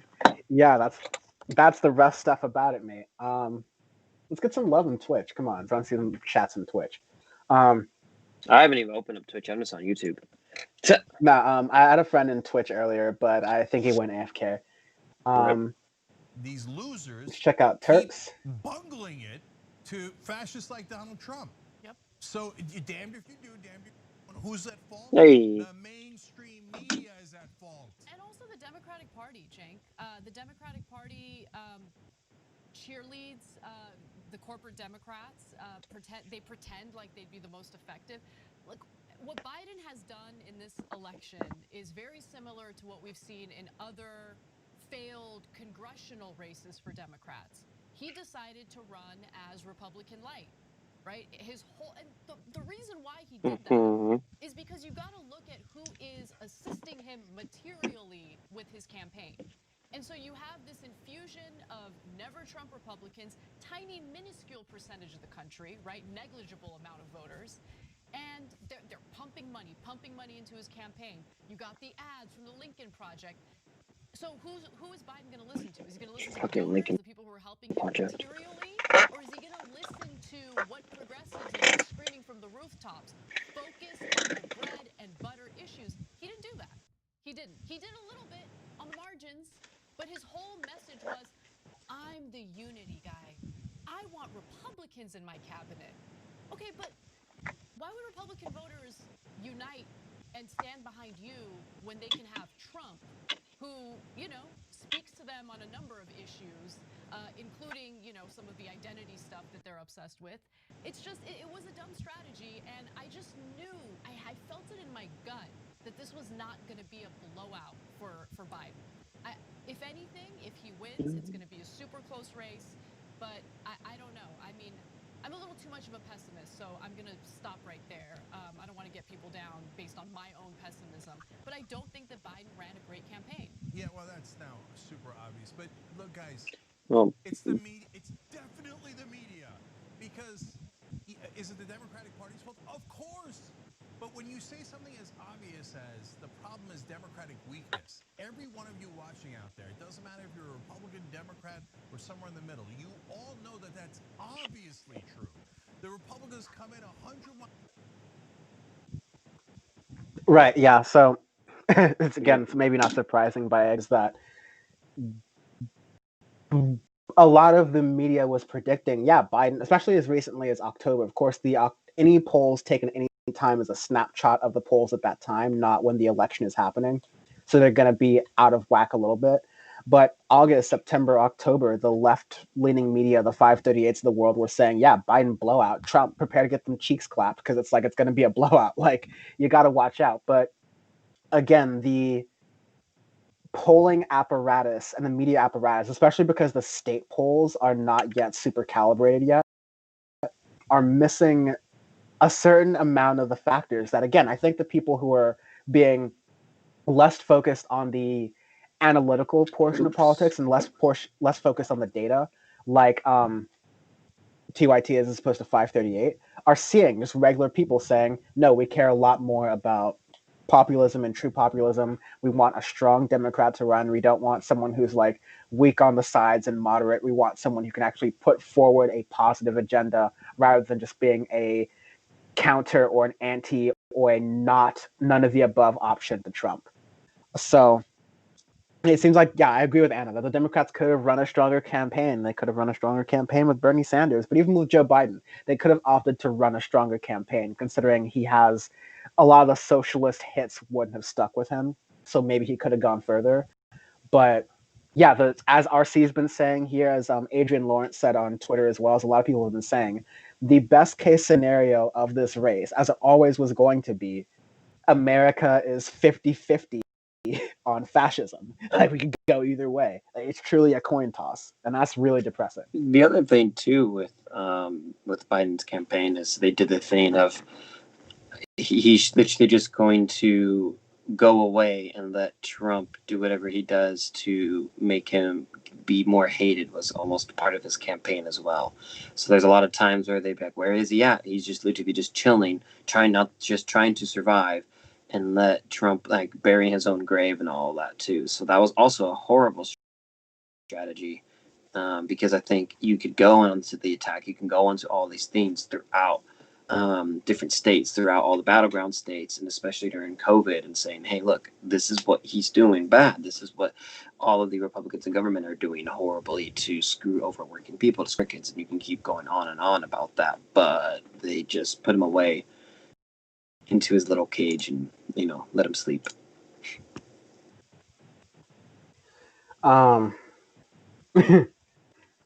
Reading some stuff from my feed on twitter.com. Matt Lieb, the amount of shit you have to be okay with to vote for Trump is wiggity wild. That's a lot of what we're saying here, is that like a lot of things you have to just like turn a blind eye to in order for Trump to be feasible for you to vote for. Fire Nate Silver into orbit. Our arbitrary scale this week on Audio Face was amazing. One of my favorite arbitrary scales we've done so far.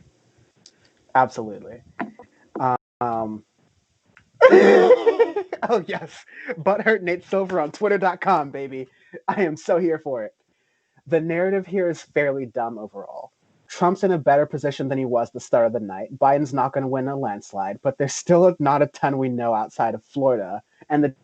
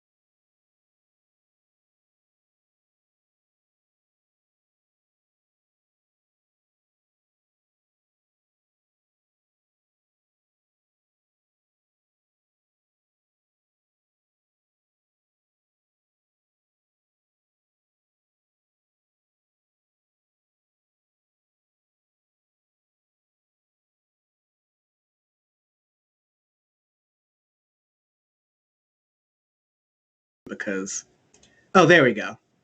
Was it really not? Oh. Yeah.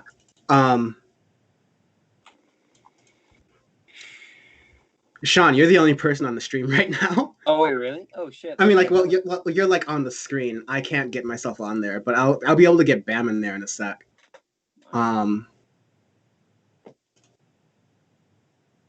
Vanessa said you're muted. Yeah, whoops.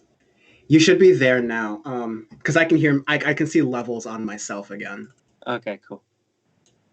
There's double Sean. Let me know on chat. Let me know if y'all can hear me now. You should be able to now, I hope. Yeah. I'm seeing levels now for you again, Sean. And I'll be back on screen shortly. No pressure. You're just the host now, Sean. Audio is good. Says AC. Yeah, I'm the host now. Fuck it, my stream. Lord. We don't want streamer Sean in here.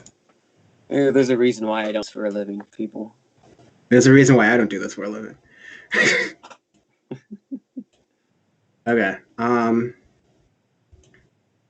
I am almost back. Hey. Okay. Hey. There we go. I am back. Hello. There we go. Humans, I am to Audio back. Things. Hello, humans. Welcome to Audio Things. And now there's only. I am back now. My audio is good. Sorry, sometimes when there's multiple people, multiple people's like audio gets connected. Bam said he's ready to join. Go ahead and bring him in. I'll be ready for him in just a moment.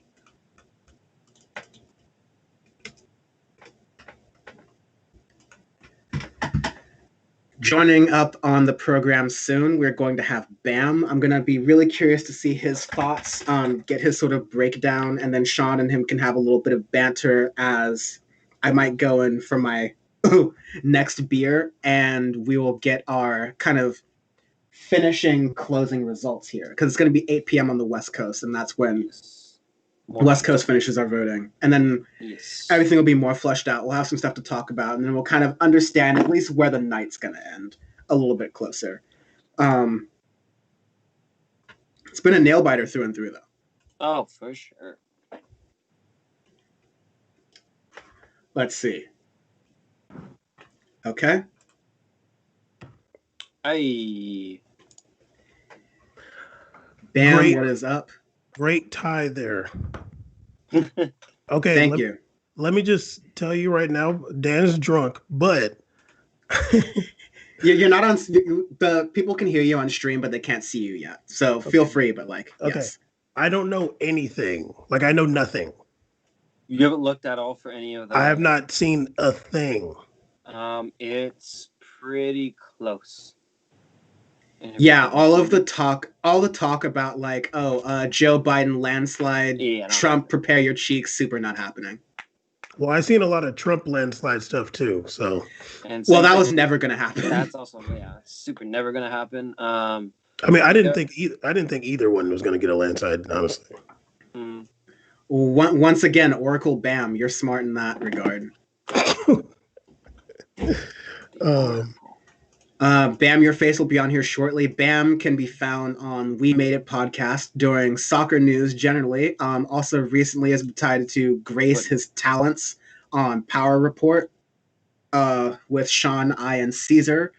Caesar missing in action, but we love them all. We have them all here. I'm really excited to get Bam's sort of opinions and results and ideas as to what kind of things are going on here.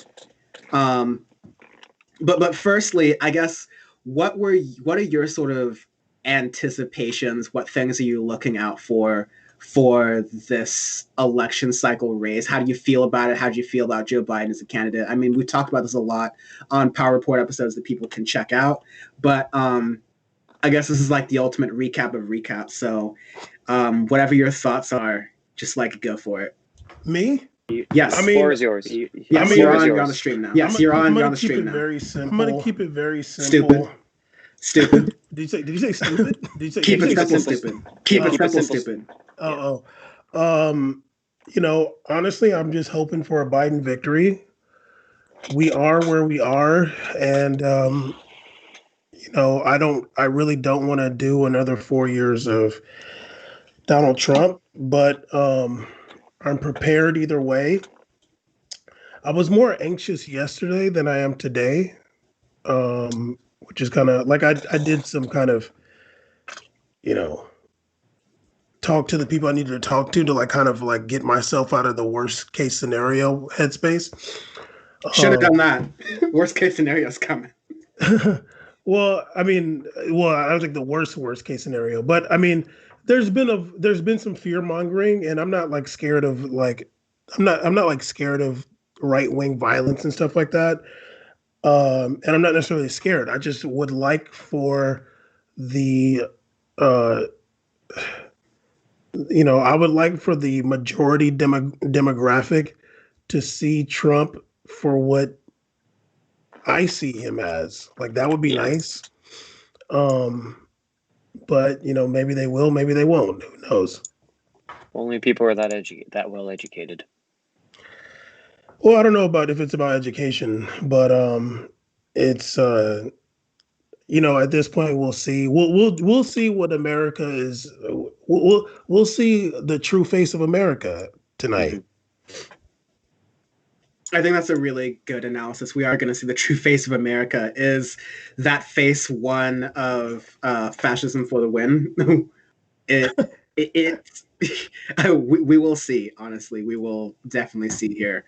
So the first, Sean, if you could sort of like give him an overview of the big board as I have it here, because I'm sort of moving some stuff around. Okay, so Florida is projected to go to Trump, but it's still quite close. 94% reported, 51% Trump, 47.8% Biden. North Carolina is practically still tied. Trump a little bit up.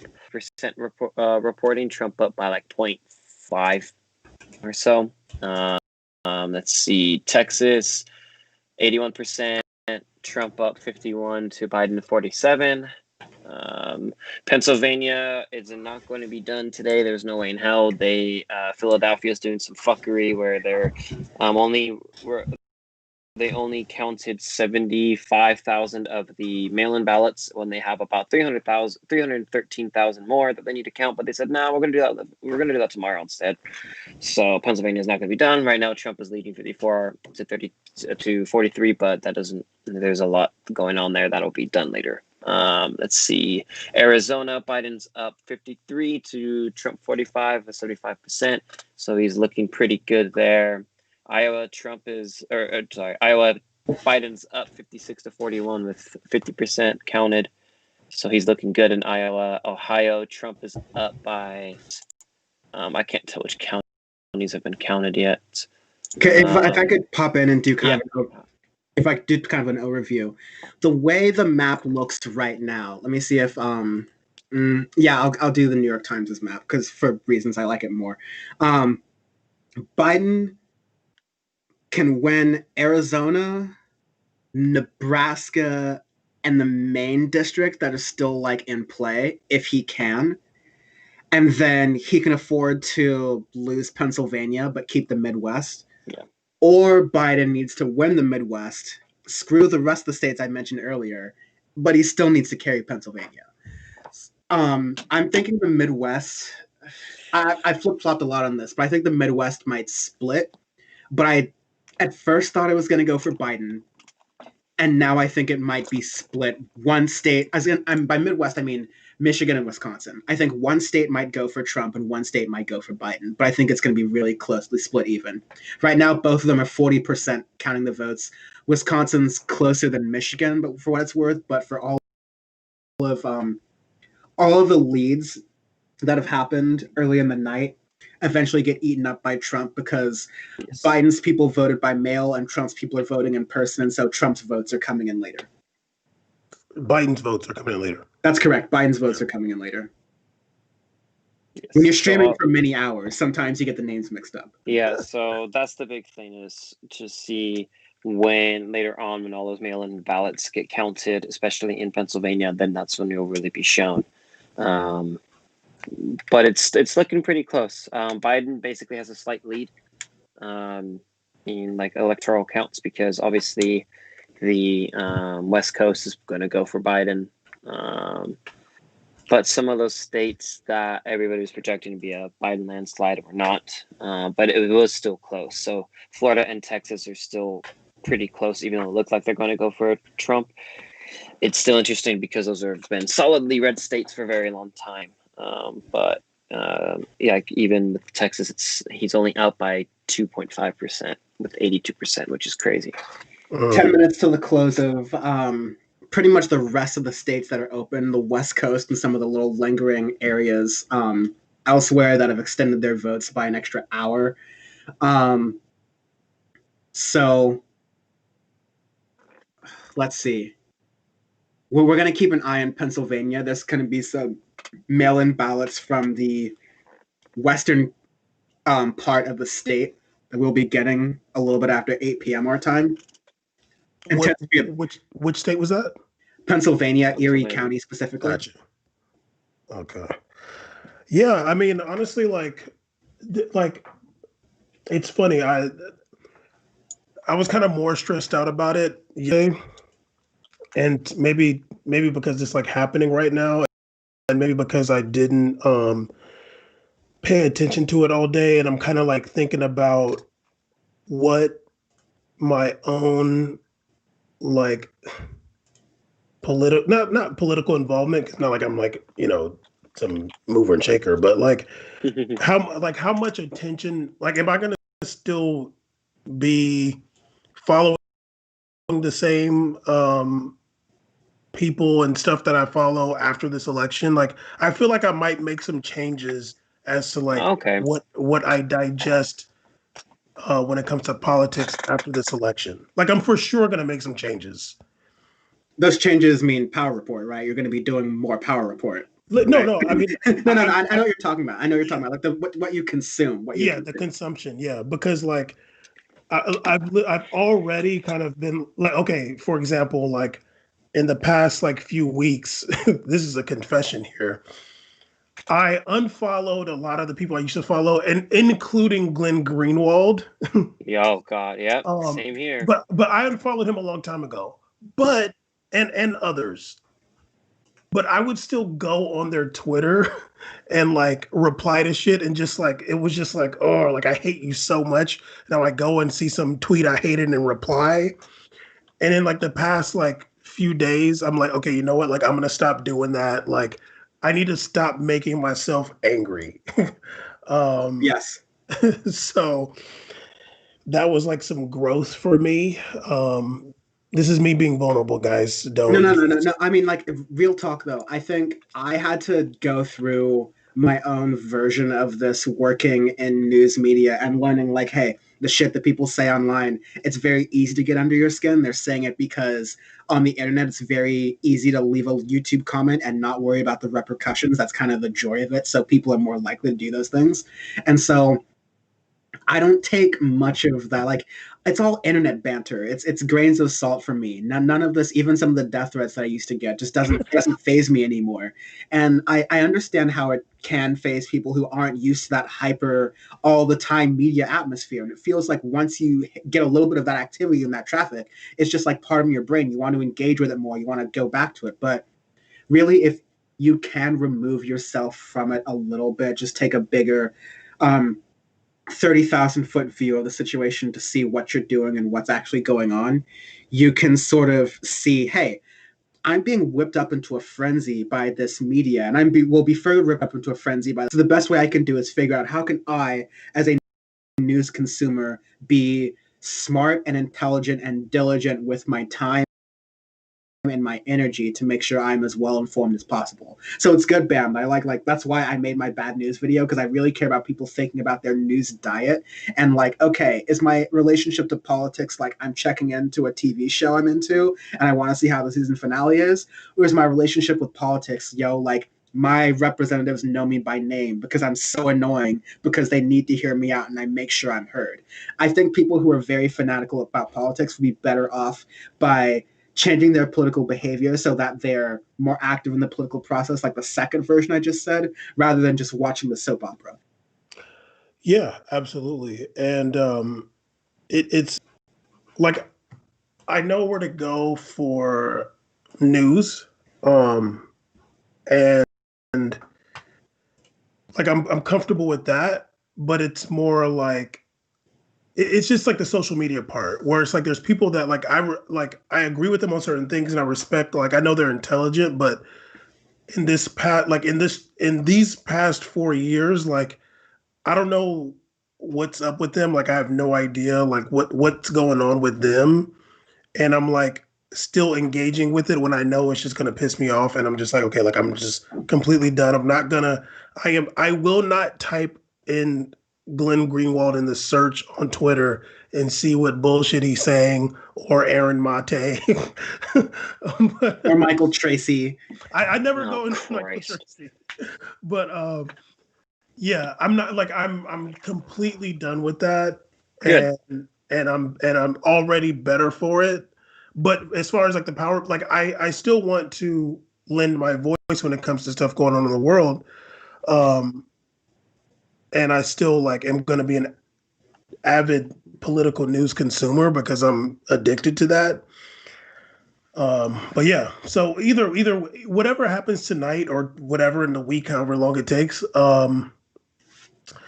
it won't stop me, you know, and maybe either way it will like make me want to do more stuff, like, you know, getting even more involved. I hope that. And Dan, all those death threats you used to get were from me, so don't even worry. But you know where I live. That's worse. Oh, no, they weren't threats. They were promises. Oh, lovely. Death promises are my kink.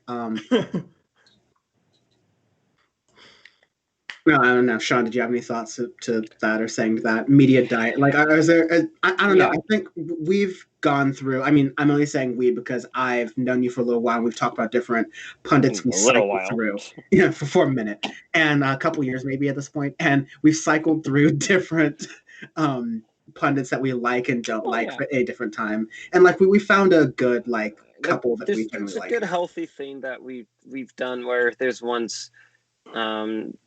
That we've liked, you know, like example, Jimmy Dore. I liked him in the past, maybe like 5-6 years ago. I actually really looked up to him. And then after that, he went a little wild. I was like, all right, yeah, I'm over that. And I don't want to listen to that. Granted, I am not a person, though, who does social media much. I really, literally, the only thing I do social media for is Audio Face because you forced me to. And I don't force you to enough. And you really don't.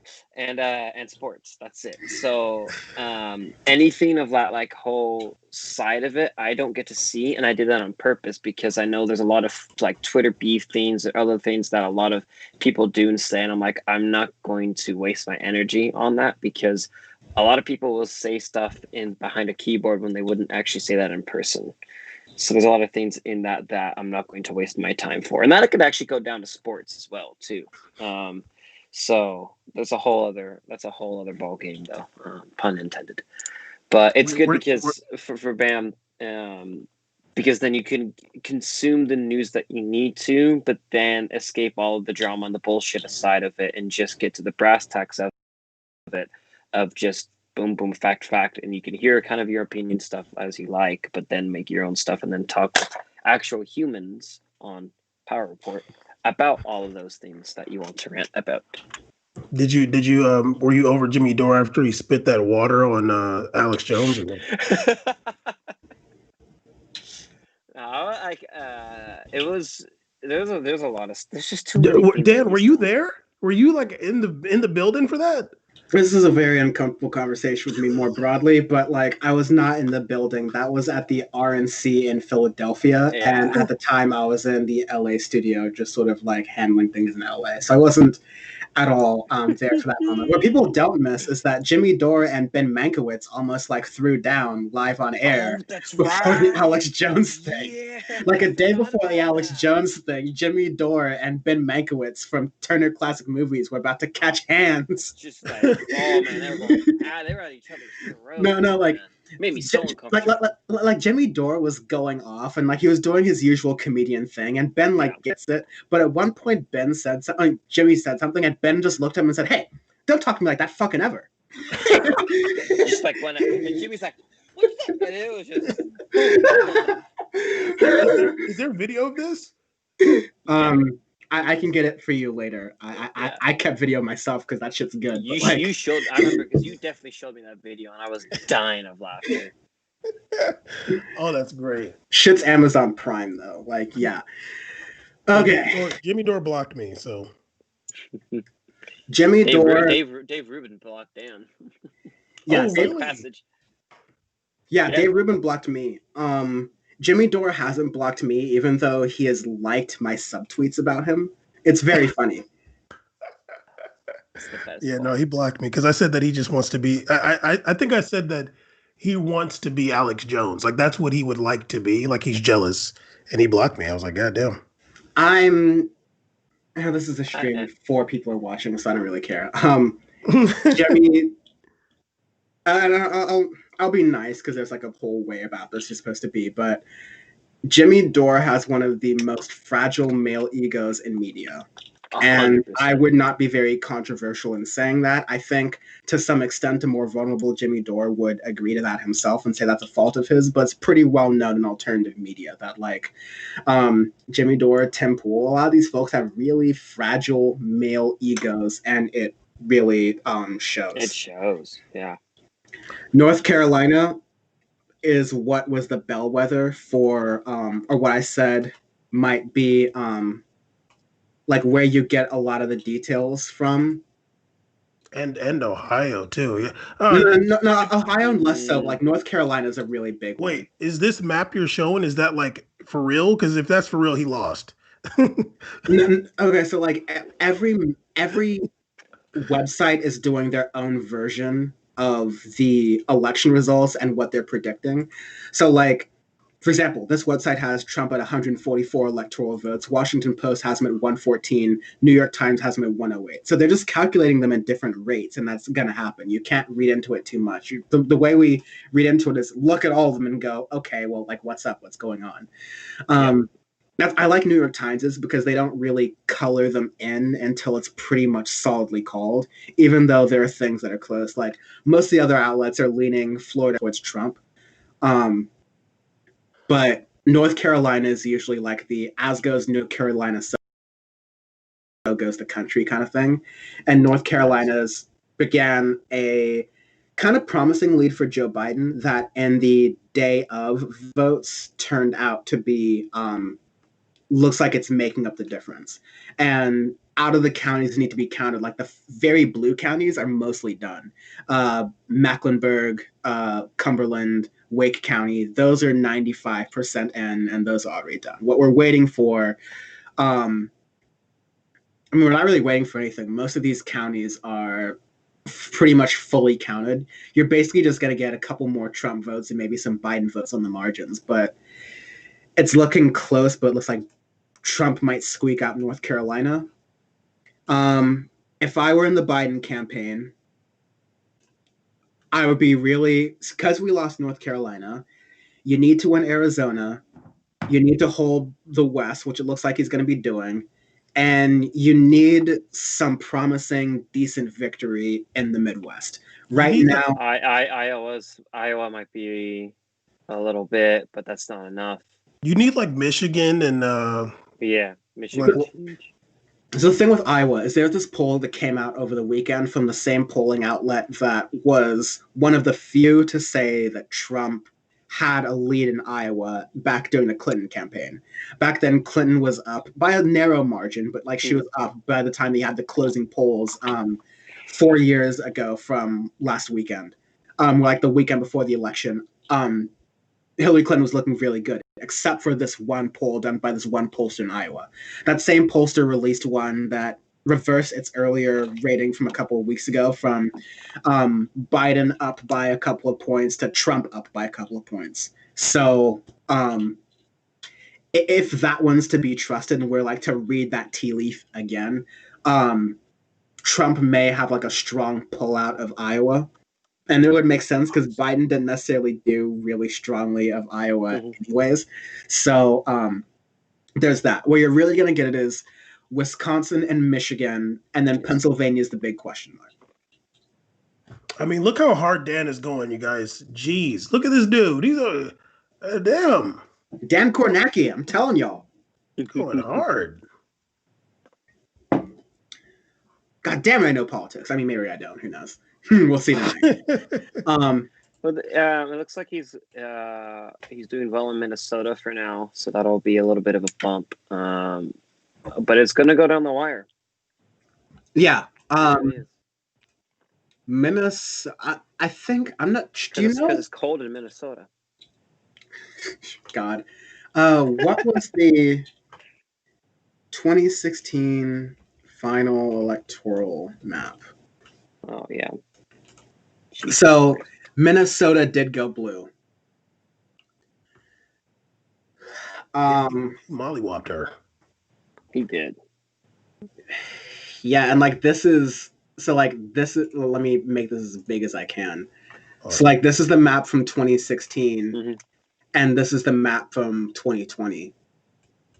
And Biden's winning the same states, but not like winning any more so far. Minnesota needs to be in play. Arizona.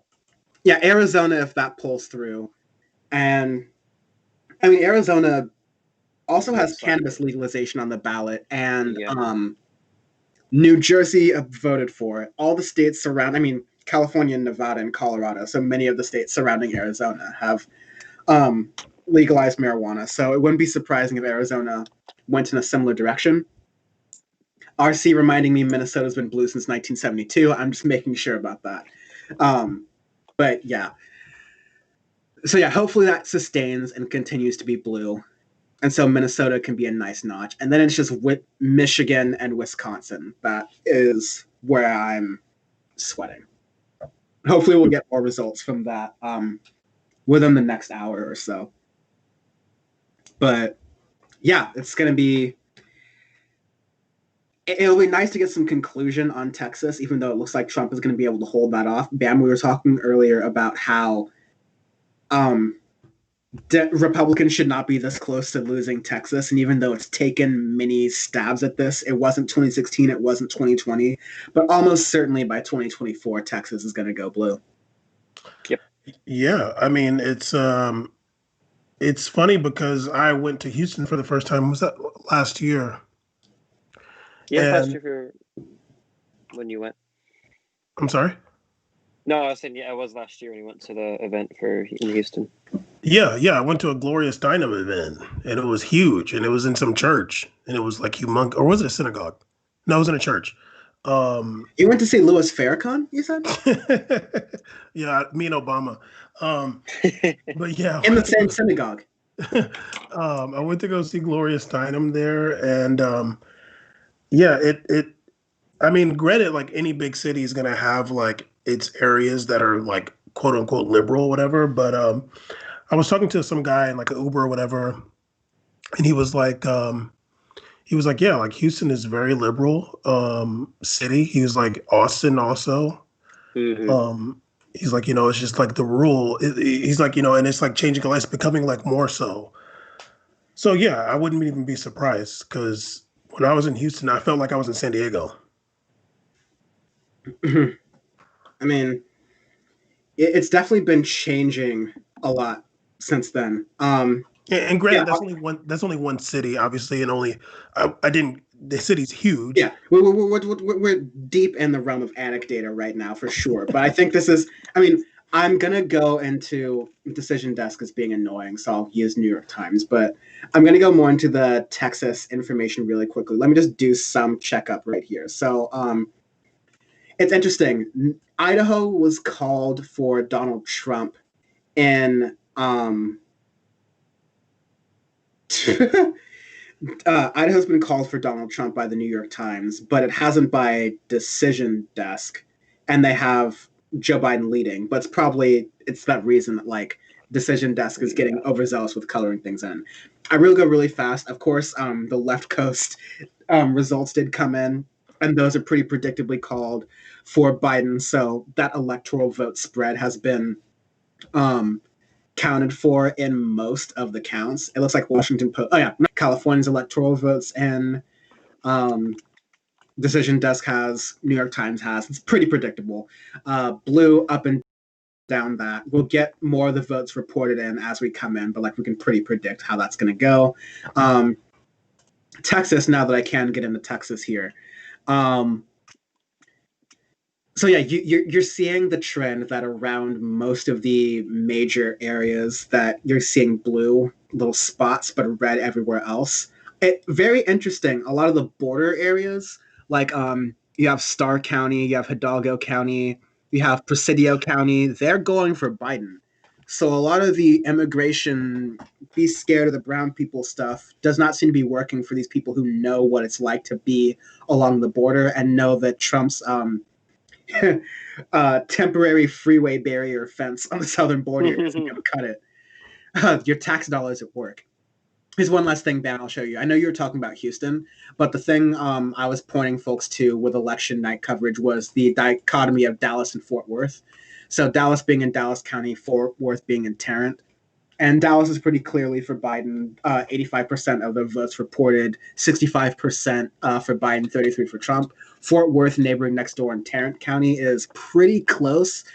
But Trump has a 0.5 percentage advantage with 87% of the votes reported. So usually you see a trend of the major cities and the immediate surrounding suburbs tend to be blue, or at least like generally blue. And that seems to be holding up here. But in Texas, to see like this is the bleeding edge of where we're testing this theory. If Fort Worth, this might come down to like the dozens of votes here, but if Fort Worth ends up being blue, that's a pretty interesting, at least symbolic win.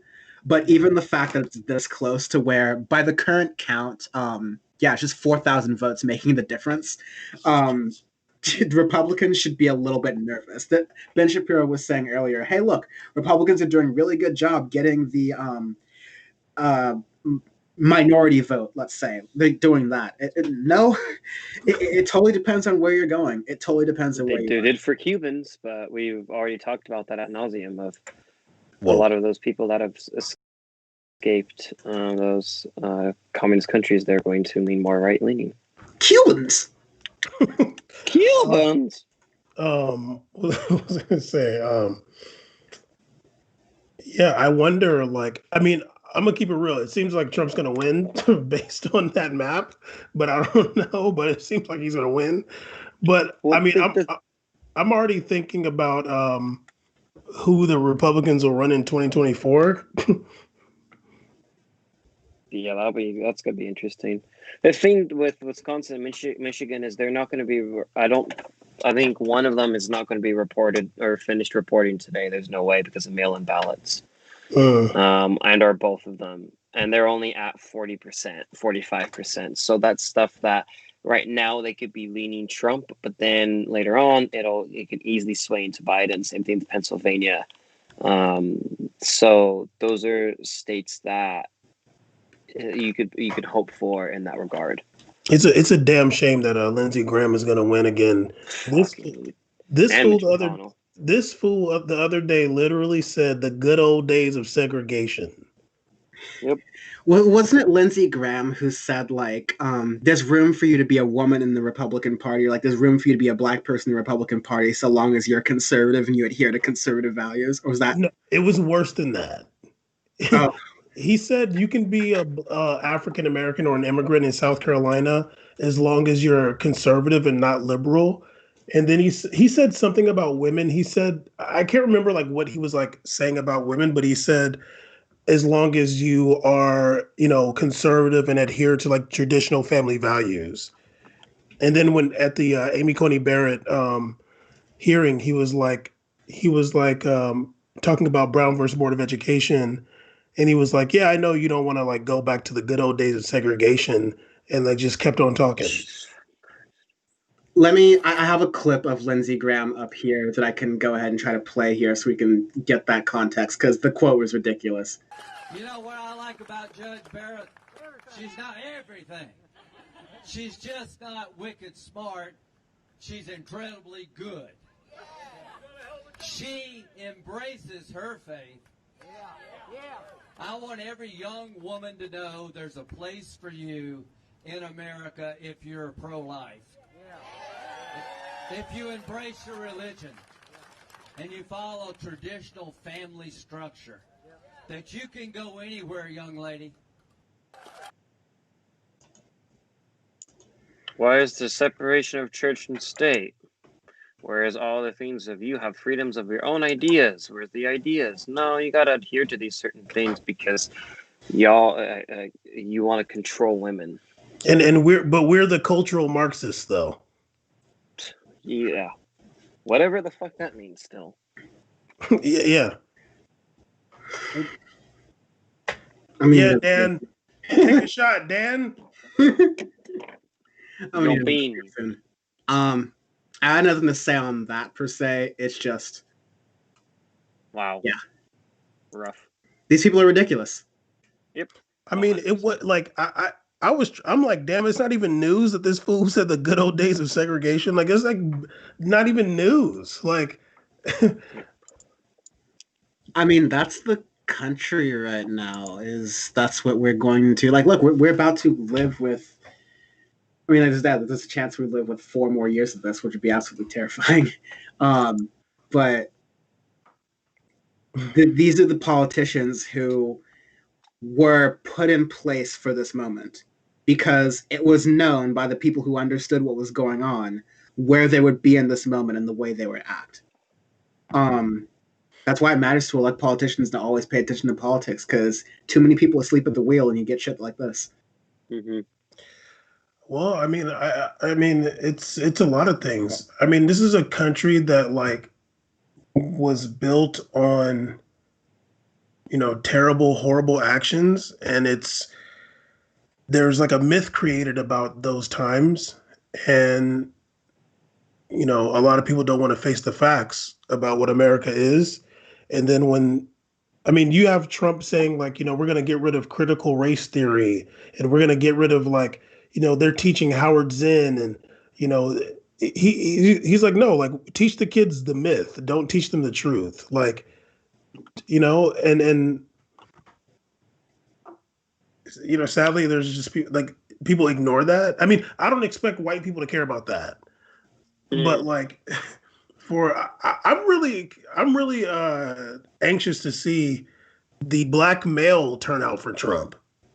Oh, we've got some early numbers for that actually, on the New York Times. So apparently, the change in majority black precincts has been, compared to 2016, plus 2 percentage points in favor of Republicans. So that's Republicans getting 2% of the votes. And this is very early on, but so far, we are kind of in that margin of error of like, look, I said like the awkward thing is that Trump is like Biden wasn't gaining votes from people of color necessarily. He might people who were not undecided, but like who just didn't have any belief in voting, who are like, I'm just not going to vote, which is a lot of people of color. And Joe Biden did not excite those voters, even though the left said over and over again, you got to do something to excite these voters or else they won't turn out for you. Yep. Well, for me, I'm just like, well, damn dog, like, have you been alive for the last 4 years? That's what like, I was saying. That's not exciting enough to be like, damn dog, like the whole shit has been tense for 4 years. Like, if you need more than that, quit, dude. Just like, like, come on, dude. Like, I mean, I get it. Like, people are apathetic, and like, I understand that. So like the non-voter, like whatever, like there's a lot of people that just like don't care, and just like, that's just not something they give a shit about. But like for the person that's like, I'm a dedicated non-voter, like I'm gonna make videos about why it doesn't matter. Like, you're not edgy. You're just like, come on, dog. Like, you're just making shit ton on Patreon. Nunya Biz says they're too comfortable normalizing racism, and yeah, I absolutely agree. We made it. because Joe Rogan is over on his podcast having the, well, do we react when Nazis want to go and create and recruit in our areas? Because we have that argument, it's now an open question as to, should we have Nazis in the United States? Should the United States be a European ethno-state? I guess these are open questions for debate now. So that's what's been done. It's another time, beer time for me, and then I'll come back. We'll probably say bye. Get that liquor. We'll probably say bye. Yeah, I was gonna say we'll probably say bye to Sean really fast. Stay on the line until at least I get my beer, because then I have to change some stuff. But yes, exciting times. Dan's recording in underwear. I see it. So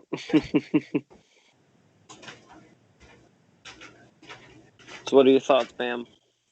I mean, I seen that map. It looks like Trump's winning. Whitey let us down. I'm hopeful because of mail-in. Oh yeah, I forgot about that. I've got because we've got to wait for that because there's still a lot of places that are only half reported.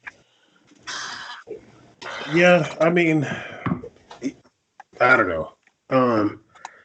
We'll see. Whatever. I mean,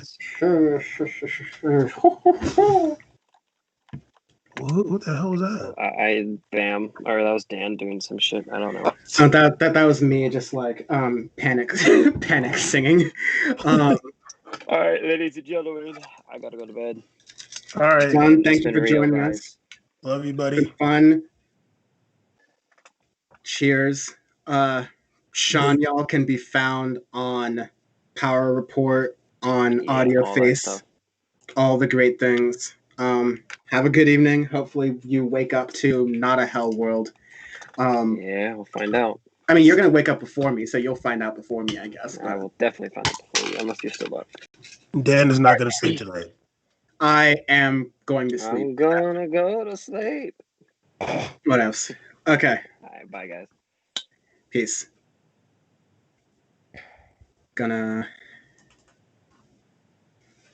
I've got to do some tech things to compensate for Sean being gone, but it's all good. Okay, then I'll talk. Yeah. So, we're leading up to this election. I think a lot of us were just, we live here in Southern California, and we kind of like have our own bubble to some extent, which is not like we're not special. Like everybody has their own bubble. It's a big ass country, and there's a lot of people. But I think that a lot of us are just kind of like wondering if everybody feels or sees the same things we are, like, and I don't know, like, it just, so I'm aware of history, so I'm not shocked, but like, whenever I see this president, I'm just like, God, he's just so dumb and just like the worst kind of person. Nobody would want to be friends with someone like that. Nobody would be like, oh yeah, that's a nice guy, that's a cool guy. Like, nobody would think that about him.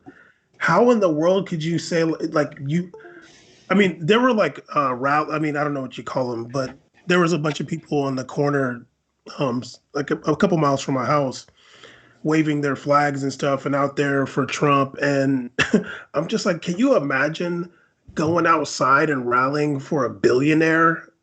Like, what is wrong with you? Like, this person's an alleged billionaire and I need to go out and show my support for him. Like, what? I mean, we were out there protesting for civil rights and justice for people to have their constitutional rights upheld. These fools are out there for a billionaire. And I'm just like, yo, like, how dumb are you? How selfish are they? That's the answer. It's how selfish are they? Because the common denominator from back when Donald Trump was touring around the country in the post-apprentice days, during the aughts, doing these get-rich-quick seminars and schemes in the hood, and buying all these folks to come up to these conventions and pay $50 for Donald Trump to tell you how to join this Ponzi, a pyramid scheme, in order to eventually make your $50 back, only after giving Donald Trump hundreds of thousands, or at least thousands of your dollars. So from the days of Trump being that kind of scamster to now, the reason why that sauce works is because the only reason that sauce can work is because these people are in a mindset where as long as they're getting theirs, fuck it. As long as they are getting theirs and they have a chance to get theirs, and even though it's crummy and everything else going on in their life, they can't pinpoint the real reasons as to why things are wrong in their life, why the jobs are leaving their town, why people are up in uprest angry, why it seems like people are tense around each other and can't get along with each other. Instead of analyzing those reasons, Americans are in this, I'm going to get mines. I'm going to look out to make sure I have my chance. And then you, whatever else, you work as hard as me. Well, you didn't get the chances, or you got more chances than I had. So everyone, we are taught, and it's specifically a part of Republican ideology, because Republican ideology is very much about the individual and acting as the individual and the rational individual. It's taught almost like a dogma, like it's a religion. Because of that individualistic way of thinking, the way people are primed to thinking, people are automatically primed to take the Republican sort of talking point, the Republican narrative, and the idea that when push comes to shove, it's ultimately you who are going to take care of yourself and your loved ones. There's no idea of the community. There's no possibility that we can all work together, because the people you're supposed to work together with, your community, those members have been ostracized because they've been brainwashed by the left, or they're immigrants, or they're part of Black Lives Matter, or they're part of Antifa. Like, the Republican Party, the people who are not in their base, so that their base feels that the stakes are so high that's literally life and death. And when the stakes are life and death, you're not going to hear anything different about how, oh, there could be a better world if we just work together.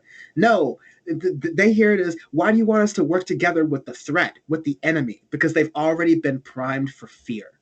And so the fear narrative and the fear kind of way of doing politics the Republicans have locked onto in this last gasp opportunity to stay relevant as a party, and now they've done so successfully.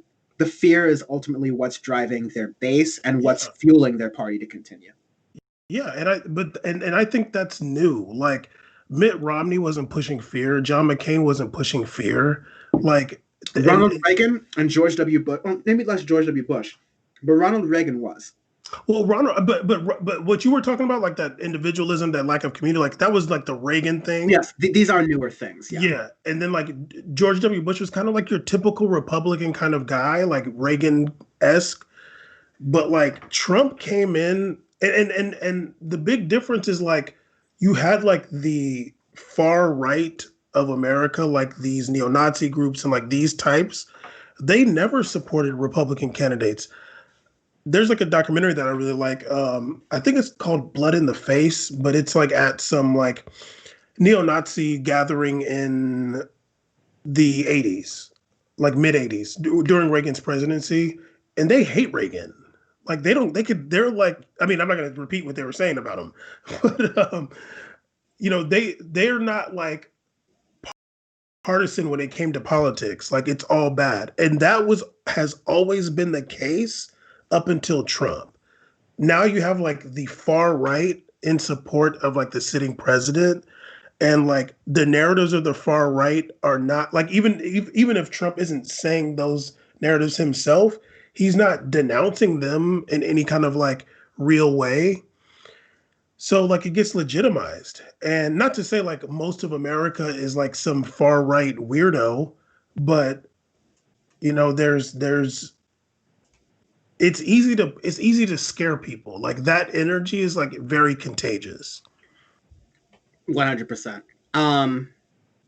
I got an announcement. Fox News has just made a call. Arizona is going to Biden.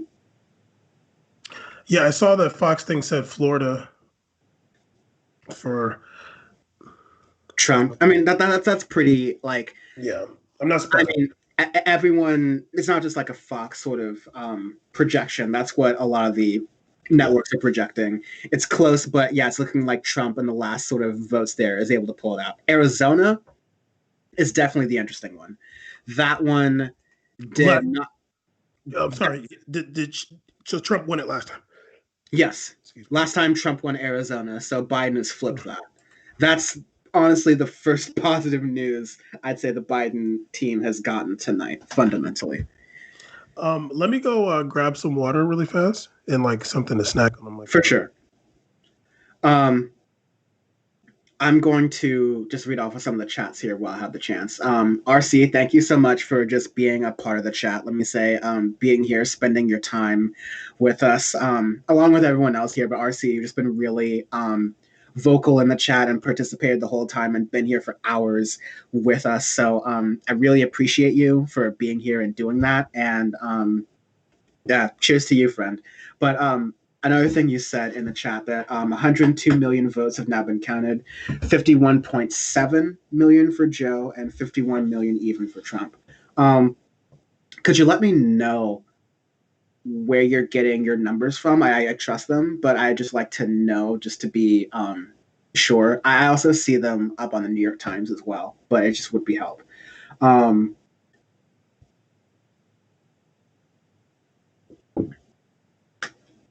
Yes, thank you, Nanya Biz. It's regurgitated. I believe you were talking about like what Bam said about these ideologies that help spin and whip up the Republicans into a frenzy.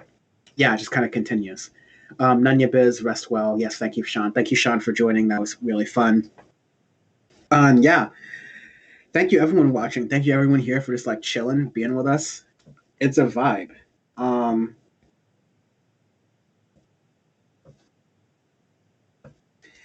Arizona's good news. I want to kind of save some of my analysis for when Bam returns, because then we can have some conversations about it. But Arizona's very good news for Biden. North Carolina, look, Trump's pulling out, and that could have been one of the states that Biden didn't need to win, but could have really proven himself in. So, like, look, that's a thing. Top of your screen right now has the full numbers. Yeah, I figured you were getting it from New York Times, like the count up here. I'm just making sure. Back when I used to work at TYT, actually, we had this big issue where each host was using numbers from different resources, and like you've seen here, where that can be a problem. Where, let's say, Cenk is looking at the New York Times, while Anna is looking at Decision Desk, while John is looking at the Washington Post, and the guest host is flipping through a combination of them, and they're just like spitting out numbers. Meanwhile, in the control room, we're supposed to have some set of results and some numbers to show. And so the numbers we would have in the control room would always be out of sync with what the hosts were actually talking about live. And that would create some tension between production and the hosts right there for sure. So I'm very cognizant of these like different, irregularities where some people are doing that. But no, yeah, it's all good, RC. It's no one's fault. I just like to be extra certain of where we're getting the results from. But yeah, New York Times has, they're decently reputable. Runoff alert. It looks like there's going to be a runoff election between Raphael Warnock and Kenny Loeffler in Georgia in the Senate race. That's pretty interesting. It's very close. It's too close to definitely call right now. Even though it looks like Raphael Warnock has a slight lead, there's still 35% of the votes you can call in and bring in. So there's a lot to be said there. But it does look like that Georgia Senate race will be going towards a special election. Yeah, that's what we were just talking about, Bam. Who's the other person that's running? Is Brian Kemp? What, you said governor or senator? I'm sorry. Sorry, Senate. And this is Raphael Warnock against Kelly Loeffler. Okay, I don't really know. Kelly Loeffler is the incumbent Republican, and Raphael Warnock is the challenger Democrat. It's a runoff election because the results are too close for that Senate seat. That'd be really nice to flip. Democrats have flipped Colorado so far tonight. I think there might be another one. So I think there might be another win in this race, so that could be good. or like another pickup in the Senate. That's what I'm talking about, because the House is probably going to stay Democratic. In fact, Democrats are expecting to pick up a couple of seats. The Senate, which has been deadlocked for years and years and years, maybe if the Democrats have a good night, you might see a break in that. But a lot of those predictions are not coming to bear out, so we might see more deadlock in the Senate. What I was kind of killing time, Bam, to wait for you to come back, was to talk about the Arizona tea leaves. Because, yeah, North Carolina, usually as goes North Carolina, so goes the rest of the country as far as the vote goes, and that's kind of leaning Trump. But Arizona is one of those first ones that is a positive narrative for Biden, for sure. It's a Republican state. It's been a very Republican state. Of course, it's been like the maverick John McCain state. You never know what can come out of there. A little more moderate in the West, away from like the big thought bubble, as it were, of Republican red-leaning American politics, especially rural in the South. But a lot of things from Gabby Giffords to John McCain and all those different things, and trends happening in Arizona. Arizona just legalized marijuana, so in states where they have those ballot initiatives, you tend to turn out more Democrats. So it helps to support you right there. Montana and I believe Missouri and Mississippi also had marijuana legalization ballot initiatives. I don't think marijuana alone is going to turn Montana or that other state I mentioned from red to blue. But New Jersey legalized as well, but they're always solidly blue. And Arizona did. And maybe there was one of those things that made the difference. But you're starting to see more of a bluer. This is consistent with a bluer shift in the southwest of the map, where you're seeing Arizona, Texas, New Mexico, Nevada all starting to kind of turn blue or get close to blue if they're not there already, which is good for the Democrats long term. I don't know if it helps you in this race, but these are decent trends long term. But I believe not the Democratic Party, because they're incompetent shitholes, but the insurgent progressives can take advantage of. Yeah, and just like culturally, because to be honest with you, I feel like a lot of, especially like the Southern kind of older Republican guard, they just see this as culture wars, and you know that's their narrative. I don't know if they actually believe that, but like the narrative is basically like, well, if there's more black and brown people, then Democrats will win. So, you know, that like that's basically what they're pushing to get, you know, their people out there to vote. Like, look, you got to vote because, like, you know, if they vote, they're gonna take the country away from you.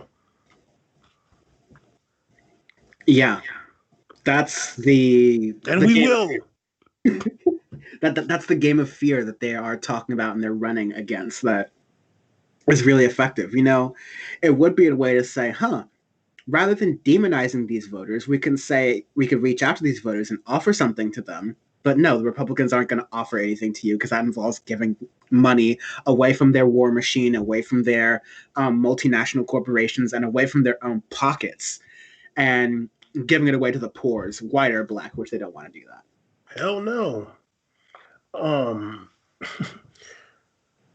Yeah, I mean, it's like, you know, you have to separate like your personal kind of ideology from like the wider kind of politics. But like for me, like when I think about it, I'm just like, man, like a lot of this stuff I can like see through it. And, you know, there's no, like some person on high can't like make me scared of somebody. Like, I'm not going to be like, oh man, like I don't walk out of my house like scared of white males, or like the most scared I am of like the cops, but that's like not even like, you know, that's just like, well, I hope that dude ain't turned up today. But like just the those narratives, like how easy they are. Like I feel like you got to have something already in you for somebody to be able to do that to you. Right. Yeah, I think they, I mean, I don't know what to say at this point. I've talked a lot about how fear is being used as a tool, as a cudgel to the right, and it's done really effectively. I don't get how that, like you said, I don't know exactly how that works from an interpersonal perspective of like, how are you going to tell me about a fear when you aren't living in my life? I mean, depends. Like, there are like white commentators who I know have not experienced the fear of like being pulled over by a police officer, but they can still at least talk about it. So I don't want to like remove the idea that you can't not know the experience and talk about it, but you have to be well informed about that experience, not listen to another person. But this is how the left talks about things, which are based in true harsh reality that people of color and folks have experienced in more broad terms, what people are experiencing across the country and across their lives just and throughout American history, versus these boogeymen like Charlie Kirk saying that Joe Biden still hasn't denounced Antifa. Like, what is there to denounce? Antifa does not really exist. It's that, like, Donald Trump is not addressing the boogeyman that I created myself. Donald Trump is not avoiding it. Like, it's a game you can play with your supporters for only a certain amount of time. I mean, I wish it was less effective than it was ultimately, but that's why I'm looking forward to is like, I was hoping that this tonight, the bubble would conclusively burst enough to where people who have been sucked into this Republican information machine, well-meaning people, could at least start to see some of the holes in it rather than find some sort of justification for it. Because nights like these either solidify your view of the propaganda or they break you from it a little bit. Like, can you imagine, like, if Obama was out here saying, hey, black people, like, you got to vote for me because, like, you know what they'll do if you don't vote for me. Like, can you imagine? Like, at no point was Barack Obama soliciting the black vote in those, like, in that way. Not up front, no way. And not even that Trump is like, I mean, Trump is like throwing the dog whistle stuff, talking about like suburban moms and like, you know, when you wash your dishes or whatever the hell he was talking about, the weird shit. But like, there's like that idea that like, hey, you know, white people, you got to vote for me and for us, because if you don't, then like they're gonna take everything from you. Right. And they're gonna like be pushing queer theory on your 3-year-old, and they're gonna legalize 1-year-old baby abortion, and they called it drag queen story hour. The idea that this is going to be the like, that sounds dope. Like, this is what the liberals want. They want to take your kids and force them to participate in drag queen story hour, which to me just sounds like a dope advertisement for ContraPoints. I'm totally down. Like, whatever. But let's dip into some of the coverage here. Let's why? Because this is what we've been doing. This is the stream of streams. We get to see how others are reacting to it. These young people have no concept of what this capitalist American experience is, left or right. Yeah, no, I think you make a great point here. I would probably dispute that the issue is primarily economic, though I think there is a major economic element, and I think they're talking about something I'm going to disagree with. Let's check with PYT. That the progressive movement and the Democratic Party need. They're advertising, and they just went to break. PBS has been boring all night. Let's check Majority Report. Reminds me a lot of exactly this time of night in 2016. Are there any black people talking about this? The same types of emails and texts us with things aren't looking great. These are our 3 paths, and we will see if we get there. And they're all. Where is the black voices in the progressive left media? Where, son? We are them. Don't speak about us in the third person. We use I statements. I mean, I don't want to go off. Like, I don't want to. We keep. I was gonna say, though, Jacobin I saw had Cornel West on. For like a. Where's the young black voices in? Totally fair. But Cornell's my guy. But Dr. West. Who that? This is about raw not sure. Trisha Rose, maybe. To preserve supremacy. And it's not about solving problems. It's not about meeting the needs of people. anybody cares about. It's not even about the needs of Trump voters. They've lost their rural hospitals under this man. They're about to get completely steamrolled and wood chipped by a pandemic that they've been told. A lot of them just don't care. I mean, like, it's not wrong. It's just like boring. We have a question in the chat. I mean, you feel free to read it, but I mean, you're the boss. I mean, sometimes I miss it if I missed stuff. So I see Nave Gamer Baby says, I keep hearing about what if Trump doesn't accept the results? What does that actually mean? Like, he can't stay in office. They would arrest him, right? Like, IDK, need more details. So in Power Report 10, I want to say, I spoke with Miriam Naveed, who is one of the Hold the Line or the Red Line Guide, and it's basically detailing the scenario of what happens if Trump loses but refuses to leave the White House. It's completely possible because the idea of peaceful separation of power, where one president says, I concede the votes and I will allow the winner to go on, that's just tradition. It's not law. It's not like anything is set in stone. That's just been like a friendly thing that presidents have done regardless of party for 200 years. Pretty chill record, but Trump doesn't care about boundaries, and he wants to push those boundaries because pushing boundaries is the only way Republicans can feasibly get elected in this country anymore. So there's that. The reason is, so Hold the Line Guide put out a couple of different scenarios, and if I can kind of center this or like simplify this, distill this as best as I can, there are a number of scenarios in which Donald Trump takes advantage of the murkiness of the whole election situation, the fact that ballots are being counted in, more mail-in ballots are being counted in because people don't feel comfortable voting during COVID, the different rules that are happening because of COVID as a result, just generally the environment of politics and the election more broadly. Donald Trump might try to use the courts to say, hey, in this particular state here or in that particular district over here, these votes shouldn't have been counted or these votes should have been counted.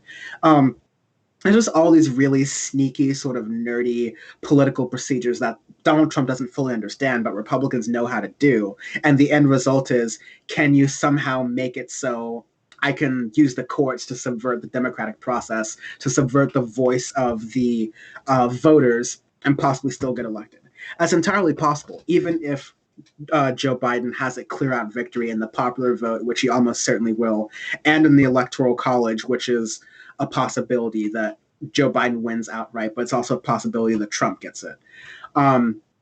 In that case, and again, I totally recommend you go onto my YouTube channel and check out the Hold the Line Guide video. Longer episode, that's a full hour and talks about everything. Just listen to it as a podcast, or there's like a shorter 25-minute version that talks about the guide, or you could even go to, let me make sure I have the website right, but it's holdthelineguide.com, and it has kind of a details about what you can do as an individual and what you can do with other people if the situation happens where Trump refuses to leave and he contests the results, even though they're not in his favor. It will involve hiding. It'll involve public pressure. It'll involve public pressure to make sure that elected representatives know and elected officials know that people will not just stand idly by as Donald Trump attempts to subvert and steal our country and our democracy and our voice away from us. So, long story short, it's certainly possible through a bunch of tricky, weird ways. The details of those ways are, you could speculate about the many ways they could happen, or you could just wait a couple hours and see how they might happen. But the main idea is to just understand that this is a possibility, except that America's not in some special bubble where weird dictatorial things can't happen here, and understand how you can unite with yourself, your loved ones, your friends, even maybe people who you don't agree with, to say, hey, look, we can agree and disagree about a lot of things, but I want a country. I want to vote. I want my voice to matter. I don't want this to be like not to be a pejorative, but like I don't want this to be one of those countries with a non-stable democratic system.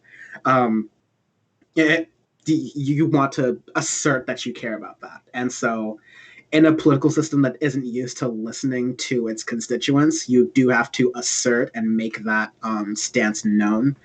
But yeah, it all comes down to what happens tonight as to how forcefully we have to make that stance. Yes, I would like to give a shout out to Valerie and Jasmine, Diana, Cheyenne. Esma, if you're watching. Yeah, if he doesn't leave, I mean, I think eventually, like, they'll just get him out of there. Like, I don't, like, the last thing Trump wants is to be, like, looking stupid on camera. So, like, I think if he hears that they're like, hey, you got to go, he'll leave. And he'll just, like, make a big stink about it. I don't think he's going to have nobody, like, marching him out the White House or anything like that. But, what do you, I'm sorry to interrupt, because I know I've been talking a lot, but what do you think about the idea that Trump is trying to avoid criminal persecutions? And so he might try to wager, I'll get out of office, I'll stop all this like calamity that's going on, as long as you grant me and some family some of them young pardons. I mean, I don't know too much details about that. I do know the Attorney General in New York. I forget her name, but I just watched her on something recently. She's not playing around. She like did a lot with in regards to the NRA. I wish I remembered the details about that, but she's not playing around. And it does look like, I mean, it's fairly obvious Trump has committed some financial crimes. I don't know if they'll be, like, I'm gonna be honest with you. I can't imagine a former president getting like arrested or like facing any real criminal charges. I can't imagine that. But he's probably scared of that. He's paranoid, and I would imagine that he's, very worried about that. Is he gonna get a pardon from Joe Biden if Joe Biden wins? Absolutely. Joe Biden will absolutely do that. And I'm saying that so people don't be disappointed. Like 100%, if it gets to that point, like if Trump is facing those charges and it's like in December, Joe Biden will pardon him. And he's going to say, we got to move forward just like Obama did when it came to Bush and them. We don't look forward. We don't look backwards. We look forwards. That's the Obama quote specifically. Yes. Another good question Navergate Baby had in the chat to Rooney. The Associated Press has Biden up to 209 electoral votes to Trump's 118. The New York Times has the same thing. It seems Biden is leading this right now. Is there a way this can change? Yes, a number of different ways. So these sort of let me read you from the New York Times things right here. And this will help clarify and explain it. No, don't show the map. The map is depressing. No, let me show the explanation. So, editors at the New York Times will take into account a number of factors before declaring a winner, including race calls made by the Associated Press and Edison Research, as well as analysis of the votes that have been reported so far. Given the changes in voting methods this year, it might not be possible to declare a winner in a number of key states on election night. So the map is absolutely. What this means is that, and kind of to de-jargon this for you, is that there are basically two different organizations that aggregate and they do the really difficult work of taking the polling data that is collected in a different way in every different state and every different precinct and every different county. So to do all that hard work of pulling together the information, two companies generally do it. That's the Associated Press and Edison Research. Half of the news outlets use Edison Research, the other half use Associated Press. And so to be smart, some of the outlets with more of the resources, like your New York Timeses, your Washington Posts, your Fox News, or any of those other ones, they're looking at everything at once and then looking at exit polling data and historical data on how these states used to go, and then they're trying to give their best estimate or their best assumption to make a projection of who is going to win any given state or any given precinct. So I say all that to say the numbers you're seeing on this website or the different numbers you're seeing on Decision Desk, for example, or the slightly different numbers you're seeing on the Washington Post, for example. All of these numbers are projections made by very smart people who don't know exactly what's going on. They have a pretty good idea, but they don't know exactly what's going on, and they're giving you their best educated guess. Now, Joe Biden has a really strong lead at 209 compared to Donald Trump's 118. Can that change?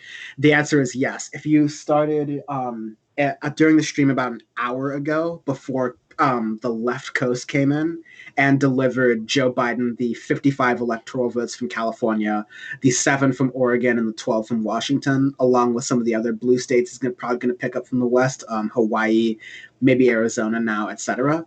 Before that, Donald Trump was leading really heavily in electoral votes. And that's always how it happens, just by the case of which states close, East Coast first, and how do those states vote. You have a lot of really red states over here. So those red states were coming in. They're very small. We know how they're going to vote because they always vote the same way, Republican. So those delegates got allocated really early. So Biden was really, really down until we got to the left coast, and you got all these really big, reliable Biden states coming in and bringing this delegate count up. What's happening right now is you have some really big states that are question marks. You have, Florida is likely going to go to Trump, and then he's going to go up by 29 electoral votes for sure. Texas is likely going to go to Trump, and he's going to get 38 electoral votes there. Georgia is probably going to go to Trump, and there's 16 votes. North Carolina is looking Trump heavy. That's 15 votes. And then you have a smattering of states over here.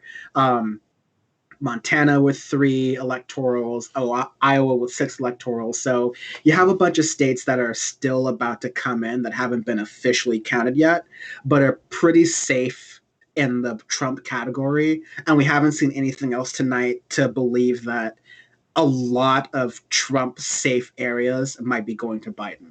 A lot of the pundits were predicting that Trump safe areas might go to Biden. So far, Texas got close, but not really. And Arizona took the scales, but we were kind of expecting that.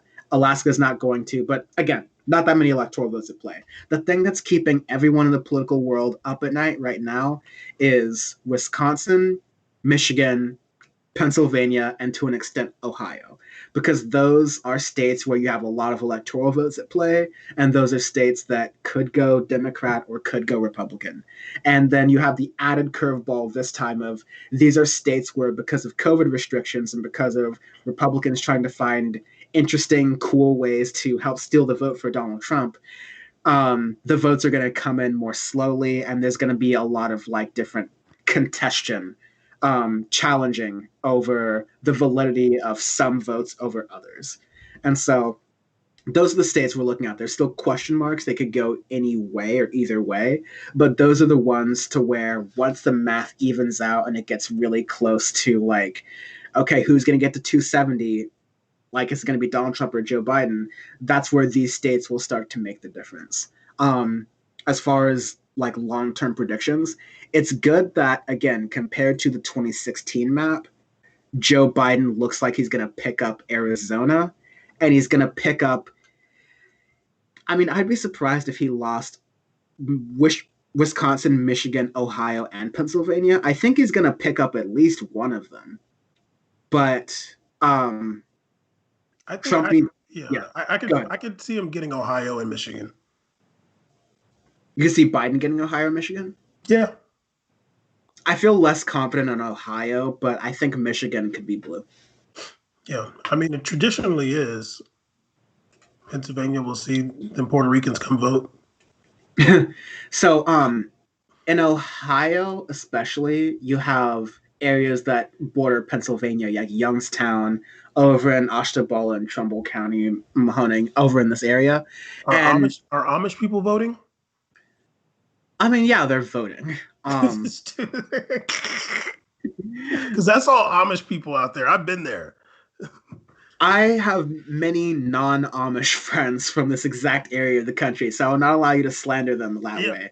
But there are a lot of, they're not all Amish there, but there are a lot of Amish people there. 100% Amish. Okay. Okay, sir. making candles and playing volleyball barefoot. Amish people riding buggies. I mean, can we just understand how conservative America is? There's literally like swaths of land where there's Amish people, and they get like preferential treatment in these places. They have the signs up that say, watch out for horse and buggies. This is America, dude. We got Mennonites and Amish. We got Mormons got a whole state. I mean, like, we have signs on the California freeways that say drive high, get a DUI. So there's definitely things in California where we get special treatment too. No, I'm just kidding. I'm screwing around. Damn, No, I'm just screwing around. Like, there's I'm supposed to go in the Fullerton Observer Zoom election coverage at 9.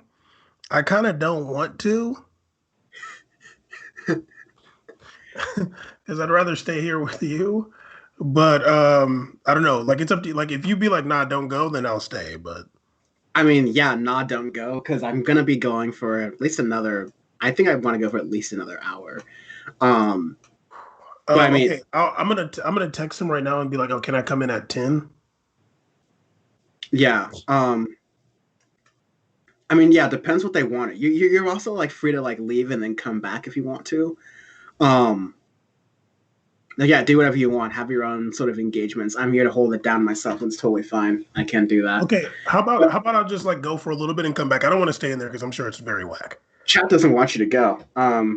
RC and Neighbor Gary Baby says they want you to stay. So No, RC says, I love that Bam used this convo to prep for that. Came in here knowing nothing. Not a damn thing. I knew nothing. You got called out, buddy. I would literally had no idea what was going on until I got on this. I want some credits for that Fullerton article that you're about to end. No, I'm just kidding. I don't care. No, it's just the Fullerton Observer is like it's a local paper. They're doing something. I'm sure it's like okay. For the people, do it. Okay, I'm gonna go there for a little bit, and I'm gonna leave. And should I text you before I'm gonna come back, or should I just come back? Text me before you come back. Okay. All right. Kaga. Oh, Lord. Keep America great again? Sure. It's just CAG, buddy. Get used to it. Oh, my bad. Okay. Peace.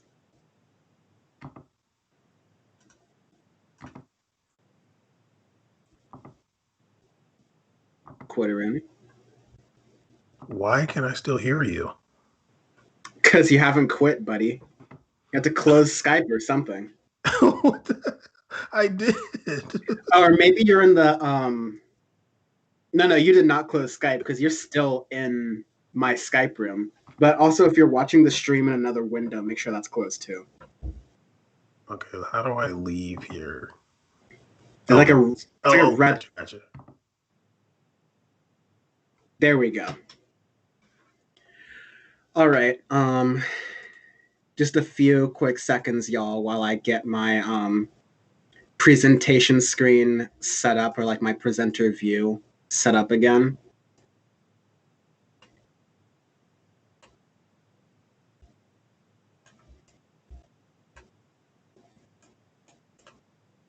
Haven't had to pee this whole time. It's kind of amazing. I also don't have that opportunity anymore because I was going to use the other people hosting for my pee breaks. But we can't do that anymore. Okay. I'm back in a window. In a lot of the window, actually. And let's take a cruise around. Let's see some of these states. Continue asking questions. Bam, please don't take your pants off. You're still on screen. I love you all. Thank you for keeping me entertained in this chat. We're through this together. Us three, us few, us proud, us Marines. Let's see. It is 9:03 on the West Coast, midnight on the East Coast.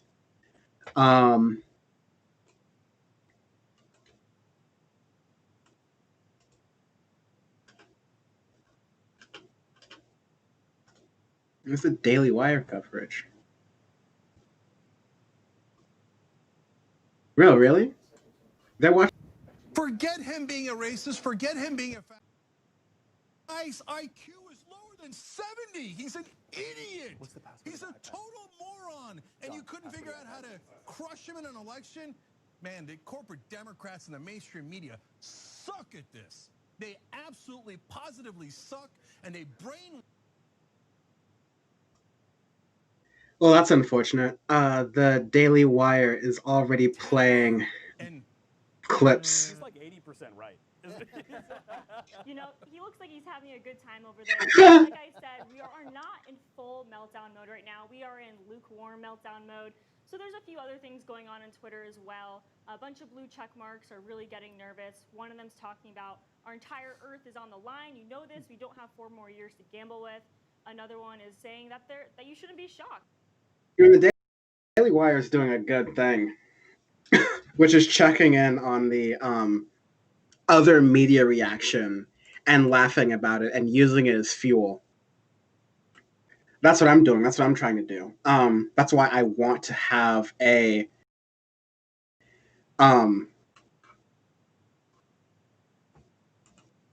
loss for Trump, at least in some way. But there can be some comeuppance for these folks who are very much kind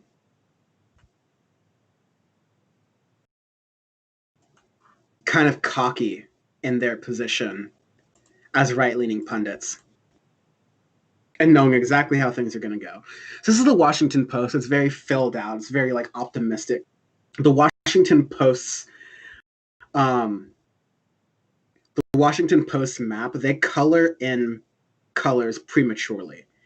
So some of these colors, I don't know if they'll stay. So like Ohio, that'll probably stay red. Texas and Florida, that'll probably stay red. Michigan and Wisconsin, I don't know. Pennsylvania, huge question mark. Especially since a lot of the mail-in votes have not been counted. So Alaska and Hawaii, we're pretty sure Hawaii will go Democrat and Alaska will go Republican. Their polls probably don't close until 10 p.m. And hopefully by then we have a clearer idea of what's going on in the rest of the country. But here are the predictions that were right for tonight. We are not going to know the results on election night. That was pretty much the only correct prediction. Washington Post, let's see if the New York Times is similar.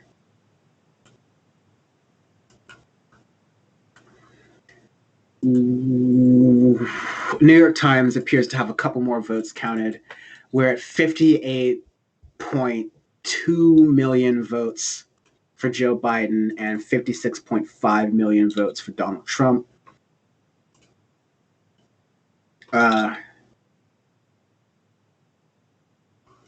Yeah. Michigan and Wisconsin. That's what we're looking at. That's what we want to do. That's what we're trying for. John Idarola is wearing my tie. Yes. Who wants to go first? Adrian, you want to go first? Well, gosh, you know, my spirit's adequately broken with sadness regardless, just seeing how many people are voting for Trump, even though the votes are not fully counted yet, which is a good thing. But still, it really shows that our nation is pretty broken and that there's a lot of work to do. And I think that that is very disheartening. And so it really doesn't matter to me. Of course it does, but kind of a philosophical notion that it matters who gets elected when there's so many people out there who are okay with turning their head and looking away and ignoring racism, sexism, criminality, as long as it's a person who probably looks like them. And that's not okay. Michael?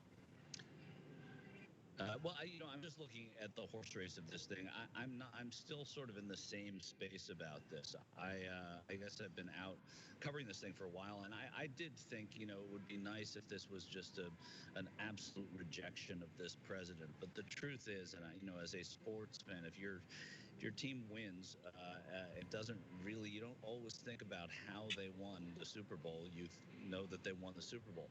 If Joe Biden wins the presidency over the next few days, then it doesn't matter. It means America rejected Donald Trump, and the part of America that we want to reject Donald Trump rejected him. We're not there, and right now it doesn't look good or bad to me. I do think that Arizona was huge. If Arizona is a state that the Democrats win, and it looks like they have, some people have called it, some others haven't, some news organizations haven't, but what that means is that the Democrats can lose Pennsylvania, win Michigan and Wisconsin, and Joe Biden is the president. And I'm assuming a one-district electoral vote in Nebraska there. If that happens, let's say they win Pennsylvania, it means they can lose Michigan or Wisconsin, and they don't even need that one electoral vote in Nebraska. And that's assuming North Carolina, Florida, Ohio, and I'm talking horse race stuff here because that's what this is tonight. This is not about, all of the issues and all of the things we can think about for the next year, whether Biden wins or Trump wins. But if this happens, then we don't think about anything else other than Donald Trump has to give a concession speech, and that will be what the headline is. Right now, though, we're not there. We're where we were in 2016. We're waiting for these votes. One thing that's really important, which I'm sure you guys have covered tonight, is that Pennsylvania, Michigan, and Wisconsin count in reverse of how Florida counted today. So all of their absentee ballots are waiting. There are 1 million ballots, over 1 million ballots in the state of Pennsylvania where I am now. Those are not going to be counted probably until Friday. They count about 10,000 an hour. That's about how many they count. So it takes a while, and we'll get there. But I'm okay still. I'm still okay. I think it's important for people to remember that if in Michael's scenario, first of all, the crazy thing about America is that if Biden wins the district in Nebraska. Yes, as you said. So yeah, for Hawaii, one of the I'm reading a chat right now. Okay, so Hawaii is one of those cases where Hawaii has voted democratically for the Democratic Party so often, where all the networks have projected Hawaii to go for Biden, and that appears to be a pretty safe projection, especially as the polls are closing and everything. So wouldn't be surprised if I wouldn't be surprised if Biden wins Hawaii, just because they call that, and that's just usually how it goes. That's just always how it is. So Hawaii still got very few electoral votes at play, 4 electoral votes. But yeah, Nevada, too much, too late as hell. Joe Biden needs one of these Midwestern states, all of which Hillary Clinton lost in 2016. Joe Biden needs just one of those states in order to win this thing.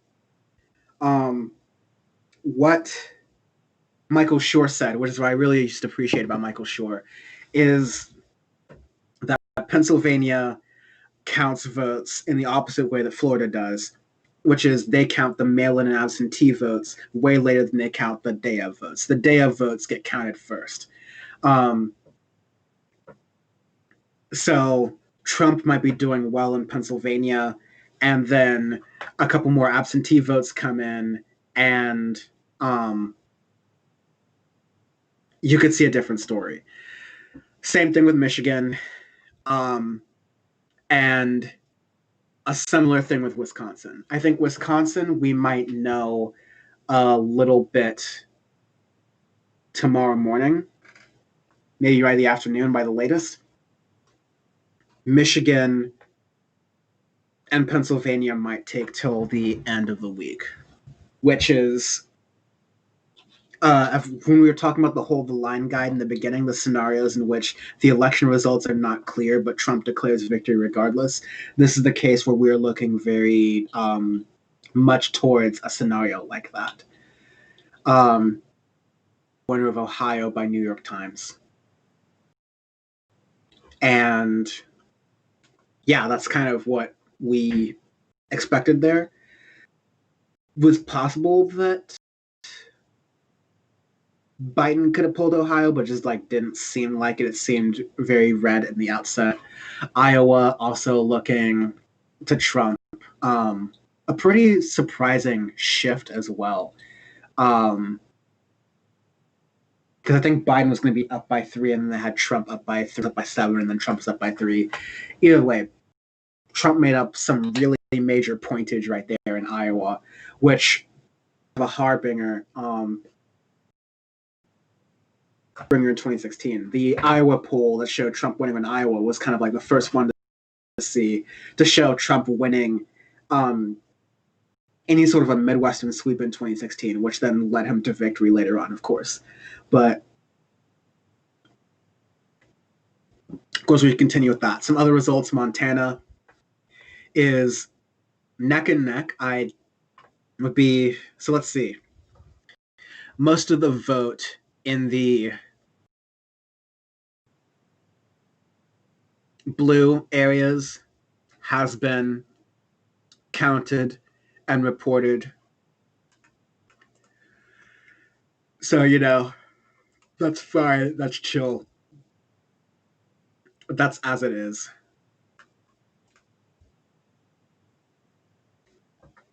But the rest of this will fill in red, and it'll probably be Montana win.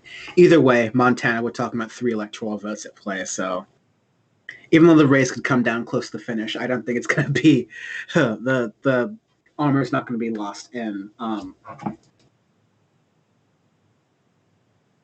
the armor is not going to be lost in Montana. Bam's coming back, y'all. Bam's going to be joining in just a sec, and I'll have him on very shortly. It'll be great. We'll probably do this for at least another 45 minutes, and then we might call it then.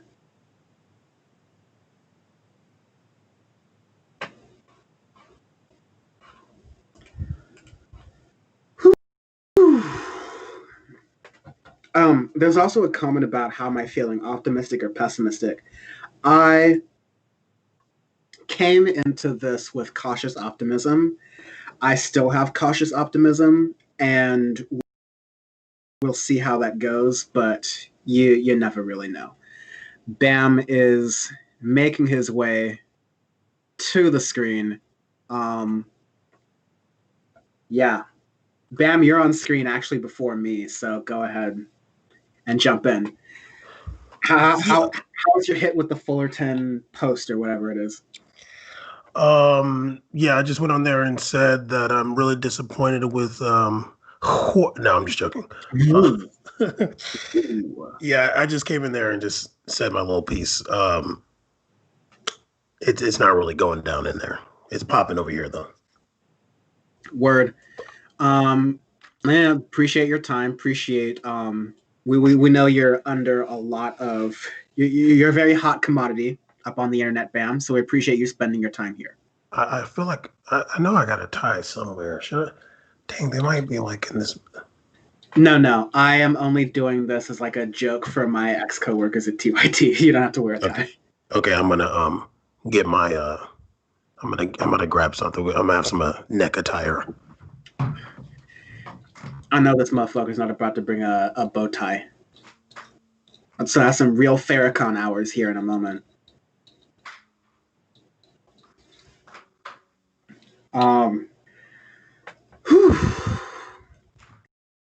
But yeah, I'll get to answer that question. I'm feeling completely.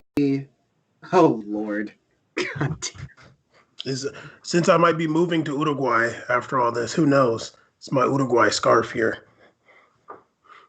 You know what? I vibe with it. I feel it completely. I was asked earlier about my optimism, which is something my therapist brings up with me often anyway, so I guess I'll answer it here too. I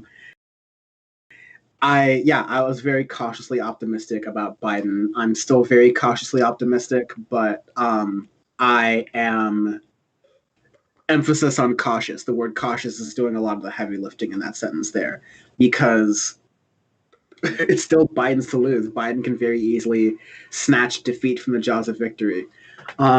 Looks like Troy Nels has just flipped a seat. Oh no, sorry, no, he was an incumbent, so he kept that. Just kidding. I'm sorry. Not an incumbent, but the retiring representative left a seat open there. And so the Republican won, of course, because it's Texas. Maybe Beto O'Rourke should have thrown his hat into the ring. Maybe should have shaken things up there. Yo soy Beto. Yo soy Beto. I've been asked the same question, but I'm not sure what the question was. What was it? Oh, am I optimistic? Oh, level. Are you more level of optimism or pessimism for what's going on? Man, like, I don't know, like, how deep to go with this question. I am 3 beers deep, and we're at 9:19. So go as deep as you want to, my friend. Pause. Look, I'm gonna just go ahead and keep it a stack. I'm a black man in America. People before me toiled this land with a whip on their back with no compensation. My grandparents, were part of the civil rights movement. They went to the March on Washington. Brought my young dad there. There's pictures. My great uncle was Martin Luther King's lawyer, Fred Gray. And the fight doesn't stop. Like, regardless of what happens, like, there's still so much to do, and I'm somebody who's up for it. So like, optimist, like, I would much rather see Trump out of office, but that's just kind of like, that's just like, it almost feels like that's just it. I mean, it sounds weird to say, but it's like, that'll make me feel good just that he's out. But like, I know there's so much work to do to change culture. And like, I mean, I would love to say like in my lifetime, things will change significantly. But either way, we got to fight to change different like negative aspects of the culture, regardless of what happens. I'm optimistic that there'll be a lot of people that'll be in that fight with me. Everybody I know is an intelligent person like I only know good, decent people, and they'll be in that fight with me to some extent, like, no matter what. And that includes Dan. After I'm done playing Switch, though. Yeah. I'm not a pessimistic type of person. Like, the day I become like pessimistic and jaded, like, I'm off the building. Like, that's just not my personality. And I feel like for like the condition that my ancestors came here in, and like how much the people before me and right now had to fight for, what the hell, like, how, like, I feel like I would be a coward to be pessimistic. Like, I feel like I've seen too much. I've like I don't know. Like, I mean, this is just me. Like, I'm not speaking for anybody else, but like, for me, when I watched the video of George Floyd die, like, I can't be pessimistic. Like there's work to do. Like, you got to do it. Like you can't just like I can't just sit back on my hands like, well, whatever, something will happen, because then it might be me under that knee. And if I want somebody to care, then I gotta care. That's how I feel. I'm always optimistic about myself. I'm gonna keep fighting no matter what. And I feel like I would be a coward to be pessimistic because I know what I'm gonna do. I hear you there. Yeah, like it's. I mean, there's a lot of good words in the chat for you as well, Bam. Like what you said was real there. Like this struggle has been multi-generational, and the thing that people have said about this election, or like Donald Trump being a symptom of things that have been happening in America for generations and generations.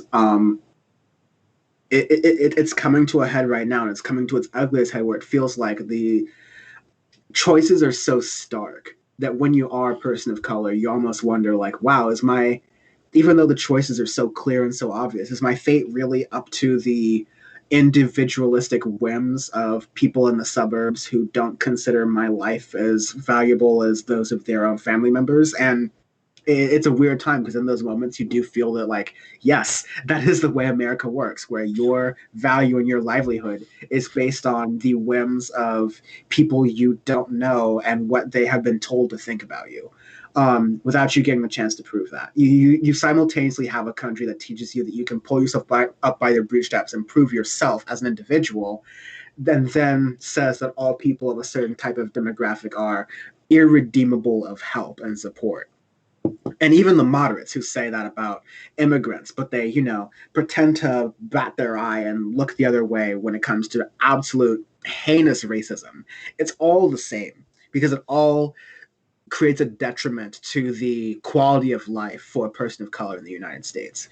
And so that has to be highlighted. And in that struggle, in that duality, you have the choice of either, okay, do I hang it up now because my people have been fighting the struggle for centuries upon centuries and millennia upon a millennia, if you want to take it outside the American context? Do I hang up my fight right here? No, because my ancestors, my people have not hung up this fight. And even though they didn't win, they tried to end their lives 1 or 2 steps ahead from where they started. And if 1 or 2 steps ahead was as far as they were able to get to, then damn it, then at least their kids and their grandkids are 2 steps ahead further than they had to be when they were born. And it's that kind of like little, unfortunately incremental, but not incremental by like it's not incremental by the will of the people who want change, incremental by the will of the people who don't want change and will only settle for change because more change is more dangerous for them. But even these incremental sort of improvements and gains here and there, just like Biden would be an incremental improvement, is often what people laid down their lives and fought for. Some people didn't get the privilege years and years and decades ago to fight for big structural change. They fought for like changes on the movements. Like, I just want my fellow Japanese Americans to not be interned for being Japanese. Like it's a low bar to climb, but they could at least get that and go for that to continue. And so I have to have some amount of optimism, because that's the fighting blood within my veins, that spirit of all those different atrocities, and making it just incrementally out of that is what has literally gotten me here today, whether I know it or not. So I think it's a good point you had, Bam, where you have to at some point respect that and carry that torch to some extent. But I am fucking pissed, and I want like, if I was elevated to this position by those who came before me, and maybe I won't reach that promised land, but I know some people after me will. I mean, no disrespect to my ancestors before, but I'm going to get 3 steps ahead. I'm going to get 5 steps ahead. I'm going to get 6 steps ahead, because I've seen in history, the hindsight that I have that my ancestors don't is that they're not going to give you more steps because time has magically gotten better, or just because you think, oh, I can drink out of the water fountains now, maybe change is more likely. No, it's not. It fundamentally is not. And you're gonna have to fight and claw for it every step of the way, no matter how progressive or even liberal or like equality the parties still care about. Because the Equality Party of the Democratic Party will still nuke the shit out of you if they have the choice. In this land right here that Whitey stole, they're gonna fight you for it. Trust me, it ain't gonna be easy. And going back, like even if it was like the people that I wanted to get nominated and then elected, if it was like Bernie and Dan and they won the election, there's still work to do. Like there's and maybe there's even more work to do because there's going to be so many forces fighting against them. Until let me put it out in plain words. Until you not only elect, Bernie and AOC and Ilhan Omar and all those different people, you can't just elect those two. You have to, along with the rest of the country, elect about 1,000 people, minimum 1,000 people from the House of Representatives, the 500 or so in the House and the Senate, plus like the presidency and all the people they appoint, all the way down to the houses and the state houses and the state senates and the state assemblies in most of the major states in this country, in order for you to actually make the kind of big tangible change that we want to see, that we think we can see in like 2 to 4 years or so. It's going to need that sort of down ballot, up and down the ticket, just like restructuring of society, to not just say we want Democrats up and down the ticket in state races and local races. No, we want people who are the final form of Democrats. We want like actual populist progressives who are not corporate backed, who won't fall under the pitfalls of the old community, who are people of color, who are from the working class. They don't have to be people of color, because I don't know if I'm going to get that in West Virginia, but Paula Jean Swearingen was good enough for me because she's working class. She understands like the deals you're going to have there. And you know what? When push comes to shove in the House, she is going to ally with people of color. And I can at least bear to have that in local race in West Virginia. But you need a full ideological sweep, top to bottom of the entire country, to get anything close to what we need as a change to happen. Anything that happens until then, which is most of what can possibly happen in our political universe until then, is only going to be like, it's piecemeal. It's only going to be table stakes. It's not going to be enough to really put forth meaningful change. And that includes our climate. We are fucked for climate. I hate to spoil that Michael Bay movie, but we are done. Ship and sail. No. And to get that, like there needs to be like cultural shifts in society. Like I remember like when the Arab Spring was like popping off in 2011, I remember like talking to some like other Arab friends of mine, and they're like all excited. And I was like, yo, like, I'm like, nothing's going to change in like Egypt politically unless like the culture changes. And they were mad at me. And I'm like, look, dude, that's how it works. Like, you're not just going to like, just this head of state is gone and now things are going to be great. Like, no, the culture has to shift. Like, we have to get it so where there's like, I don't know, I wouldn't know a percentage, but like, it's like absolutely ridiculous for somebody to say like, you're less of a person because you happen to be gay, or like to be afraid of you because of that, or to be like inherently afraid of you because you're black, or be like, think that you're have less value intellectually because you're a woman, and think that basically you should be just a slave because you're a woman, and just be like lower class because you're a person of color. Those things have to be as out of fashion as like flat earthers. Like, and where it's just like so fringe, just laughable. Like, we got to get to that point, then you just like get like a documentary every once in a while, but yeah. Like, it's got to be a fight on all fronts. I say this all the time. I have a broken record on this, that the left has to fight on all fronts. We need to like we're doing a good job winning the narrative politically of like, even if the right is saying that AOC wants to make sure cows can't fart and we no longer have planes, like even though they're talking about like some completely off the wall shit over there, like we have moved the dialogue to where they're making fun of the Green New Deal in such a ridiculous way that regular people are going to go, well, shit, that sounds great. Cleaner environment, and I get a job. What are you joking about? If you get to the point where culturally Republicans sound like the clowns because they don't want to give people green jobs, then you do that kind of a shift, and that's a shift that can take place. I mean, really fast. Another thing that can be damned is the whole media narrative. Like the media narrative is strong, and you can fall victim to it, of course, but they are not. The media narrative is not the defining limiting factor in political possibilities. The political possibilities are endless. The mainstream left or mainstream liberal media is not going to entertain all the political possibilities for you. That's why you have to create them yourself. If you want to create the world where it is feasible, even for a Republican, to not back the Green New Deal because people in rural areas understand their bridges need to be fixed, and even if it has nothing to do with the environment or whatever, that bridge needs to be fixed and some people can get jobs during it. And the government can pay for those jobs, but the government won't go in debt because that money will go back into the economy because that's how economies work. And you can tell people that positive message and get it to cut through. Don't even like address the conservative spending, because when you address it, you concede a point.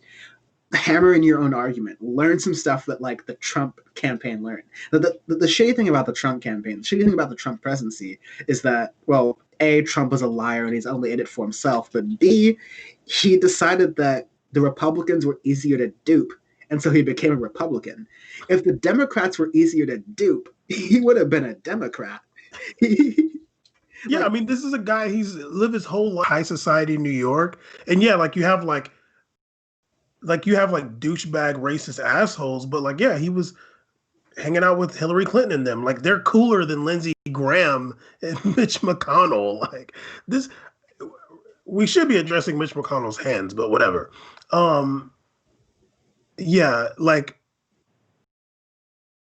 I do think that Trump and his campaign or his administration, whatever, like they did learn, like they did realize that you just gotta. I mean, I think that they know that there's like I've said this a million times, like it's just like unregulated white privilege for decades, like leaves you with someone like Donald Trump. And I think that I don't think he's aware of that in those terms, but he's aware that like I can do whatever I want and say whatever I want. Like these people on this side are just gonna no matter what, like it doesn't matter. They're going to just ride with me. And I have a big media apparatus, like huge. And they're just going to be down for whatever, like no matter what. And there's no accountability, zero. He's somebody who's lived with no accountability his entire life. So he's used to that. And he knows how to play on that. But yeah, like people on the left, like we have to be able to construct a cultural shift on many, many fronts. Like you gotta, I mean, this is just an example, but like somebody just like rip the cover off of the Communist Manifesto and be like, hey, we're gonna have public reading of this book in this park.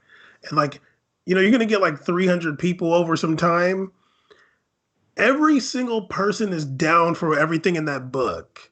Like when you just read it without the name, like this shit sounds great. Like you're like, yeah, dude, of course. Like the word, like fuck the boss and the word. Yeah, I'm totally down. Yeah, like that's like, I mean, and that's just an example, but like things that affect culture, things that affect people like on an everyday basis, like somebody going around to like people in Watts and looking at the sidewalks like, hey, do y'all want flat, regular sidewalks that they got on Rodeo Drive? Yeah. Okay. We're going to go up to the city council meeting and say, why the fuck don't we have, why we got so much grass in the cracks in our sidewalks? That's y'all's shit to fix. And you know what I mean? And get it cracking like that. Yeah, I think a lot of what you said there is what I really want to capitalize on, because we have to get at this big point of how is this allowed to happen? How is this allowed to spread? And the truth is, a certain segment of people, meaning our side of the media, I mean, our side of the political sphere of things, our side of the political sphere of things is a little bit asleep at the wheel, while our opponents are awake at the wheel and they're driving every single possible seat in this car that they possibly can. They're co-pilot, they're everything. So as we're losing these social battles on, I'll try to make this all tie to the point, but I've always said that, like, look, I don't want to run for president. Bam is going to keep as hard as he can, try to convince me to run for office, but I don't want to run for office. So you don't have a choice. But if I did, I would blow out of the water with 400 electoral votes if I ran for president, and I do it very simply, and here's how I do it. Uh-oh. I get up on the stand, I make my stump speech, and I am unmovable from this position. If you try to talk to me about racial issues or economic issues, social justice, I'm going to ignore it. I'm going to be immovable from this one position. In the United States of America, GDP has gone up consistently since 1980. Wages have stayed stagnant, and we have not gotten a change in our workday since the 1930s. If production is up 6 times money, how come we're working as hard? I believe every single American, the base standard work week should be shortened from 5 days to 4 days. You get 3-day weekends. That's just the basic standard. Of course, people have work schedules that are different. It goes around, but no, we're bringing the 3-day weekend. I'm gonna die on this hill. I don't care what your economic position is. I'm giving a 3-day weekend because you fucking deserve it. You, as an American citizen, deserve it. I'm not gonna move on that position, because if I can change the narrative to where, okay, well, why aren't you showing the media? Why do you think Americans should work harder? Why do you want regular Americans to work harder for you? And I'm gonna rip into every single politician's record and rip into how they're connected to big government. Yeah, you, Donald Trump, how come you think the people who should be working, the Latinos who should be working at Mar-a-Lago, should be working 6 days a week while you're sitting on your fat ass golfing waiting for COVID to take your ass out? Like, what the fuck are you doing here? The 3-day weekend should be minimal, because these fuckers didn't want a 2-day weekend. These fuckers fought against Saturday and Sunday having that off. And the last time they won that was in the 30s. You think they're gonna... Of course, it's going to be a tough fight. You think they're going to give up having that extra day where they require you to give your labor for free on another day? You think they're going to give that up easily? No. But if we all say what we all agree, which is, wouldn't it be great to have 3-day weekends all the time? And then that's just again, the reason why I stick with that is because that's just the intro. Because then people go, oh yeah, why do I have this adversarial relationship with my boss to just have free time? How come my boss is supposed to be my friend when every time, like, I want a little bit of space or want to be able to manage my workload a certain way, it's your boss's incentive to make sure you do more work for less pay? How come the system seems to be set up like that everywhere I go, no matter where I go? Then you start to get the gears turning into people's heads about, like, socialism and Marxism more broadly. But if I just Ross Perot it and just continue hammering on, no, 4-day work week, 3-day weekend. I believe Americans deserve a 3-day weekend. Do you believe Americans don't deserve a 3-day weekend? Why do you believe that you were so great, Ted Cruz, that you had 180 days on vacation, not working at all, while the people in your district were slaving their ass off, making sure that your fat ass and your embarrassed wife and kids could eat at Denny's on Saturday, huh? How come you get a weekend and they don't? Why is that, Ted Cruz? Why is it? Because you're too elite? Because you're elite? No, because you're too much of a bitch to give your constituents what you want. I'm not gonna leave that topic work week, because you know where I stand on everything else. I'll wipe your ass out on everything else. But I'm gonna stay on this so hard. I'm gonna stay on this so hard that the media will have no choice but to only talk about this plan. And the more they talk about it, the more people on Fox News are gonna go, well, fuck, I want a 3-day weekend. 400 electoral votes, guaranteed. But again, like, it's because you need someone who is partially as deranged as me, but also someone who refuses to take any shit from how you're supposed to behave, from the MSNBCs of the world, from the CNNs of the world, from the Pod Save, the Fox Newses of the world. You just go on with your own narrative. You stick to your guns, and sticking to your guns is what people liked about Donald Trump. Sticking to your guns is what people liked about Bernard Sanders. And the fact that people would waver and go to whatever position they heard in the wind is what people hated about Marco Rubio and Hillary Clinton and Joe Biden. It's authenticity. It's not that hard, but because we live in this political apparatus where we have to do like multivariate calculus to convince other people that you understand politics, these very simple things have been abstracted. You know, it's funny because, like, yeah, it's funny even with the Trump thing, and I'm gonna get to what you just said. Like, it seemed like he's sticking to his guns, but it's like, yeah, we're gonna build a wall, we're gonna lock her up, and like, that shit never happens. But okay, but Dan, like, you definitely sound like the elementary school president. We're gonna have longer lunch, we're gonna have longer recess. But I'm down because I have something like that too. That I encourage friends of mine.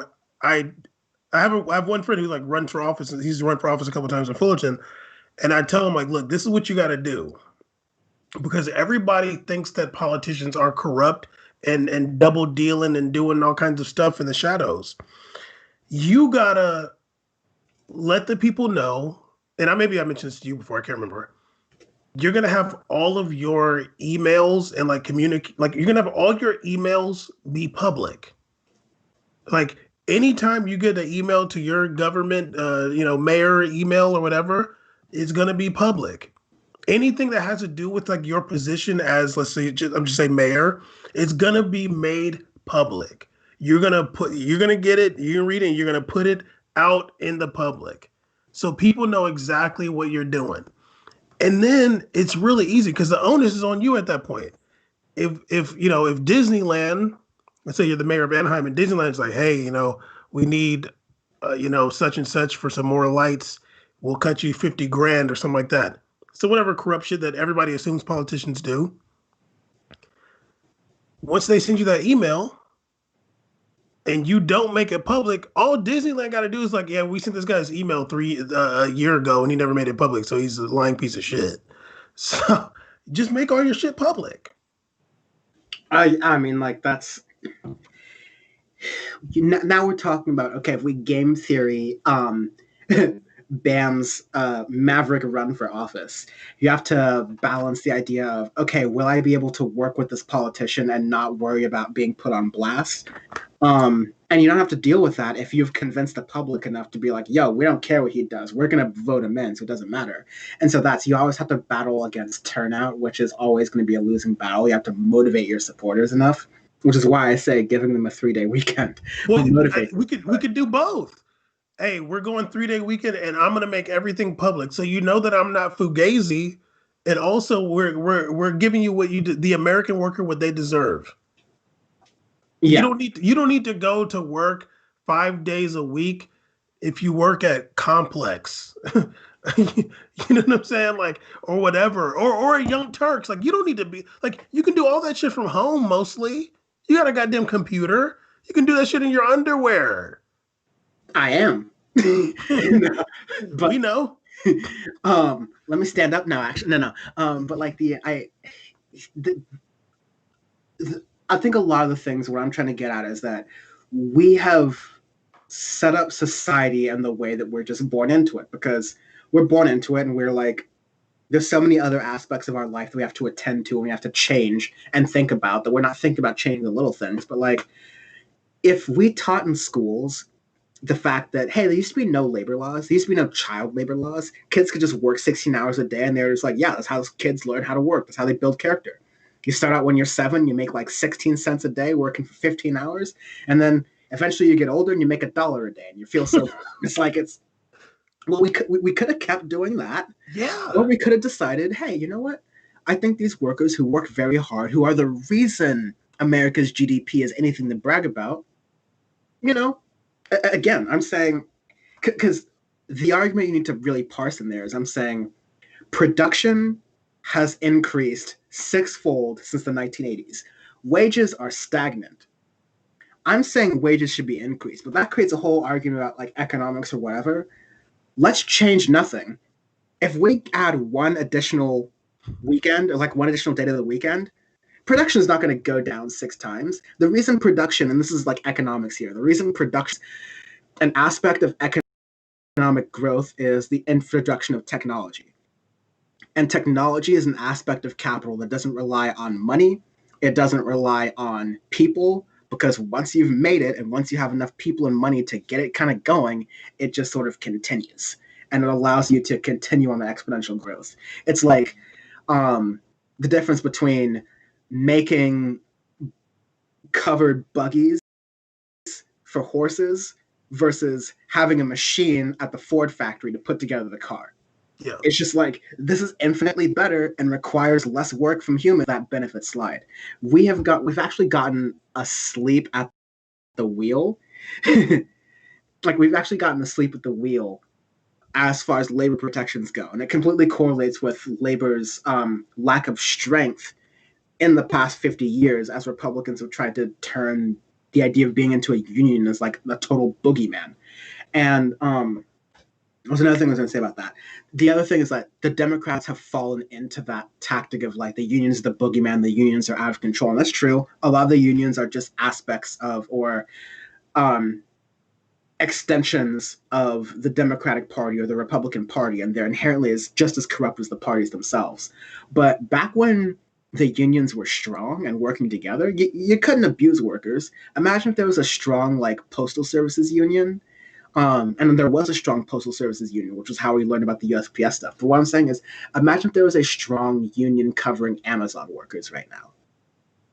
Amazon's supposedly essential workers that are so essential, they fire them for complaining about their working conditions. You know, essentially.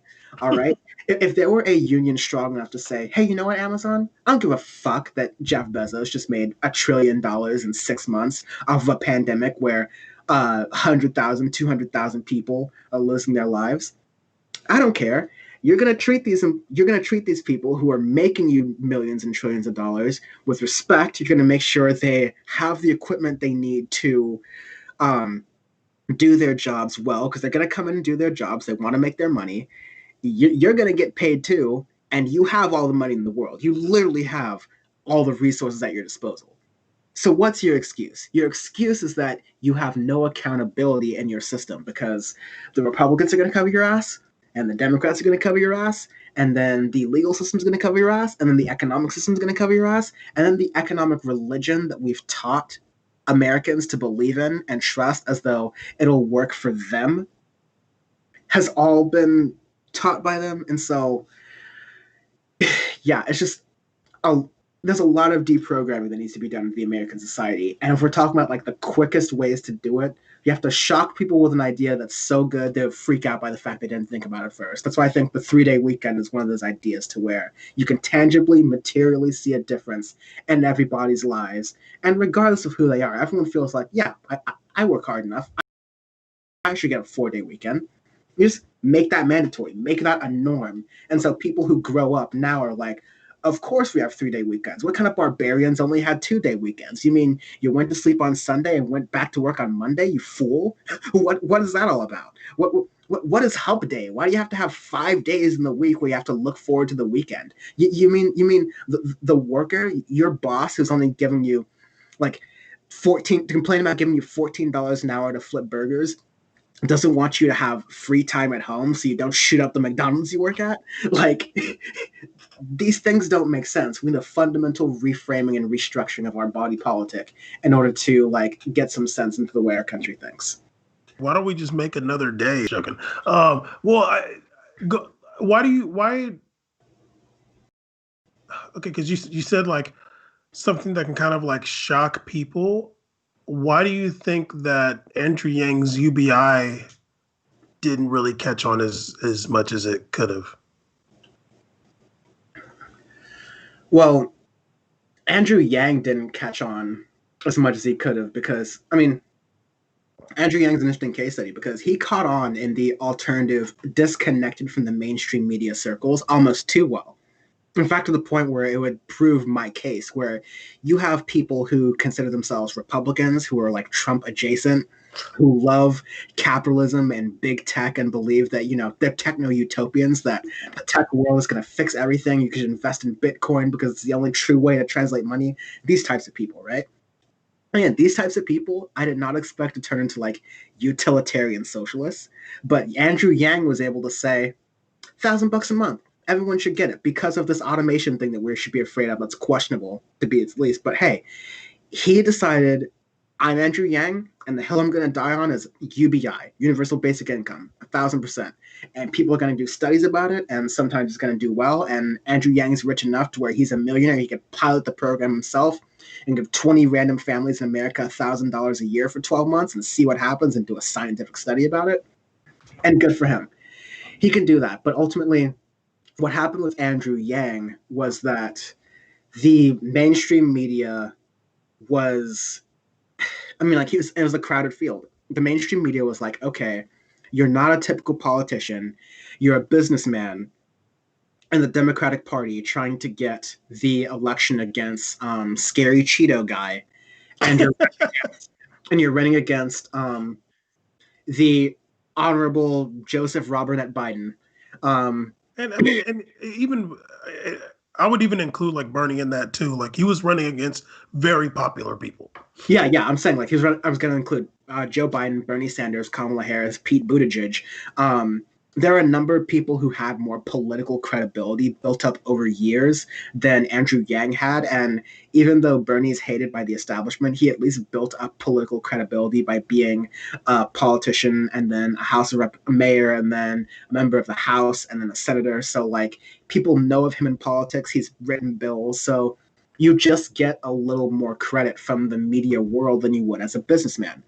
That's why I'm saying like, in order to break through this media sort of narrative, you can't try to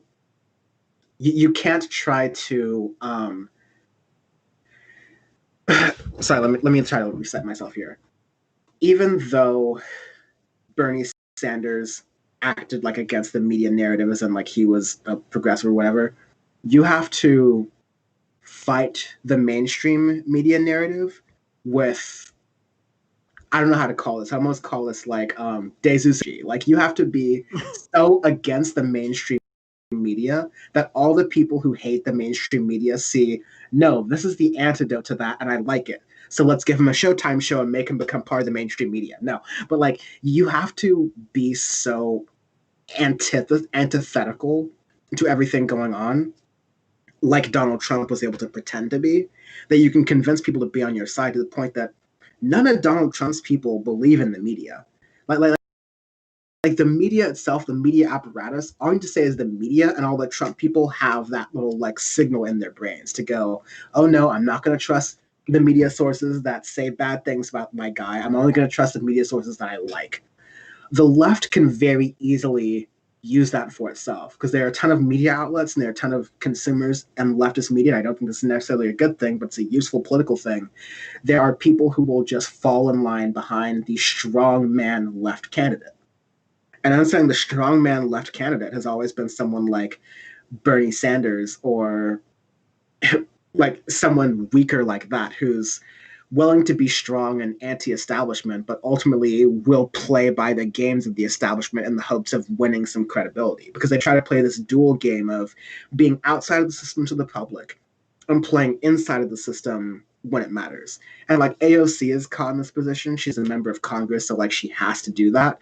But overall, as like a presidential figure, as a mainstream figure, you need to cut through that bullshit and stay on your message so clearly that you can't be shaken off of it. And so that is, I think, the big barrier that's at stake there.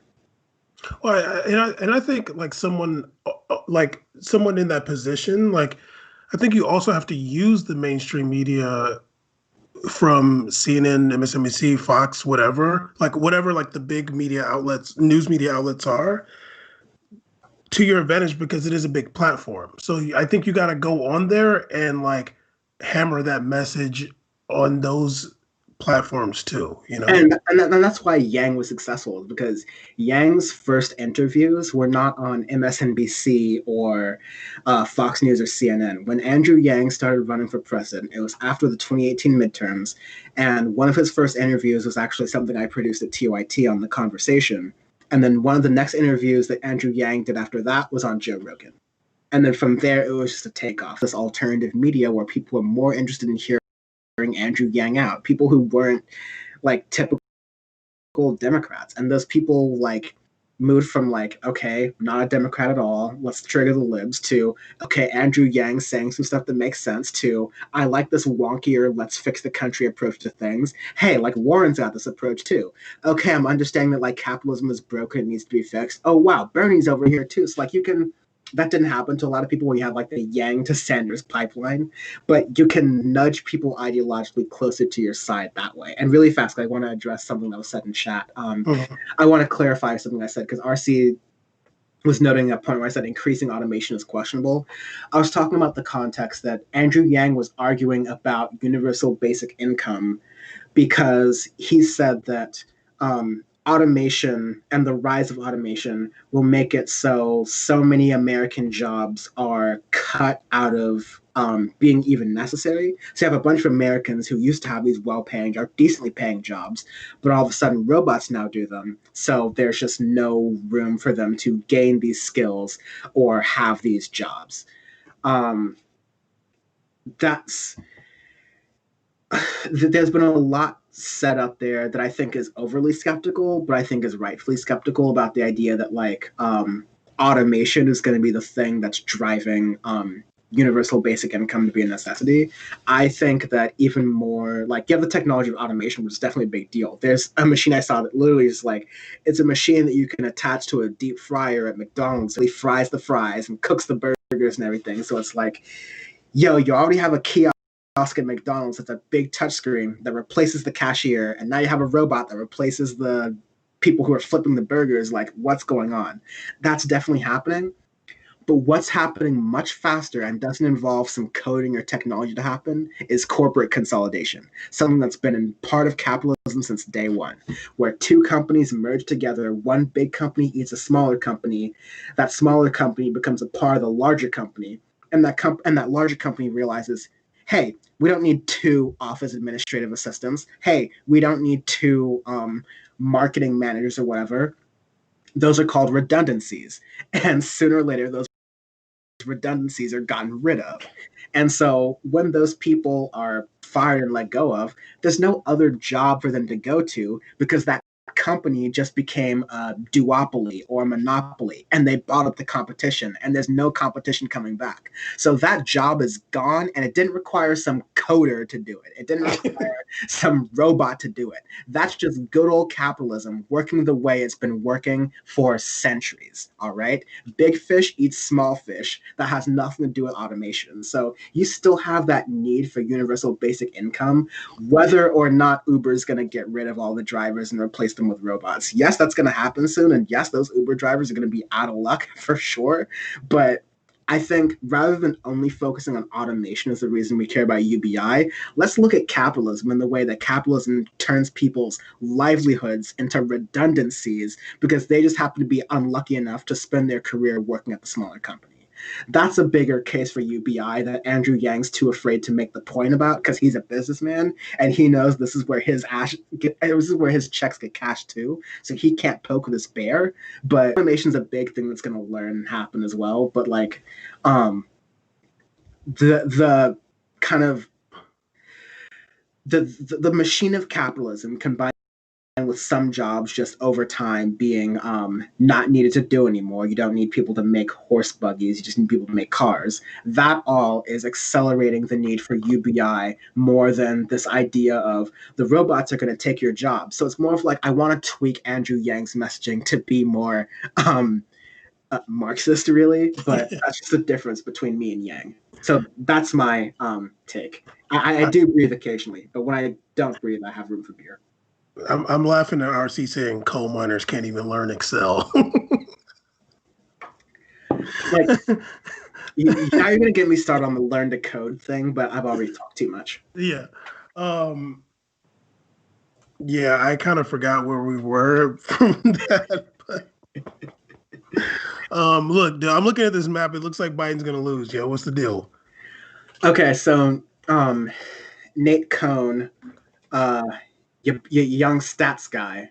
And also I think Trump might have spelled polls like a pole, like an actual like POLE.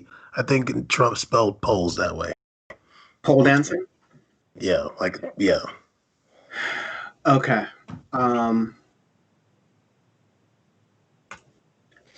So Nate Cohn, Arizona's a real mess. That first mail drop was D+2 by registration or so. The final electorate will be R+3 or 4. The election day vote will be very Trump. After that, the late mail-in ballots, typically Dem. But this year, the outstanding absentees were R by registered voters. That's just literally going back and forth. It's like, I understand it's a mess, but Nate Cohn's not necessarily making it clearer. I had no idea that Florida was called already. That's hilarious. Oh, okay. Yeah. Now here's one I want to read. Nate Cohn was saying that so Georgia was considered to be for Trump, leaning towards Trump. Now the New York Times has their famous needle tilting towards Biden with Georgia. The reason being was they said that they received some votes in Atlanta that, here it is. We got enough of the vote out of the Atlanta area to realize it was going to be really good for Biden, and there's still a ton of vote left there. So it seems like a lot of the turnout in the Atlanta area still has yet to be counted, and that includes some of the suburbs. So you've got DeKalb, you've got Gwinnett, Newton, that still need to be counted yet, that are going to deliver a lot of Biden votes. You know who didn't vote?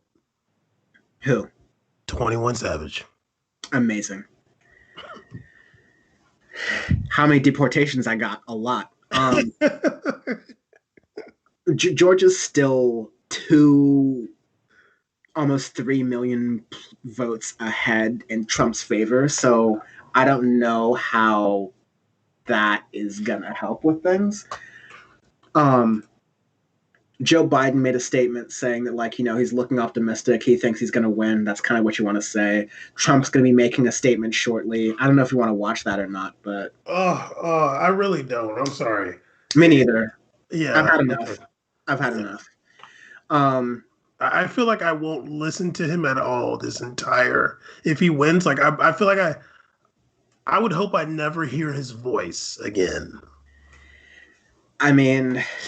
That's the problem with making your bet on Power Report. Either we're not going to hear his voice again, or we're about to hear a lot of his voice soon. No, you can just tell me what he said. Oh no, we're going to be playing the SOTs, baby. Those SOTs where get people to click on the videos. People love their Trump shit. Let's see. Let's look at MSNBC. Let's see how they're covering things right now. They're crying? Who that? Ballot after ballot and trying to get that information in. Now, separately, Rachel, 100 or so county employees at the county warehouse, not too far away from where we are right now, who are working to tabulate those early in-person ballots. So we've got two different operations happening at the same time. And of course, the big question is, what exactly will this mean for when these votes are tabulated? And we don't know the answer to that yet. I asked the Fulton County spokesperson, and she said she's still pointing to that expectation, that prediction rather, of tabulating over the next 2 days. Of course, if they get it done earlier, that's fantastic, but she was not ready to say that. So Alabama voting is a little bit of a mess. It's inconclusive and not fully in, or at least from the Atlanta area more broadly. So Georgia might tighten up, but wait, was that the real news you had back there? It's real news combined with Jacobin. So Jacobin. It's like a cross stream. So gotcha. It's whatever. Because I know that lady that was in the middle. She does a show on Real News, or she used to. Yeah. No, but yeah, it seems like the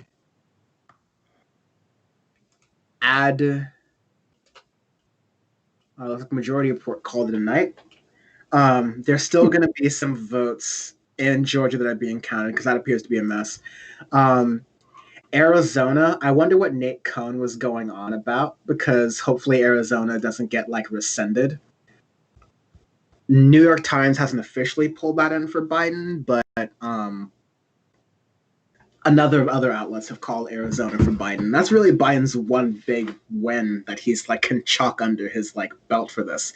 If Arizona gets rescinded and is like inconclusive or somehow goes for Trump after this, that's super not great for Biden. It looked like Trump won New Mexico last time too. No. Hillary no? had New Okay. Mexico. Okay. Sorry. Yeah, I think New Mexico is like not a lot of electoral votes at play, but generally goes down. Wisconsin, 72% of the vote, but they could take a little while. Like they're going to probably report through the rest of the night, so I'm not going to wait for them.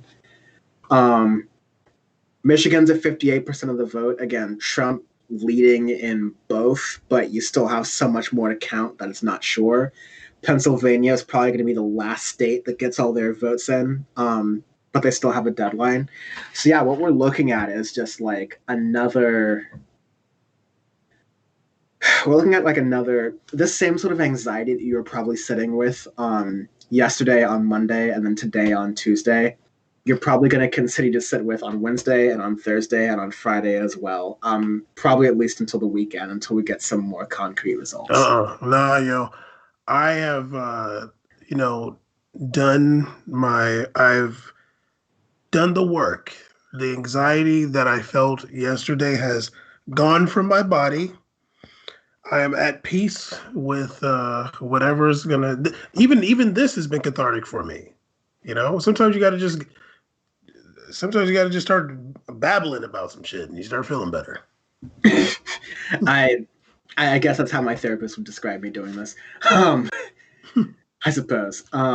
Maine still kind of up in there. I just want some calls, dog. That's why this is why it's so hard covering Trump, because like on the one hand, he's funny, like he's funny as fuck. Like I gotta tell you about this one thing he said last night, where he was like he was campaigning in Pennsylvania. He was like, "Listen, I'll be honest.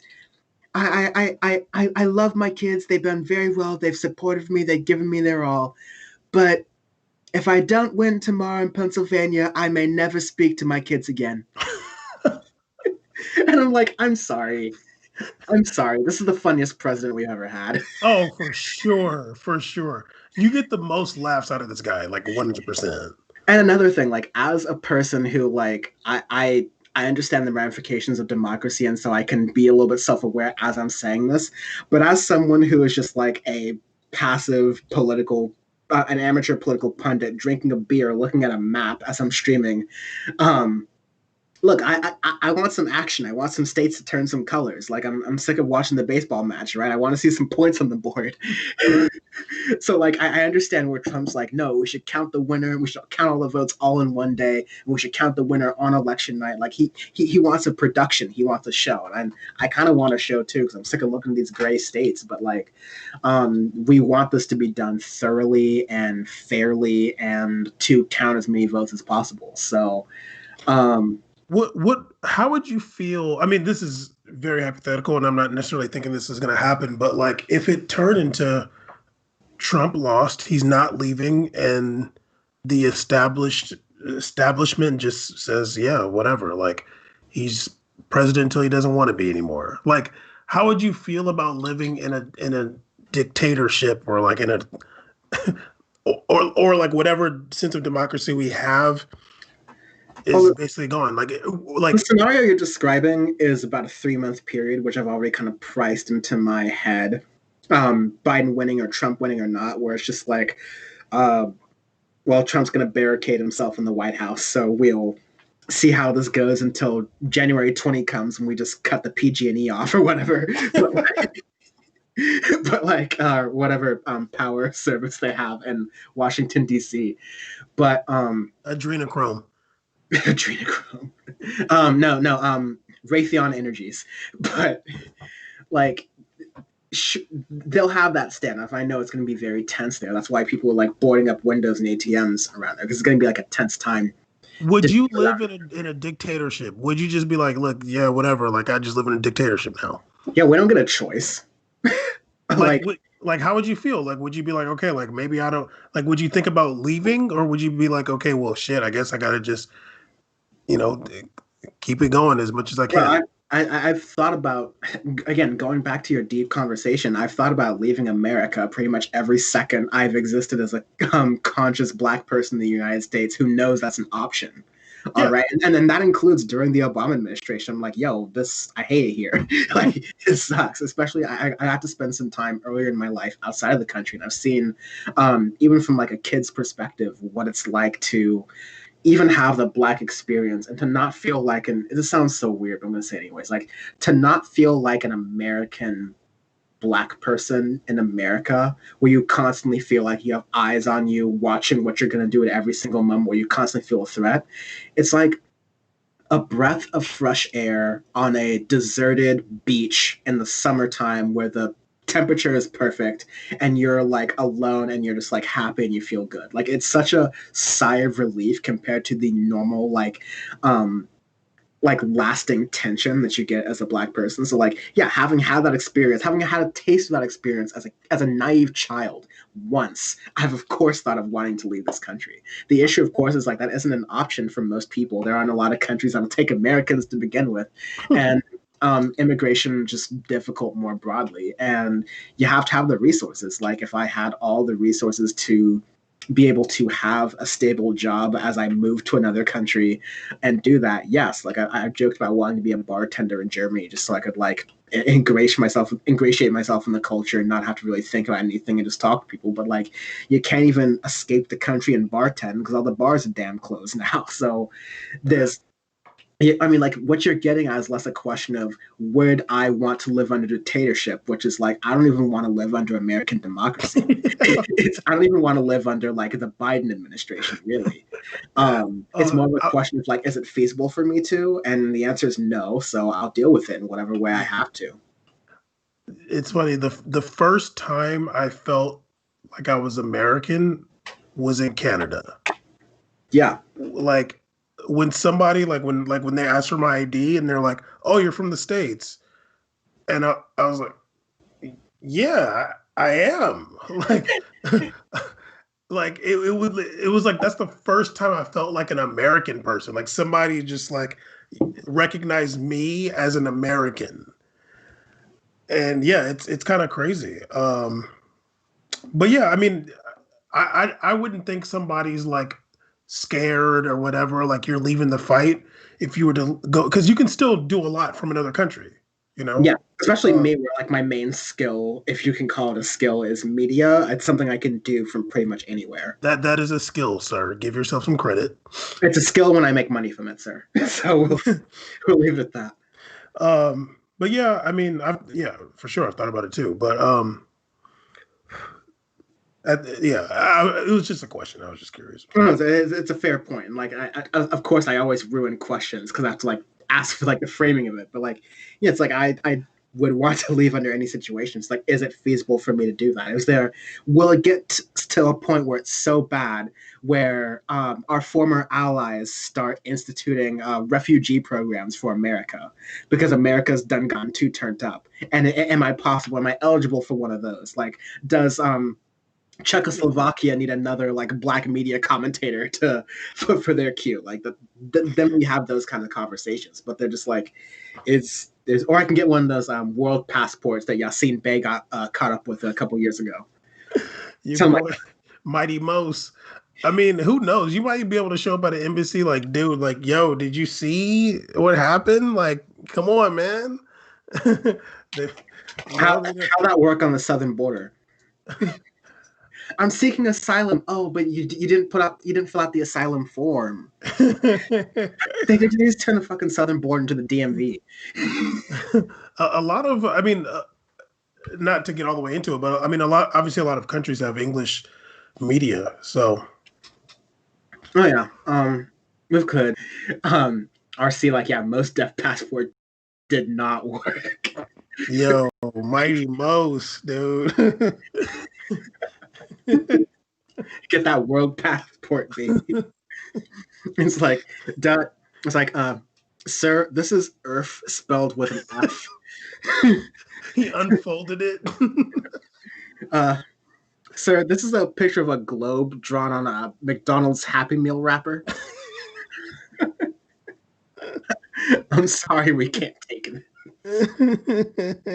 Oh gosh. Bam, you've been summoned to Twitter based on the live chat. Hold on. I mean, I can't listen to that right now, but I mean, if it's something like we could play it on the stream. I'll add you. Okay. So you'll get it on Twitter. Damn, Mighty Most with the Earth passport.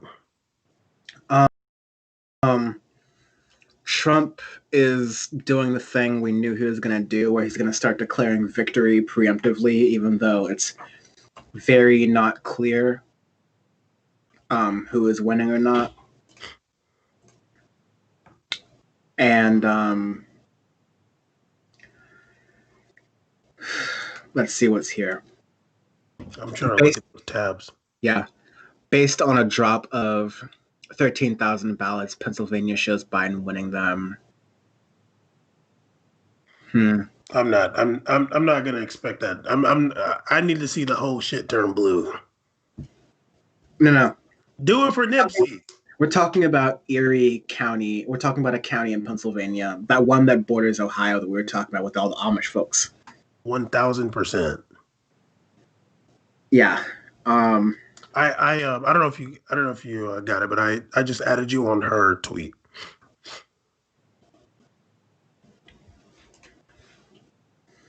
Okay. Let's watch this. This is a 2-minute clip from what's his name again? He's one of the Jimmy Fallon. Is that Jimmy Fallon? He's one of the Jimmys, yeah. Yeah. Let's check this out. Let me pull it up here. Is November 3rd, and it's been said that we won't know the results until days later. When do you think we'll know the results? All right. Jimmy, you raise an important point, and I hope the American people understand it, because this is something I worry about. My view is every vote must be counted. For reasons which I don't have the time to get into tonight, you're going to have a situation, I suspect, in states like Pennsylvania, Michigan, Wisconsin, other states, where they are going to be receiving huge amounts of mail-in ballots. And unlike states like Florida or Vermont, they're not being able, for bad reasons, to begin processing those ballots until, I don't know, election day, or maybe when the polls close. That means you're going to have states dealing with perhaps millions of mail-in ballots. Here is my worry. What polls show and what studies have shown is that for whatever reason, Democrats are more likely to use mail-in ballots. Republicans are more likely to walk into polling booths on election day. It is likely that the first votes that will be counted will be those people who came in on election day, which will be Republican. And here is the fear, and I hope everybody hears that. It could well be, and, I don't know what's going to happen, nobody does, but it could well be that at 10 o'clock on election night, Trump is winning in Michigan, he's winning in Pennsylvania, he's winning in Wisconsin, and he gets on the television, he says, "Thank you, Americans, for re-electing me. It's all over. Have a good day." But then the next day and the day following, all of those mail-in ballots start getting counted, and it turns out that Biden has won those states. At which point Trump says, "See, I told you the whole thing was fraudulent. I told you those mail-in ballots were crooked, and we're not going to leave office." So that is a worry that I and a lot of people have. So the results, we don't know what's happened. Maybe the results will be on election day, but people should be aware of.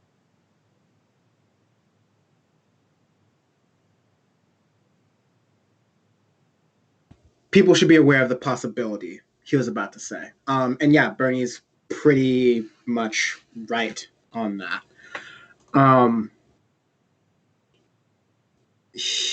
Yeah. Bam, you got any thoughts?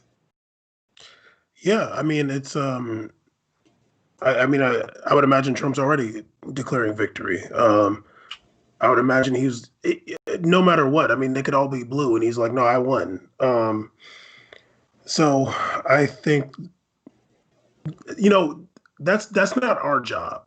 Like, I can't be too worried about like that aspect. Like, as far as like the voting stuff, like I did what I had to do, and like as far as him leaving office or not, like it ain't like I can go up there and be like, "Dog, you got to get the hell out of here." Like, that's gonna be it. We're gonna see whatever the system is, like whatever the semblance of democracy is. Like, we're gonna find out. So, this tweet that I have up here has just been like censored by Twitter. So in order to read it, you have to like click view first.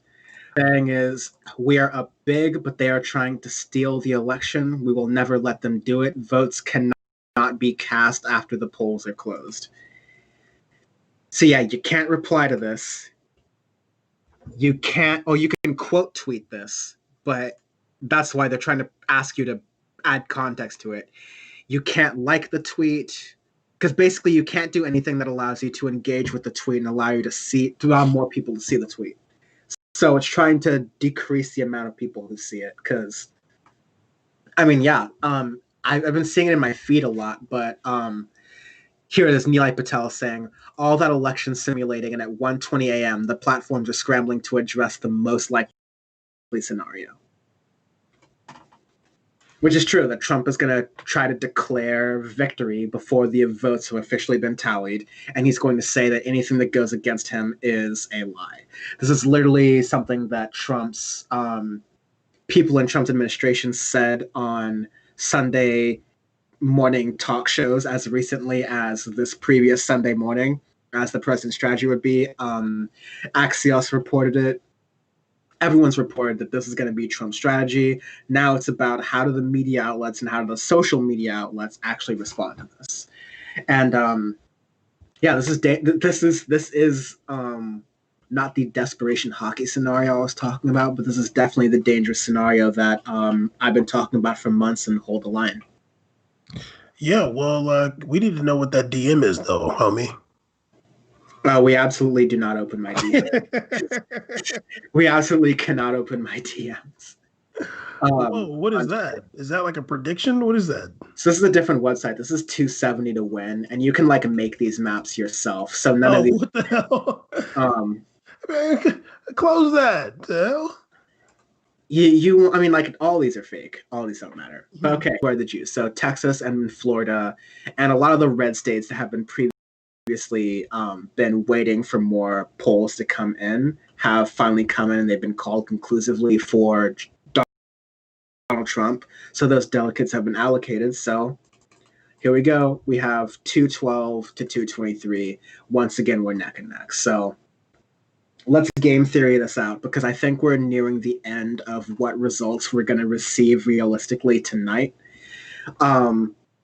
So this is the map as it is. Most of these states have been pretty reliably called. New York Times has done a pretty decent job of this. As of 5 minutes ago, Trump's been called for Texas. And he still has 212?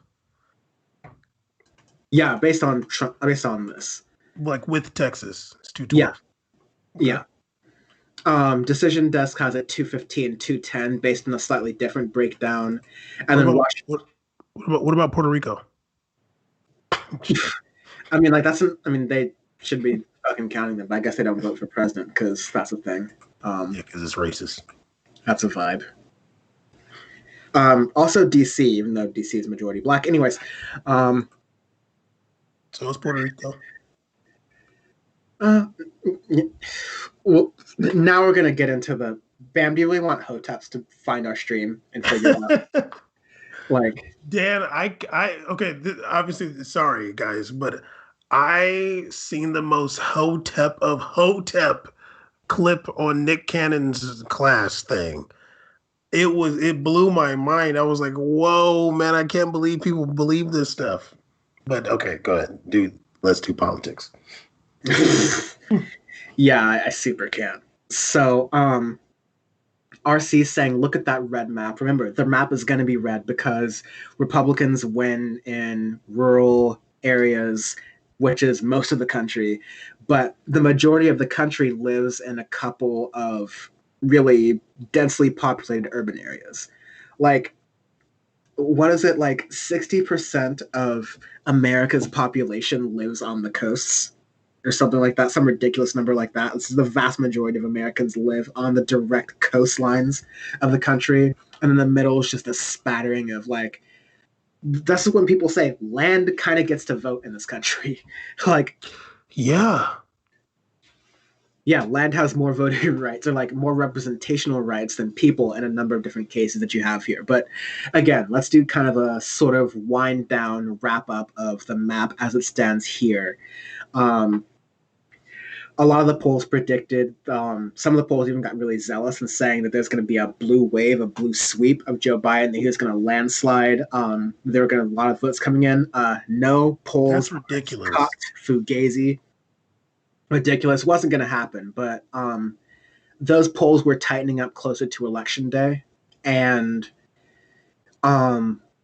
what you're getting here is just like a balanced, realistic map. Not optimistic. It's realistic. So a lot of the states here that you thought were kind of in play early in the night, Florida, Texas, Georgia, North Carolina, states that typically go red, have gone red. And,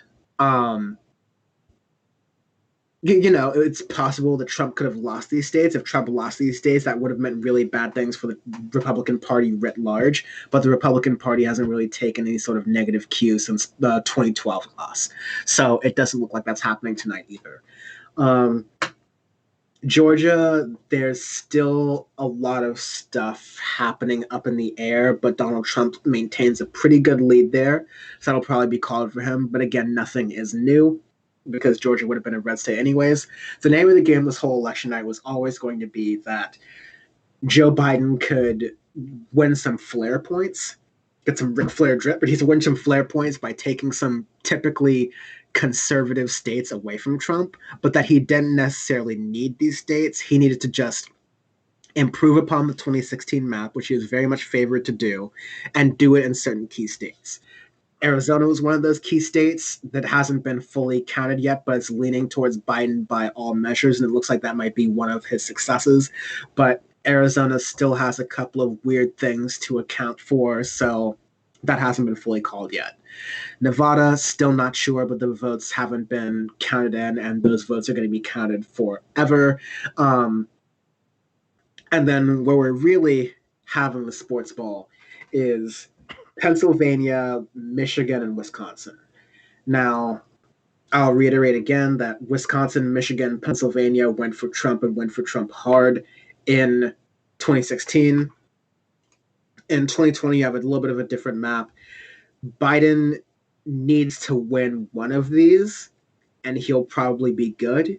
If he loses one of these, then he has to win some of the smaller states over here. Maine, he might have to rip off an electoral vote or so. Maine's one of the few states, I believe, that issues electoral votes, not winner take all, but proportionally. So if he can grab one from Maine, that'll help. Nevada will definitely help. Arizona will help. And then winning one more Midwestern state will give Joe Biden some breathing room. But if Donald Trump continues his strong trends in Georgia and North Carolina, Maine continues to be a little bit of a toss-up. Arizona, Nevada, Alaska are just too small of table stakes to really make a difference here. But if Donald Trump can pull out and continue to perform on par or better than he did in 2016 in the Midwest, then it's very likely looking that his overzealous assumption that he is the next president of the United States or continues his term into a second term ends up being all the more likely.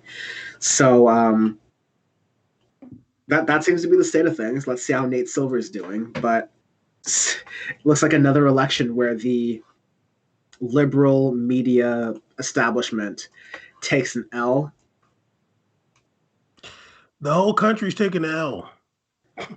Let's look at Daily Wire coverage. Let's see how they're doing. Outstanding that haven't been counted. About half are Maricopa County, With every update, they say it's breaking significantly toward Trump 2-1. Does not mean a Trump win, but that's still a lot of uncounted votes. So we're just putting that out there. That is something that Katie Pavlich from Fox says happened when in her conversation with the governor's office. So people upset about it being called early still could go to Biden, but there are still a lot of votes out there from the data we're seeing. And that could be one reason we haven't seen Arizona called by other outlets. All right, so we do have a map update, so we're going to head on over here, and we still have Arizona grayed out, guys, because of course, as we know, Do we have to? that has called this, and we just don't want to give it to anybody right now when you. Yeah, Arizona, a lot of places are still a little close to call there, so it depends. Biden's still looking stronger, and like again, my gut check, if I'm going to give you my gut, because Trump seems to be holding the Midwest a little bit better, like Ohio, for example. North Carolina is not the Midwest, but this is one of those states that could have gone either way. I think Biden might pull it out in Arizona, but if he doesn't pull out in Arizona, and he didn't in Ohio, and he did in North Carolina, then that makes what's happening in Michigan, Wisconsin, Pennsylvania, all that more crucial.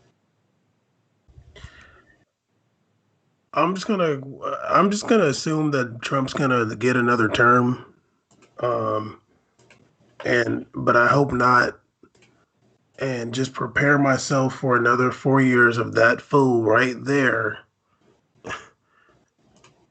And we're gonna get it cracking. Rachel Maddow's not looking good. Rachel Maddow needed a new haircut. I mean, we could all use a haircut, really, but dye your hair. Okay. All right, Dan is dead tired. No. I've got. You want to go to 11? Not particularly. No, I totally feel you. I mean, like, I didn't want to do election coverage to begin with, but we ended up doing it on your suggestion. No, I thought it'd be cool. I was like, wait a minute, you're gaslighting me right now. I've got that Kanye West gaslighting skills. It's unmatched and unparalleled. You have no idea. But let's do one last check over. Let's see how CNN is doing. Oh God, I don't know. Like this is like listening to them talk is just like, it's cringy. Are left to be counted there in Michigan. Then you have Kent County as well. We're told a big chunk of what's remaining in Kent County is mail-in ballots. So this is certainly keeping us in suspense. Kent County is over here as well in the western part of the state. Well, Grand Rapids in the suburbs. Again, you see the president ahead right now at 66%. This is an area where Joe Biden thought they could make a run. It's more conservative in the western part of the state. But again, the Grand Rapids in the suburbs area of 2020, you come back to 2016, it was close. It was close. And so one of the reasons the Democrats thought they've watched this across the country, the suburban revolt against the president, they thought they could do better here. Let's see. A 3-point race 4 years ago. Again, president winning Kent County with 148,000. You come over here, he's at 130,000. So this one's not off as much, if you will, but we do think turnout is higher. So we wait for these votes here. But the point Pam made about coming back over here, and when I pull this back up in the east, we'll see the numbers stretch out again. You got 92,000 votes, the early votes to be counted. If that's it in Wayne County, that's trouble for the Democrats in the sense that if you look at the vote count there, the question is that just the early votes or are there more votes? Wayne County is late a lot. If turnout's that much below 2016, that would raise serious questions. What happened there? So I think there's more to be heard about Wayne County. So yeah, CNN is in their like just wild speculation mode of like, if this happens, then this scenario. If that happens, then that wild scenario. So keeps you glued to the TV. PBS continue to ask their sort of like lame questions. TYT's back with their coverage. Majority Report. Joe Rogan are off. Daily Wire, Daily Wiring. And yeah, let's take a look at which mainstream media outlets are lying to us right now. I do want to say that I'm happy that there hasn't been like any like real reports of like violence anywhere.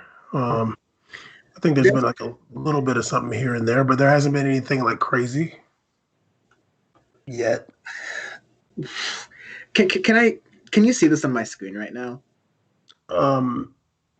Like, let me look on YouTube. Well, yeah, kind of. Well, what it says basically is this story says Biden's favored in our final presidential forecast, but it's a fine line between a landslide and a nail biter. I'm just gonna save the Nate Silver screenshot here because it's unreal. Yeah, I mean, like, see, that's the thing. Like, for me, like, not to say anything about what you're doing, but like, I'm just really not interested in like those. Like, I wouldn't even be doing this if it wasn't like us talking about it. Like, I wouldn't even be paying attention to it. Like, I'll just like check Twitter here and there. But even in 2016, like, I like saw, you know, the stuff coming in. I was like, he went Ohio. I was like, well, he's probably gonna win. And then I just like went out. Like, I can't like. I'm doing it because you're doing this. Like, this is fun. Like talking with you. But like, if it was just like by myself, like, it's just too much news. Like, I don't know. It's just too much of that voice, and it just gets annoying. No, yeah, like this is what I was talking about was with, and I'll put it like a really good case in this with in the chat, is that there's a lot of stuff happening in the media right now that's just killing time. They don't have results, but they need to keep an audience there. So yeah, they're ratings shakers, just trying to keep you engaged with this. And you know, like, we want to kind of make sure that like you're entertained on the stream and you're like getting engaged with it. So we're trying to find stuff that's entertaining and keeps people engaged. That's why I'm like looking at all these different sources and places to see news coverage. But another thing I'm doing is very similar to what you were saying earlier, Bam, where it's like, this is now the time where us like reasonable, rational people take stock and go, okay, who are the political people we've listened to and taken advice for? Like, Nate Silver is not someone I listen to or think of as an oracle, but like, he's someone that all the media looks to as like, he has the numbers. He's supposed to be the smart one.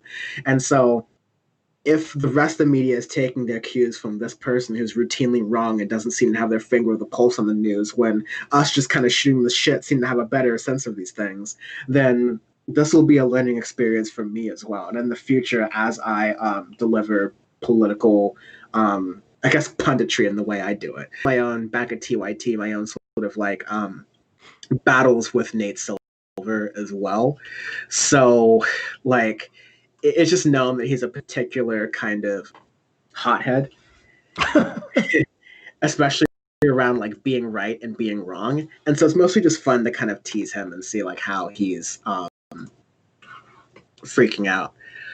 Currently we have... Oh, this guy's a dork, you know? Yeah, he says, if you just go by what ABC News has called, we're on the conservative side tonight.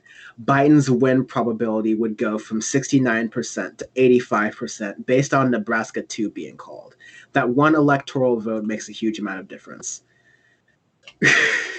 That's just like...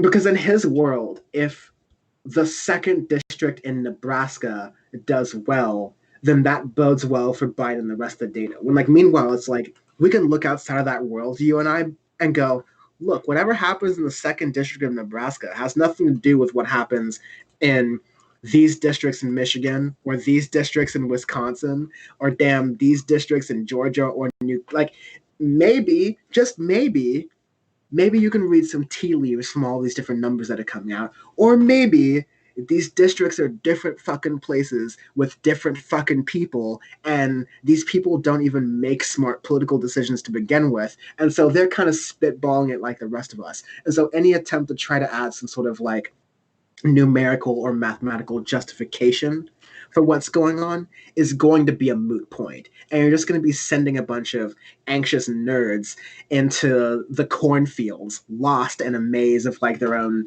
confusion. Yeah, and I'm just like, for me, and once again, I'm not like saying anything about like you bringing it up or pulling it up. It's just like, I'm just not interested in all that. Like, you know, for me, like, I can't remove myself from the political world. So like, and even when I talk about it, like, my moral being is involved in that. So I got to talk about, what does it mean if either situation happens? Like, and I do feel like a lot of people in media, you know, kind of remove the soul from it in a lot of ways. Like, it's like, yo, dude, like, but like, how do you feel? You know, like like as a human being, like how do you react to these things? And I don't know if it's just about like, oh, you got to be objective and all this other shit. I'm just like, yo, dude, like, I want to know what you care about. And maybe that's, yeah. I mean, like, it's all those pressures happening at once. Like, for every person who says, I just want to know what you as a person think about, there's another who says, and we were just listening to this earlier, I mean, like several hours ago on the Daily Wire, like, you're a journalist. You're supposed to just report the facts as we on the right agree the facts are, and not try to insert yourself into the story as though we as people are not affected by the politics that are going on in the world. But yeah, whatever. It's just these people, the issue with Nate Silver is not that he puts himself in the story or doesn't. It's that he refers to other pundits who don't use his statistical models as Neanderthals who haven't discovered fire. Like, that's a very close sort of like way he's described pundits who don't use his like magical models and make him feel smarter. And so he does this. And then when he's wrong or he's criticized or he's called out or he's being inconsistent with his own sort of like higher than thou mores or holier than thou mores and norms, then he acts like a little bitch.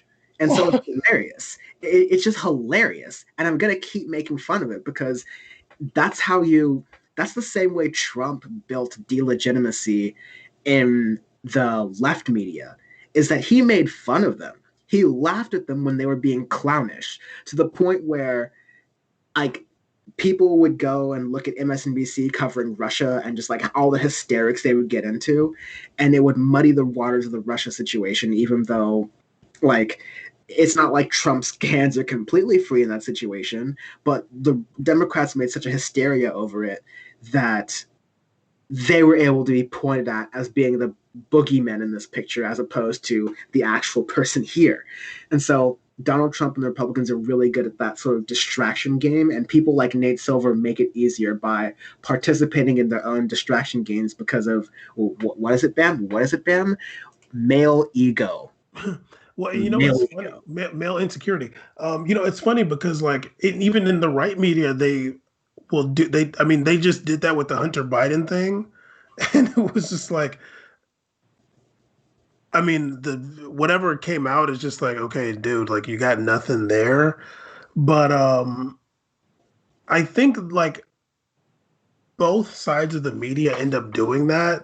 But because Trump has the bully pulpit, he's able to like make fun of what's going on over there in a way that like gets more attention. Because, the same like with Benghazi, like there's gonna be like media conspiracy theories on either side, I think. And with the Russia thing, it could have, if there was less hysteria, it would have been like whatever came out in the Mueller report would have been like some level of a revelation.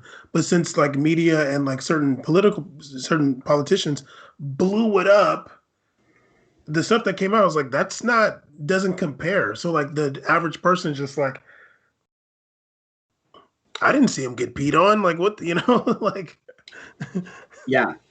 The one thing I would kind of like have as a counterpoint to that is you mentioned Trump using the bully pulpit, like he is the person, and that's true. Like as the president, you are Twitter. Yeah, as the president on like Twitter, you are allegedly supposed to be able to kind of set the dialogue and set the discussion. But I think a lot of that's also in the way you speak. Obama was also said to have the bully pulpit. Well, he bully pulpited us all the way to having Romney care. So like really good job on that, buddy. But you can, just by the tone you take with the media, and it doesn't necessarily have to be an adversarial tone, although it would help to be.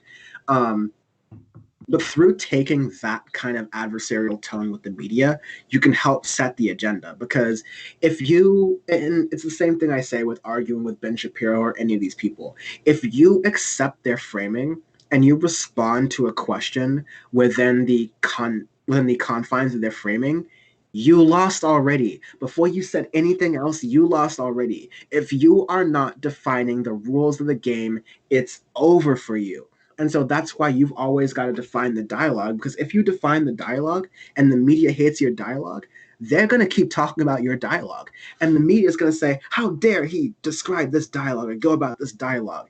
And the people watching that are going to go, this guy's pissing off the media. I like where he's coming from. And so you need to use the media the way Trump did. You need to use the media against themselves. Help them parrot the narrative that they hate so much so that they can show regular people who hate the media that, hey, there's someone on their side because they're pissing off the people who I want to be pissed off. And also, like, I think a big thing, like, just because you brought up Ben Shapiro, and I'm thinking of like someone like Tucker Carlson, and just like kind of the whole Fox News narrative. I remember Tommy Lauren used to say this shit too. Like, these people with huge media platforms get on the media and talk about the media, and for somebody to like for me, I'm just like, okay, well, already media. Like, what do you mean? Like, don't, like, I'm not going to let somebody on Fox News try to talk about the mainstream media as enemy. You're mainstream media. Like, you're, whatever you're talking about, like, you're part of the problem too. So, like, yeah, 100%. I mean, I feel like for me, anytime I'm discussing, debating, arguing with somebody, like, I already assert myself that way. Like, personally, and I rarely get into arguments, but like if it's going there, it's like, yeah, like I'm gonna set the tone and like set the platform, and we're gonna, like, I mean, I guess if somebody else has that same idea, then we'll just end up scrapping. But yeah, you're right. Like, you have to form the rules of engagement, let it be on your playing field, and not let some loser incel dumbass like Ben Shapiro or whoever. Or Nate Silver. Or like anyone in the media who says, well, what about this talking point that I'm just repeating from the Republican side? Yeah, I mean, it's funny. I mean, I guess we are going to go to 11, but I had somebody tell me, like, you know, a fairly well-meaning person, older woman, oh, you know, about black on black crime. This is like when George Floyd protests were going pretty hard. And she's like, well, you know, like, there's people killing their own people. And I was like, yeah, Americans kill each other all the time. And it's a shame. America has a big problem with violence and gun violence. Like, I would not let her talk to me about black people like from that. Like, we're talking about American people. Yeah. So we're addressing America's problems. Yeah. Like, I'm not letting you, when you feel like it, separate us out. Yeah, it's like the same way you take an interesting tack to that. Like, you take these aren't just black people problems. These are American problems. I think that's a good way to describe it. Like, this is just gun violence in America. I take a slightly different approach in that I say, yeah, there's a lot of like black on black crime in areas where you have a lot of poverty, just as you find a lot of white on white crime in areas where you find a lot of poverty, because one thing that correlates with poverty is crime. So instead of talking about why are people killing each other for these things, let's talk about why people don't have opportunities in their communities for these things. Is that something you really understand because you see these areas on TV anytime Fox News wants to talk about how there was an increase in shootings over the weekend in Chicago? Or do you actually know these things, or are you only seeing it through the mainstream media hyping you about fear all the time and feeding fear down your gullet kind of lens? So I always try to, like, I mean, like, it's a similar approach. Like, I always try to, because I'm such a Marxist in that way, I want people to see, like, these aren't black on black crimes or white on white crimes. These are poor on poor crimes. And I'm not trying to argue like we should do poor on rich crimes, but I'm saying, like, not in that way. I'm saying that we should, it's not crimes that are being taxed fairly. It should be a setup to where we look at poverty as the issue as to why we have unequal health outcomes, unequal issues of violence, and we look to address that, because in areas where poverty is addressed, in areas where I think AOC had a really good tweet during the Black Lives Matter protests. It's like, we've seen what it looks like when you defund the police. It's all the suburban neighborhoods you like, because they don't spend a lot of money on police, and they do spend a lot of money on the schools. They spend a lot of money on investment in those suburbs to make sure that people who are just starting out, even if they don't have the fancy college degrees, even if they only graduated with an associate's degree or something like that, can still have access to capital to start their own businesses, so they don't have to resort to trapping and dealing and eventually get into gunplay.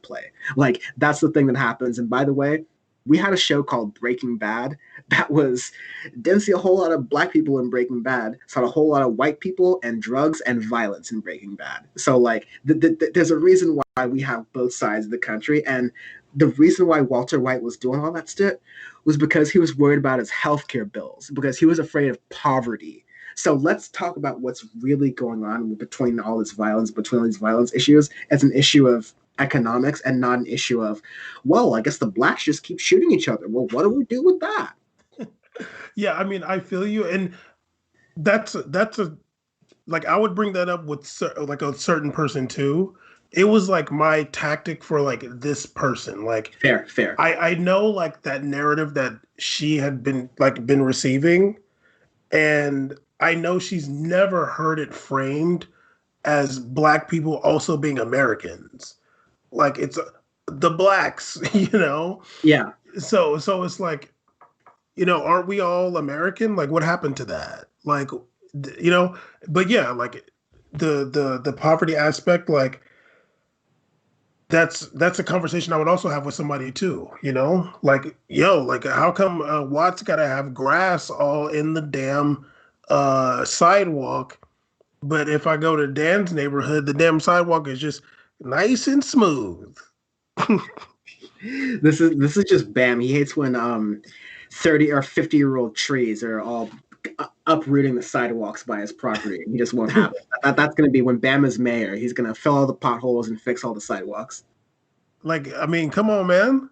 The sidewalk is the city, or whoever. I mean, like, no, I'm here for it. I mean, I'm actually, you can get me in a particular other tangent about how sidewalks that are like that, like we're talking about, are not accessible for differently abled people. And so, like, people who just like have wheelchairs or crutches or whatever, they aren't able to just get around easily on two legs, but they're still very much people, and often cases better people than us able-bodied folks are just unable to move around their neighborhoods, because we've just decided, oh no, we're going to make sure the sidewalks are easily paved and ADA accessible. They have ramps with little bumps along the edges so you can't even fall off the sidewalk. We'll definitely make sure that's happening in West Hollywood. But over down in Crenshaw, we'll see. Well, maybe we'll get to it. Like, I don't know. Because, like, you know, the people with disabilities in this side of town matter than people with disabilities in the poor side of town. You feel me? Yeah, exactly. Well, let's take one last doom look. Why? No, no look at the media. This is just the numbers. This needle, which is a disaster, they shouldn't have brought this needle back, because it said Trump and then Biden and then Trump and then Biden for Georgia and Florida and all these things. It's just completely nonsense. The president accusing an entire party of stealing an election is worth a late night counting just this once. Yeah, it's worth a late night counting by the people who are counting and the people at the major news networks who are paid millions of dollars a year to pretend on TV and kill time while absolutely nothing is happening. For us who are doing this shit for free 99, so y'all can watch it for free 98, this is probably where we're going to wrap things up for the evening. But tomorrow, listen, go to sleep tonight. This is what I'm going to do, honestly. And if I can do this, being the news junkie I am, putting this all together, you can do this. As soon as this is over, I'm going to clean the beer cans out of my room. I'm going to turn off these lights. I'm going to turn off my computer. I'm going to go to sleep. I'm going to wake up tomorrow when my alarm clock says to wake me up tomorrow. I might have some of my CBD gummies just to help aid the pain in there. And I'm going to wake up. I'm going to find out what the election results are. And I'm going to keep going with my day. Not keep going with my day because everything is normal, but because my material conditions were not going to change on a day-to-day basis regardless of who was in office. But knowing who is in office lets me know exactly who I'm fighting. If Joe Biden won decisively, I'd be talking about fighting Joe Biden, and what we're going to do tomorrow as well. But in this case, what isn't decisive, and it does look like Donald Trump could pull out again, the fight's on, the fight continues, and we look at the fight every single level right now. It's just making sure that come February 1st, after the inauguration, that we have a somewhat stable country that we're used to working within. And then hopefully after February 1st, we can start working within that system as it exists to either get whatever narrow improvements we can or just fight back any further regression. Meanwhile, we build power outside of the infrastructure and take the fucker over as soon as possible. That's the real agenda. Yeah, I mean, February, you know what I mean? I'll be saying not this month because it'll be Black History Month. And then I'll be saying that for the rest of the year. And yeah, keep on trucking. Here, RC, thank you for joining us on the stream. Thank you, Never Gamer Baby, L. Smith.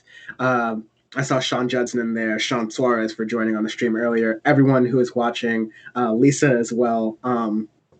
Everyone, just appreciate that you take time out of your night to spend some of your election coverage with us. We really mean it. We really enjoy it.